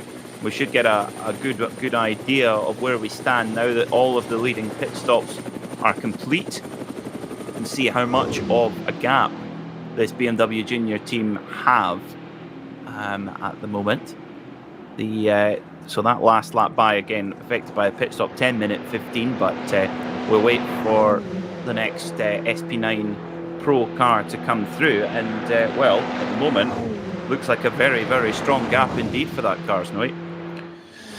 It's looking good, isn't it, for the moment? There's a little way to go, but it is looking very good for the BMW Junior team to complete 2 back-to-back wins, NLS4 and NLS5. Of course, they've got it all to do again tomorrow, as in have most of these teams. Some are having driver mixes up and driver changes, some are not taking part tomorrow. But we are back again tomorrow, same time, same place, but with NLS round 6, another 4-hour battle of everything, the elements, here on the Nordschleife. Sammy Matty Trogan setting his personal best, or the car's personal best, excuse me, for the race. The number 36 BMW Schnitzer, that's a force of habit, BMW Walkenhorst machine. Sammy Matty Trogan, 19-year-old Finn, world champion sim racer. But 8:09, that is not hanging about at this stage of the motor race. And Sammy Matty is showing just how special a driver he is. All those hours in the sim clearly paying dividends there for them. 16.3 seconds it is between our 2 leading cars at the moment, but that said that. But I'm looking to see where David Pittard gets up to. He's 2.7 seconds down on the second place Martin Raginger Falcon Motorsports Porsche 911. But it's Neil Verhagen, the BMW Junior team driver in the M6, that is currently in the car number 44. That's proven his mettle there. We watched it slow down a little bit, as we said, in its last stint with Neil Verhagen at the wheel, and just thought... spin for the 150 Mercedes, the Schnitzelarm. That's the leader in the SP10 class. No, silly me. 150, and that's the, in fact, leader in SP4T and SP8T. Yeah, very strange off there. Very strange place to go off. And I wonder if he just ran a little bit wide and just hit the curb, and it's just sort of bunny hop to the back round, because it's mercifully not connected with any of the barriers. That's okay. The lights going on and off on the tail of it, to getting reset, trying to get that car restarted. But a very strange place to go off in that manner there, certainly in that direction, because it was already spinning left. So it's almost like a bit of an oversteer moment, and around it's gone. It was quite a slow motion moment there for the 150 car. So it's also Schnitzelarm Racing Mercedes GT4. That's why I got called out there. But that is Peter Possevac, the man from Duisburg, in that car. Same hometown as Andrew Lotterer. He's in good company, isn't he? Yeah, obviously something in the water there. Yes. But that is well. At the moment, the next car in class is the Celia Martin driven Yeti Racing BMW M4 that she's sharing with Christina Nielsen. 159. They've got a bit of a gap. In fact, yeah, they do have a reasonable gap to get going again. So they might well, in fact, that car has got going again, the number 150 Mercedes SP4 and SP8T. So they could actually be about to complete the spin and the win, which is always an unwanted accolade, but you accept it nonetheless. Yeah, but the main part of the win, isn't it? That's the important bit. Exactly. So we're going to get just another replay here for our video stream viewers. For audio, it's just at the chicane on the way up towards the turning left into the Nordschleife, and the driver actually, although makes a slight mistake, does very well to keep it out of the barrier. And all that F1 runoff you were talking about, Snowy, very valuable in that particular part. Well, it certainly was. You know, 2 corners later, that wouldn't have been the case. But I think you're right. I think it's just. I think my initial diagnosis was accurate. That it's just. It's almost like gone a bit too fast, got the back, gone in a bit too fast, flipped the curve with the back, and it's when you see it on the slow mo there, it's grabbed some air at the back there, and it will have got his attention. And as you said, Peter, quite rightly, a great job of keeping it out of the barriers. Quite, yeah. If you're going to spin anywhere at the Nürburgring, that's probably one of the very few places you could get away with it. And given, well, really anywhere on the GP circuit, you're usually okay, but. Yeah, like you say, 2 corners later would have been a problem. So I think there's 2 elements to your phrase there. The idea of not spinning is one thing, but not spinning at the Nürburgring is pretty essential. You say there's not many places you can get away with it. Quite rightly, Peter, and that's one of the few places he's good. So I think he's used up one of his 9 lives there. Definitely, and one very shiny Schnitzelalm Mercedes still in good nick, which is good because I believe those cars will be out tomorrow as well. You don't want to be giving your mechanics any more work than they already have to do with a smashed up race car to get rebuilt. Was that the 44 BMW Junior Team car contending with a lot of traffic, which is normal around here at the Nürburgring. 2 Porsche Caymans there for Neil Verhagen to dispatch with. Speaking of Porsches, the number 4 Falcon Tire Motorsport Porsche 911 GTR 16 seconds back with maybe 4 laps to go. So it's not out the question, but if Martin Rangiger can really push over these next few laps, it's not quite sealed up yet for the BMW Junior Team. Well, we'll find out in 26 minutes time, just under, won't we? But it's nail-biting stuff. 16.3 seconds it is at the moment. BMW Junior Team from Falcon Motorsport. It's been BMW all the way at the front. And now we've got an incident off here. It looks like is that one of the Falcon cars in the barriers? That's the barriers that have just been repaired as well. And it looks like they're connected with a different class BMW by the look of it there. But that's one of the Falcon cars, well and truly off. It's a number 4 car. That's the 2nd place car. Martin Rangiger off with less than half an hour to go, and I think that's where it has indeed looks like there's contact with or some connection with one of the BMWs from a lower class. That's facing the opposite. That Rangiger in the barriers there. Those are the barriers that, in fact, you can just see the new white barrier. That's where it's just been replaced, just slightly down from there. So that's a Vipperman, isn't it, where they've done all that work? And it's off again. So that's our 2nd place car. Drama with half an hour to go. That's taken the pressure off Neil Verhagen, not the way he would have wanted. It's going to put the David Pittard, though, the 3rd place Valkenhorst BMW, back up into 2nd place. Who would have believed it? We were just sitting there saying, is it going to be BMW? They've been all the way through, 1 and 2, been abrasive at the front, different teams, different tyres, but that BMW M6 platform. And Martin Rangiger there, like to know what's happened there.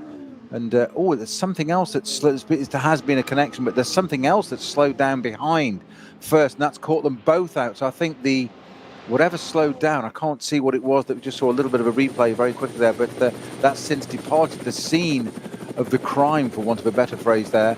but there's something else that's slowed down dramatically. I'm not really sure why, and the BMW had to get out of the pace, and that, I think, just caught out Martin Raginger. He had nowhere to go by the look of it, and it's ended up in the barriers, and sitting there with half an hour to go and sitting in second place. And yet again, the Nordschleife lives up to its legend of it giveth and it taketh away. Well, just on the strike of 24 minutes to go, Neil Verhagen has come over the line. I think that will mean we're only going to have 3 laps left rather than 4. So any drivers close on fuel will be very glad to hear that. Martin Raginger there at the wheel of the Falcon Porsche with his head in his hands and just absolutely devastated. Was, I'm sure, second place, 15 seconds back with 3/4 laps to go. Snowy, that he would have been pushing at 100% there, and there is no room for error at that point. And when a driver going unexpectedly slowly, that's the Falcon guys are going to be absolutely devastated about that. Well, of course they are. Martin Raginger most of all, of course, and but as we said many times throughout this race, and we say it all the time through at this, there is no let up. You can't take it. I'm not saying he hasn't had a lap of concentration, but it never lets you relent this. So you've got to recalibrate all the time, and it just, from what little bit we saw there, it's I think the phrase is like tail end Charlie, basically, is something else has happened in front and there's a knock-on effect, and all of a sudden somebody's slowing, somebody avoids, and it just picks up a second place car and taking it out. And that said, I think we've got a puncture. Is it on the leading car? We haven't, no, 34, number 34, with the second place car. So David Pittard in the Valkenhorst M6 has got a right rear puncture. So second place is not the place to be at the Nürburgring today in the final 30 minutes of this NLS 5 race. It is not the place to be for these cars. That's 2.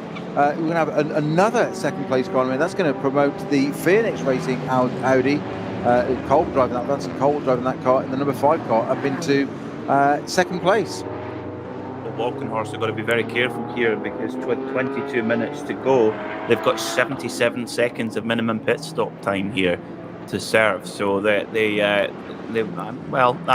from pit in to pit out. So changing the tyre, but oh my word, that's really gutting for the Walkenhorst team, who have charged so hard all day. But yeah, good news if you're an Audi fan, the fan of the number 5 of Frank Stippler and Vincent Kolb, who, of course, don't forget, Vincent Kolb leading the SP9 Pro Championship coming into this round.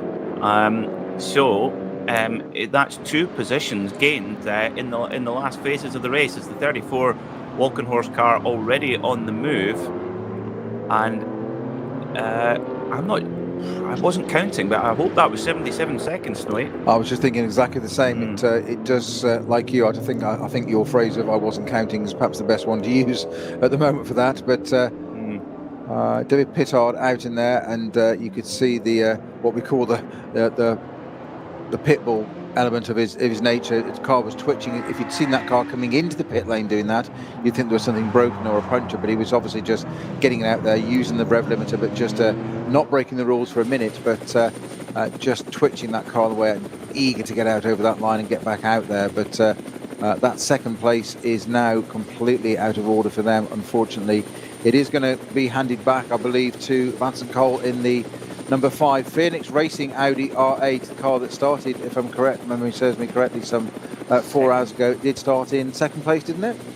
Correct. Yeah, and that was where the particularly messy start, where Frank Stippler just sort of very calmly held his line and just said, right, if you guys want to go and knock lumps out of each other, you go ahead, but watch my pace when things clear out of it. And that was exactly how as you said, it's not his first rodeo, and he sat there and went and said, you sort yourself out, boys, go on, I'll just watch. He's seen young hotshots smash into each other more times than we've had hot dinners, I think. So he's that's Stippy. So it's definitely played in the hands, though, of that number 5 Audi crew, and also indeed the outracing Mercedes, which only sits 7.3 seconds back from Vincent Kolb. Now, I would say that Adam Christodoulou might have a slight pace advantage over Vincent Kolb, only very slightly, but at the moment he's pulling about a second per sector out of Hall. So that's well, let's keep an eye on that. I think Chris Doolittle could be on for an outside shot at a podium here, actually. Well, a second per sector. It's consistent, but it's not inconsiderable doing that, is it? A second per sector. That's quite impressive. So good spot there, Peter, and we'll keep an eye on that. That's the number 6 car, isn't it? As you say, in 4th place. It just might get that. So not too hard. The Foxtail Manta still going. I think it might be. Has it got its Foxtail on it still or not?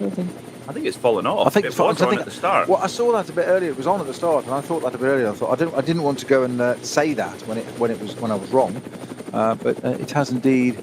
It has lost its Foxtail. It's got an aerial, but no Foxtail on it. But the car's still going. That's the most important bit. It's dominating its class as well. Absolutely dominating it. It's what were you saying about it not having enough power, Snowy? I said power to weight was my point. Power to weight, it's got very good power to weight. It's a trick piece of kit, the Opel Manta, and think how much less weight without that Foxtail flapping about on the top of it. Peter Haas driving the mighty Manta at the moment. Who actually raced an M3 back in the 1987 European Touring Car Championship, right at the beginning of the M3. Great car, wonderful car. I had one of those on the road years ago. Did you? Car. Yes. Oh. And I very wisely sold it to buy a racing car. Before you do the inevitable line of bet you wish you'd kept that, I did sell it for a racing car. Yeah, exactly. That's that you say that as part of all one sentence before you get anyone criticising you. I can understand that. Yeah, we've all done it. So that was an E30. It was the first one. Oh. Yes, please. Well, let's see how this one's going to fold out, because at the moment the pressure certainly eased a bit on Neil Verhoeven in the wheel of the BMW Junior team. Certainly less pressure than Dan Harper had at the end of the last race.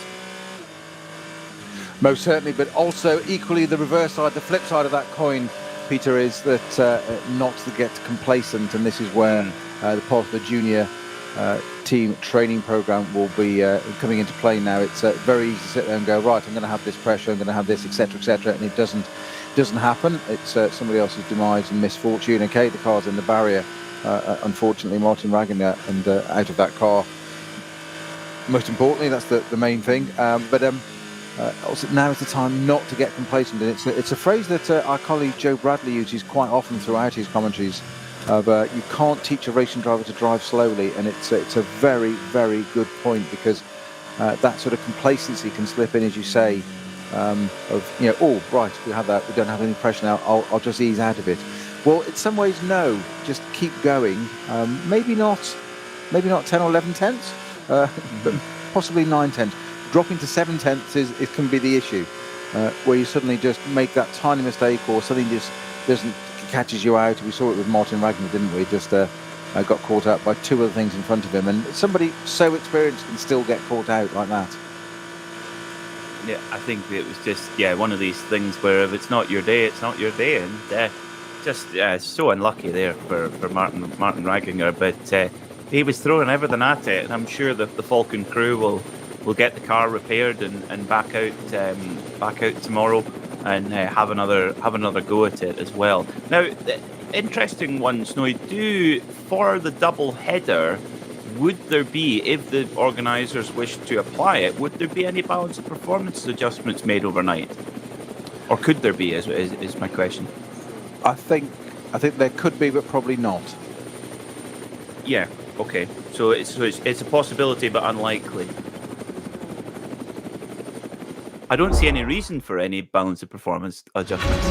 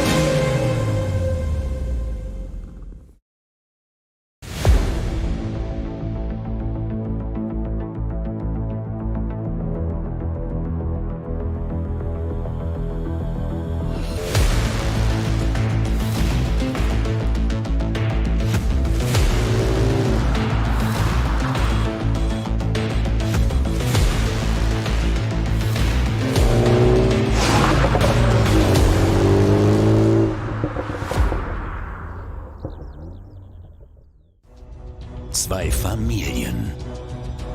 40 Jahre Firmengeschichte. Unsere Produkte entstehen zu 100% in Deutschland. Mit Herzblut und Hingabe. Wir schaffen den Technologietransfer von der Rennstrecke auf die Straße. Handwerkskunst, Erfahrung für diesen einen Moment. Das ist die Nürburgring Langstreckenserie. Das ist H&R. Performance made in Germany. Sicher ans Ziel. Auf allen Straßen, bei jedem Wetter. Mit den zuverlässigen Sommerreifen von Falken. Jetzt Falkenreifen kaufen und Tankgutschein sichern. Weitere Informationen auf tankgutschein.falkenreifen.de. Falkenreifen.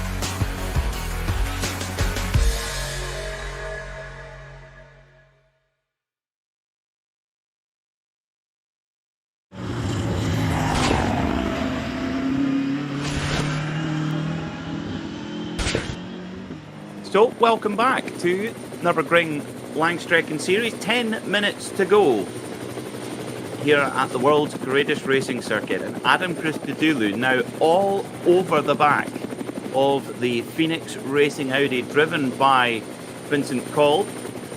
And Christodoulou, about, we reckon, around half a second to a second quicker per sector.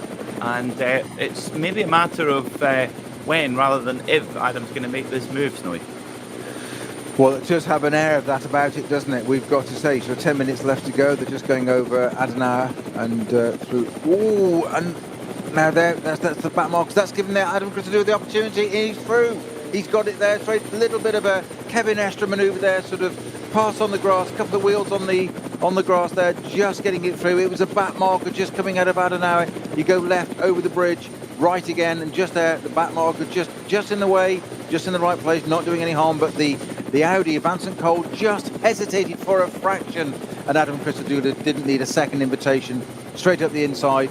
If he didn't get two wheels on the grass, he's got them over the white line, let's put it that way, but a great manoeuvre there, and hugely opportunistic from Adam Christodoulou, and with just under 10 minutes to go, he pops up into second place. You said there was an outside chance, or more than an outside chance, Peter, of him getting onto the podium. Well, he's nailed that now, but Vincent Kolb is not going to accept that. The Phoenix Racing Audi R8, the car number 5 that started second at the beginning of this race, and as you said, Frank Stifler very wisely kept out of trouble on that first lap, or the first part of that lap, through the modern Grand Prix circuit, as we call it, keeping out of the way, dropping down to, we think, at least 5th, don't we? Think it might have even been 7th. But he certainly sat there and said, watch, listen and learn, let you boys sort it all out, hope people make mistakes. But they fought their way back through there. But Vincent Kolb there, I bet he's absolutely kicking himself in there. And Adam Christodoulou is going, thank you very much, I'll have a bit of that and I'll take second place. Thank you very much. I tell you what, it was quite. You have to, although you're right, Snowy. I think it definitely a bit of hesitation there from Vincent Kolb, but you have to also commend him, because once Christodoulou had committed to that move, he didn't do anything rash which could have caused an incident there. He kept the wheel straight and just made sure to stay clean, stay straight, and living to fight another day as they come into another brief slow zone. Yeah, and an excellent point actually there. You're absolutely right there. Vincent Kolb had no choice. To be fair, I say hesitation. That's perhaps a little bit of a harsh criticism, but the hesitation was the fact that if he hadn't hesitated, he'd have clipped that other car, so that would have been both cars out. So there was no need to do that. He had no real choice, but it's a very valid and good observation of yours, Peter, that what he did once he'd done that was he could have then squeezed him. He could have just put Adam Christodoulou on the track. He didn't. Or put him off the track. He left the door. It's there. It's yours to take in. It's a straight run now. And Adam Christodoulou got the job done. So it's fair play. And that again characterises the level of professionalship and camaraderie in this race. And they just he could have been mean. He didn't. He let him get the place done. But he's not done yet. We're going to have another lap after this, aren't we? Yeah, yes, indeed, just one more lap after this, yeah. Just as they're coming around towards Schwalbenschwanz. So, yeah, we're going to finish more or less right on the 4-hour mark. Maybe a few minutes over for the leader, but more or less on schedule. So, not being sprung the nasty surprise of an extra lap, which, of course, here's another 25 kilometres of fuel that you require. And that's got to be a few gallons, an extra lap. Indeed, and do the maths in my head, about 3 or 4 gallons probably. Indeed, but it's not just that. You say finish on time. Of course, that's the SB9 Pro cars that are going to finish on time. Of course, we've got the rest of the field to go through, so we can be sitting here for quite some while as you go down through all the different categories. It was 100 and how many finishes have we got in today's race? We're going to have was it 146 we had start? I think it was 140 on the entry list. 140 on the entry list. One or two non-starters. Yeah. One or two. But yes, at the moment we've got there is a car running the Team AVSR Grandsport BMW number 705 running in 127th place at this moment. But there's quite a few in the pits who may well stay there. So actually, I mean, pretty decent or low attrition rate actually, thankfully. It is. So we're going into our final minutes now. Adam Christodoulou and Vincent Kolb in the Haupt Mercedes and the Phoenix Racing R8. They've got some back markers to deal with fairly shortly on the as they start their session on the Grand Prix loop. 3 Porsche Caymans, I think it is, that are all battling it out, duking it out between them, and they're going to get a shock of the life from it. They're busy in battle there, 1969 and 983, all embroiled in their battle quite rightly, whereupon all of a sudden you're going to have Adam Christodoulou in the menacing AMG Mercedes. I always think the front of that car just looks, it's almost like it's, when I say it's cartoon, it's like an aggressive front on that car, like it's something out of a Pixar movie, with that black grille, particularly distinctive on that car because it's against a yellow backdrop, and he's got his way through. And it does seem that Vincent Kolb just isn't, I don't know whether that hesitation's put him back a little bit, but it's not been quite as clinical through some of the traffic since that manoeuvre as Adam Christodoulou does. Instead, that's it, Adam Christodoulou just nipping past one of the Porsches when you'd have thought maybe discretion was a better part of valour, but he's been held up now by wanting to go through the Sabine Schmitz curve onto the Nordschleife, but that's just played back straight into Vincent Kolb's hands. They're now in the thick of traffic. Adam Christodoulou is being held up. It can't be helped. It's just the way the traffic is that Vincent Kolb is determined to catch back there. This is the opportunity to go off down through the hats and back, to get through the traffic, get in touch again, and get back on the coattails of Adam Christodoulou's AMG GT3. I'm not sure whether he can do it or not, Peter. And there's more back markers coming up in front. This last lap playing out. Unbelievable bit of theatre coming up for us. And this is for second place on the podium. Never mind Neil Verhagen up at front in the BMW Junior M6. Out at the front with 1 minute 12 minute gap already. Christodoulou getting his own back there, boxing in the 911 GT3 Cup car that had held him up quite a bit.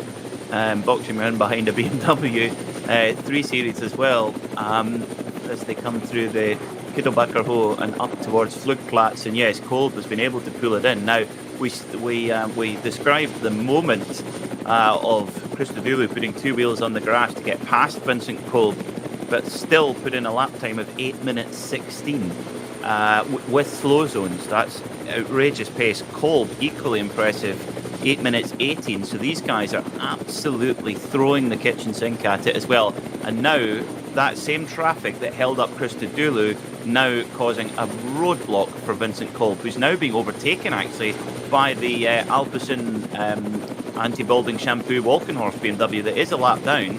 I was just going to say it's a lap down, isn't it? I knew you'd get a mention in for it there, that's why I went quiet. I knew it's all yours, that one. Yep. But he unlapped himself somewhat unnecessarily, I think, and Vincent Kolb taking that back again now, or maybe not. They're going side by side, and this is not even position. So this is where Vincent Kolb has to be really, really careful, because you say that BMW, Walkenhorst BMW, is a lap down. So in some ways, there's no need to do this, but he wants to be on touch with Adam Christodoulou now. But it's looking more and more difficult for Vincent Kolb to be able to get back in touch with the yellow Mercedes of Adam Christodoulou, who's made good his escape by the look of it, Peter.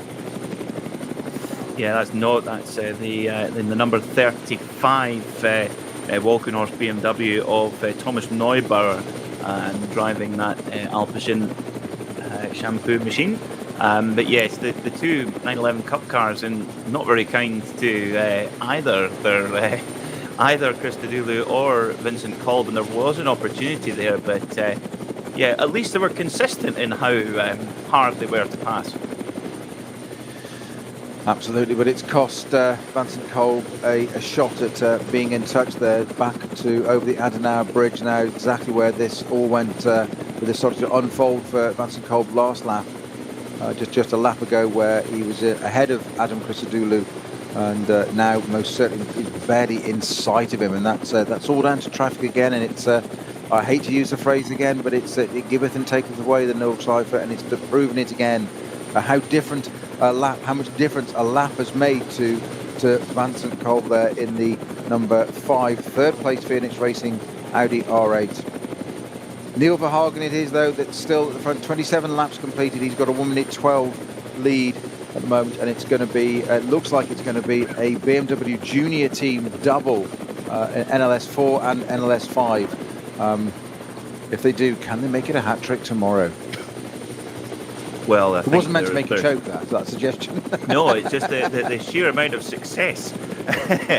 No, I think it's amazing. I mean, obviously the start of the season really went to the way of Porsche, of course, with Manthey Racing, Kevin Estre, Michael Christensen, and Lars Kern winning the first race of the season, and then Fricadelli Porsche the next, and so it's this will make it 2 apiece for the Porsche versus BMW battle in this NLS season. Great aerial shot from our Rover Helicam there, and the use of that is that it's just given a great visual on the difference between a lap ago of these second and third place cars. Adam Christodoulou in the Haupt Racing Mercedes, well out of the exit of the carousel, as on the other side of the track there's a barrier divides them, and going into the carousel, and Vincent Kolb coming into the carousel, and as I said, Adam Christodoulou long made his escape, so it's quite a gap there. It was 0.7 of a second as they crossed the line on the last lap, but it's going to be significantly quicker than that now. Adam Christodoulou, at the moment, all things being equal, it looks a very assured second place, and a great manoeuvre on Christian Kolb on the right-hander coming out of the Adenauer bridge just a lap ago. But we're on to our final lap, not onto our final lap, onto the final part of the lap, the Dottinger Hohe. It is Neil Verhagen in the BMW Junior BMW M6. I said BMW twice there because it's that good. And we thought it was BMW first and second, but they're not going to be that way. It's going to be a Mercedes in second place, I guess, asked Adam Christodoulou. But coming up to Tiergarten for the final time, the sunshine stayed with us. The weather didn't change. We were predicted with rain. Up for Tiergarten for the very final time. The roller coaster, the right, the left, coming out again. No room on the right-hand side. It's going to be a double-header win for, so not double, 2 weekends in a row. BMW Junior Team, Neil Verhagen takes the checkered flag. NLS round 5. 2 in a row, NLS4, NLS5, and they're going to get to do it all again tomorrow, Peter. Indeed, what a drive from those 3 young men. Absolutely flawless throughout the day. Verhagen, Dan Harper and Max Hesse. And Neil Verhagen, he had us going. We thought he was dropping off the pace. We thought he was fading. No way. He was executing a perfect strategy from that BMW Works team. And, well, fastest lap of the race, 7:58.5 for that machine. And starting from the second row of the grid, they really were immaculate today, were those young men. And next up will be Adam Christodoulou, the man from Lichfield in England. And that big, bright yellow and blue Bilstein HRT Mercedes will come home second. A couple of gimmies in the last 45 minutes or so, but that is motor racing. You take them when they come. This car was so unlucky in the Nürburgring 24, clashing with the Opel Manta, of course, in the closing stages of the race. Could have won it, but they come home second today here in the 61st ADAC Reinoldus-Langstrecken. Adam Christodoulou, job done, and off to Spa tomorrow to race some VW Fun Cup cars. Well, you're absolutely right about the BMW junior team. You spotted it before any of us did, Peter, and it was a great call there. They were fuel saving. We were sitting there, well, I was sitting there thinking, this is odd. Why, it can't be Verhagen. Why is it slowing down? Why is he doing this? It's fuel saving, and a good call, Peter. You saw it, and it proved to be right. 28 laps completed, and our Phoenix Racing Audi, the car that started second place, Vincent Cole and Frank Stifler have shared that car, will be taking third place. The Falcon Motorsports, bit of a mixed message for them, mixed emotions for them this weekend. They're going to end up being fourth with the number 3 car, but the other car taken out just crosses the line now. Number 3 car taking the 4th position. But the other car being taken out, unfortunately, with a slightly bizarre incident. I think just got caught out by 2 other cars in front. But BMWs it is today. We thought it was going to be a brace them, didn't we? But and Pittard would have been up there in the number 34 Valkenhorst car if it had not had a puncture, which they said, in fact, he had just been pipped, I think, by the Doncha, Miha Doncha, in the Lion Speed car collection at the end there. So number 36 dropping down to 7th place. Okay, overall second in the SP9 Pro Am. What a brilliant way to show how great a competition, a sporting event we have here in the Nürburgring Langstrecken Series, because in the top 4 positions we have a front-engine BMW M6, we've got a front-engine BMW AMG GT3, a mid-engine Audi, and a rear-engine Porsche. All of the major German manufacturers represented here in the top 4, and they were, of course, we mustn't forget, they were severely threatened by the 1-lap pace of Lamborghini, of course, at the beginning. We mustn't forget the poor Conrad guys, who I'm sure will come back out swinging tomorrow. Yes, I'm very intrigued to see what that car does tomorrow, and if we get some backgrounds to what happened to that car. But meanwhile, the BMW junior teams there, they're all there fist pumping, all pleased. They're putting masks on, and Neil Verhagen getting out of the car there, and standing on the roll cage in the cause of Victoria salute. And I love how they have matching overalls but different colours. We've got a pale blue, a red, and a dark blue, or maybe even black. Can't quite see, but the motives and the patterns are all the same, but 3 different colours. It is not navy blue, but the big shell logo in the middle there for the BMW junior team, and what a result for them. We thought the last round was one thing, showing their credentials, but to go and do it again 2 in a row, they have just stamped their authority on this series and just shown how good the BMW junior program really is, and everybody else must be scratching their heads now as to how many people can we get into. Have we got any kids, any teenagers we can put in the BMW? Indeed, yeah, absolutely. And Neil Verhagen showing real maturity there under pressure. I mean, he had to do he had to do an extra stint compared to his teammates as well. So very, very impressive indeed. And Neil Verhagen, of course, being an American, he could be anything else than a bell helmet, of course. Of course, I'm sure it's written into the statute, isn't it? It has to. Yes, Yeah, if you're exactly. American, you must use the bell helmet. Yes. Like, yeah. Yes. If you're Japanese, you've got to have an RI, and if you're Italian, you've got to have an AGV. Or is that a bike thing? I think it's a bike thing. Yeah. I think you've got not enough wheels there. So, number 44, BMW Junior Team win from the number 6, HRT Mercedes, from the number 5, Phoenix Audi of Vincent Kolb and Frank Stippler. Vincent Kolb, I mean, he's all week working, and he's working in a private equity office in Munich, and then hops into a factory Audi and puts it on the podium overall at the Nürburgring. Very, very cool. What a life to lead.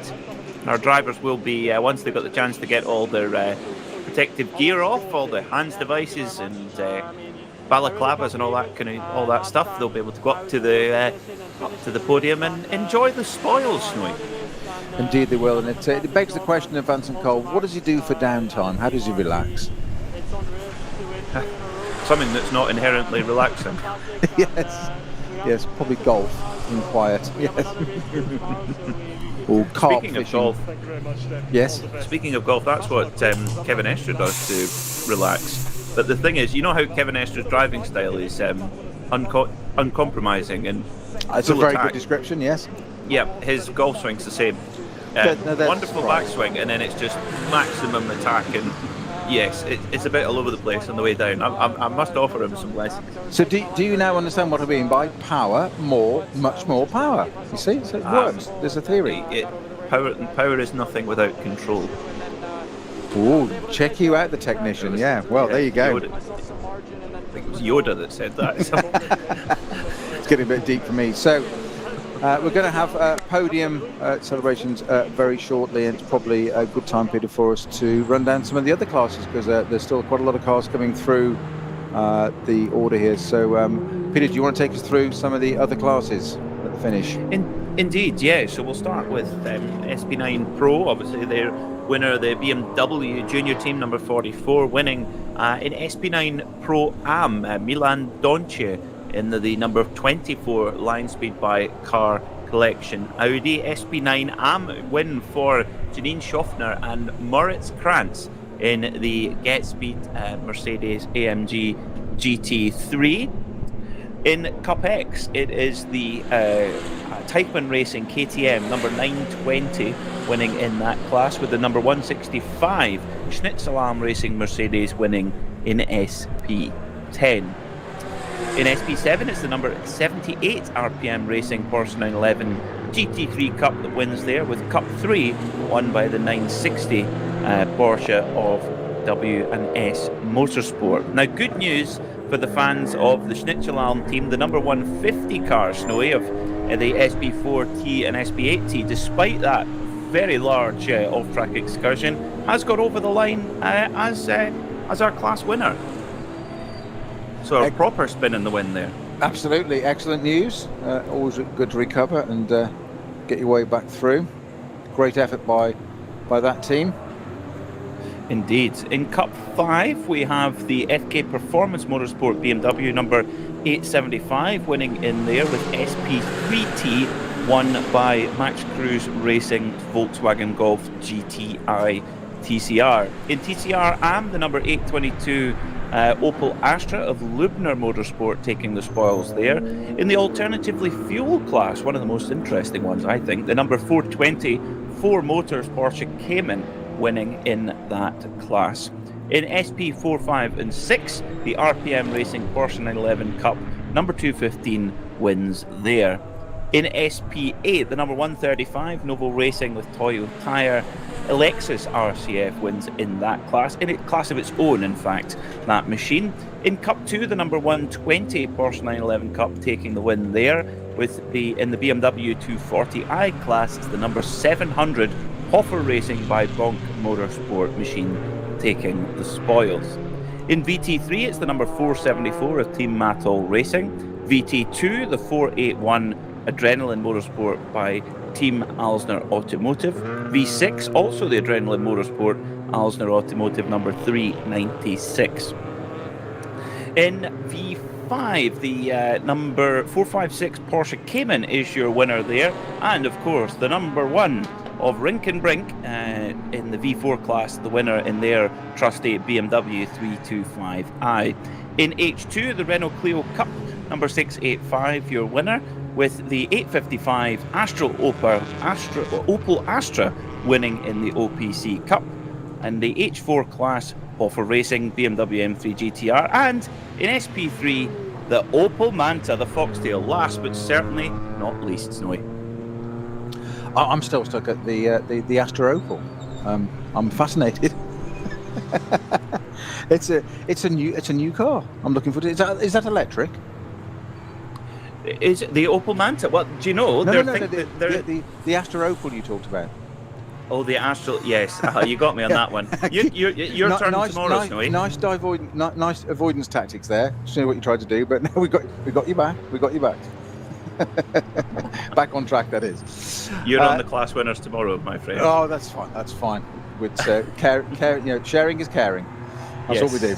It's a teamwork. Yes. But yes, what an extraordinary bit. We're going to move shortly on to podiums, and of course have a few highlights to go through very shortly. But Peter, just thoughts. It's I know you've done the N24 with us, and I'm not remotely throwing you in the deep end here, and quite the opposite actually. I'm just intrigued. You've covered a lot of stuff, and this is your when we spoke yesterday off air before we got onto the weekend, you said it's your first NLS. What are your thoughts on watching your first full NLS race or live commentating? I'm sure you've watched lots of others as well, but thoughts? Well, I have to. It is a fascinating series. I have watched an awful lot of NLS as a fan, and of course, when you're involved in the commentary side of things, it's you really are having to keep a very close eye on what's going on, and. Thoughts really is that you have to be flawless. You can't afford anything to go wrong. And there was a number of for the Phoenix Racing Audi, they didn't quite go to plan at the start. Was that pivotal? It could have been. Even just those few corners, that could have been pivotal for the Phoenix Audi. But really, this number 44 BMW crew, these young men. They're and the thing is, they might be in the junior team now, but they could be ported wholesale up to the senior team, couldn't they? And they could be a lineup that BMW have for years to come. Absolutely, they could, and it's not a could, it should, they would, they will be. Of course, they're going to go on to the BMW senior team, and not that such a thing, but in terms of name, but there certainly is a junior team, but they will be there, and. I've got to say, I mean, we were talking the last round, weren't we, of the new, and you mentioned it earlier, the new M4 GT3 car that's going to come out in its balanced performance and its turbos kicked back and etc. And you've got to say that the outgoing car looks pretty effective already, doesn't it? It's just won the last two rounds pretty convincingly with effectively a bunch of teenagers at the wheel, and I mean that in the nicest possible sense. As in, what I'm saying it for clarity of, it can still do that. It can, and I think we also must remember is that the Nürburgring 24-hour this year, it could have very, very easily gone the way of the HRT Mercedes, which of course, when Maro Engel tangling with the Opel Manta at the very last point of the race, but also the number 1 ROWE BMW could have easily won the race as well, but of course an electrical gremlin just coming in at the last moment. So it's to agree with you. Yes, it's still a mighty package, that BMW M6, and although the works cars might continue as with the new model, the M4, maybe these M6s might rumble on for many seasons to come, particularly here at the Nordschleife, I would guess. I think it's a very good point, and I can see another 3 seasons in those cars still, and certainly into privateer hands if you wanted to. Why ever not? It's just proven its credentials, hasn't it? That it's entirely capable of still winning races at this level 2 weekends in a row. It's not easily done. The weather is the bit that's really surprised me today, Peter. We've got a little bit of our screen. Coming up to our provisional result listed there, which you've run through already for us, but it's bright and sunny. It's even suntans at the Nordschleife, which I really wasn't expecting. I really did think this today might be slightly affected. We thought the last half of it, and tomorrow certainly would be. And we might come back to a whole different scene tomorrow. We know how much it can change in these Eifel Mountains. But I really wasn't expecting that. I really did think that weather was going to throw in that one little sort of addition, that curveball of just when you think it's all settled, I'm going to have my say. So good conditions for that today, and an extraordinary result yet again. Pain beyond belief for the Conrad car. Pole position and leading, a puncture, back out again, something else, a stop, and then we saw it parked at the side of the track with its driver's helmet on the roof, as in just looked like it was done and dusted, and then it was back in the race again. I'm not without looking down the order very quickly, I'm not sure where it did finish. Actually, I'm sure you've got an answer on that one if I say it as soon the moment I say it. 119th is it really? Place. Yes. Completed 12 laps as opposed to 28 of the winner. So it's only done half the race. It's done 2 hours effectively.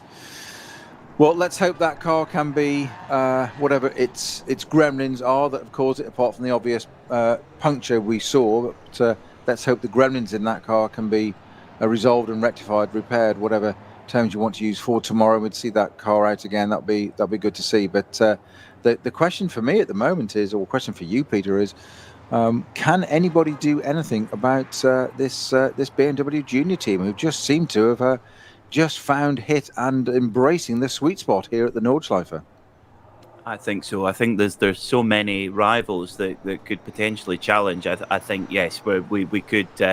I think they'll certainly be challenged tomorrow, that's for sure. And looking at the weather forecast, there certainly is an opportunity, or a possibility, I should say, is a better word, that there could be weather intervention, and that throws a whole load of things into the mix. But they are the first crew to, by my records, they're the first crew to win 2 races so far in the NLS season.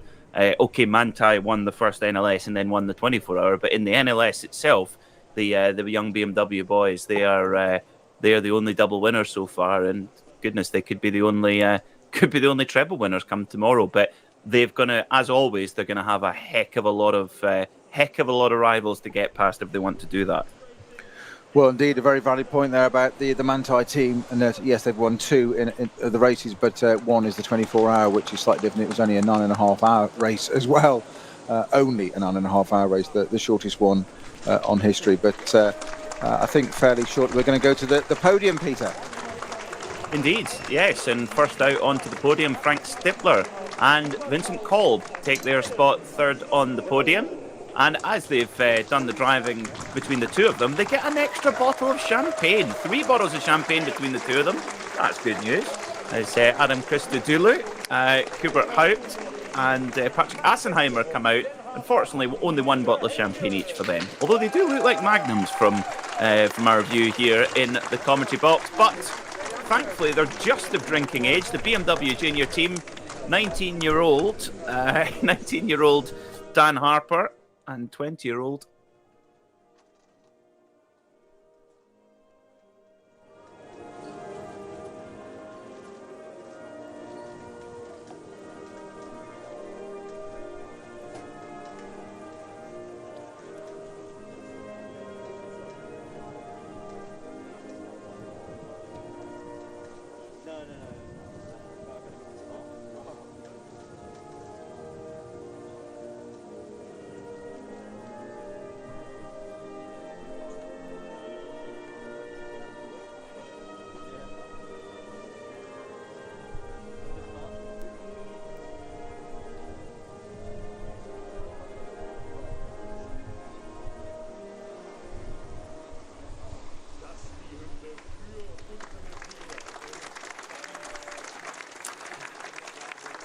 So, the young guns of the BMW Junior team then, with the German national anthem. And I feel they maybe worn that record out by now here at the Nürburgring, with the German national anthem on it, Snowy.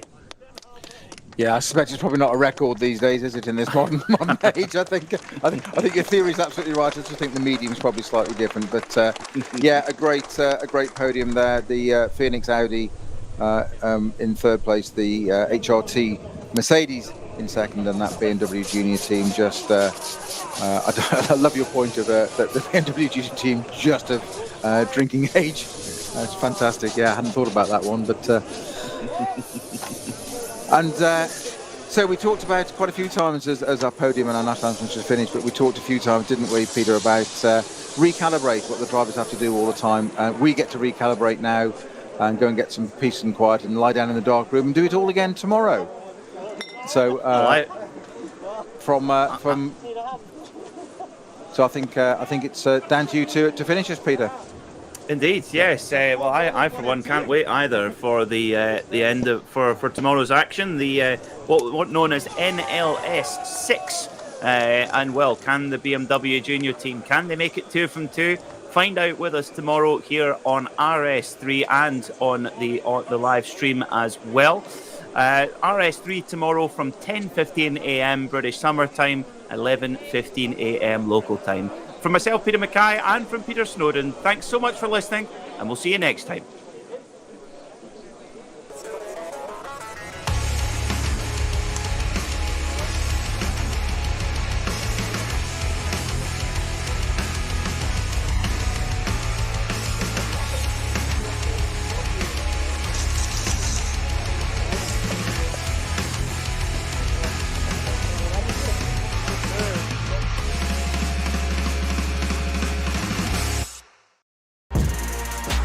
Der Livestream der Nürburgring Langstreckenserie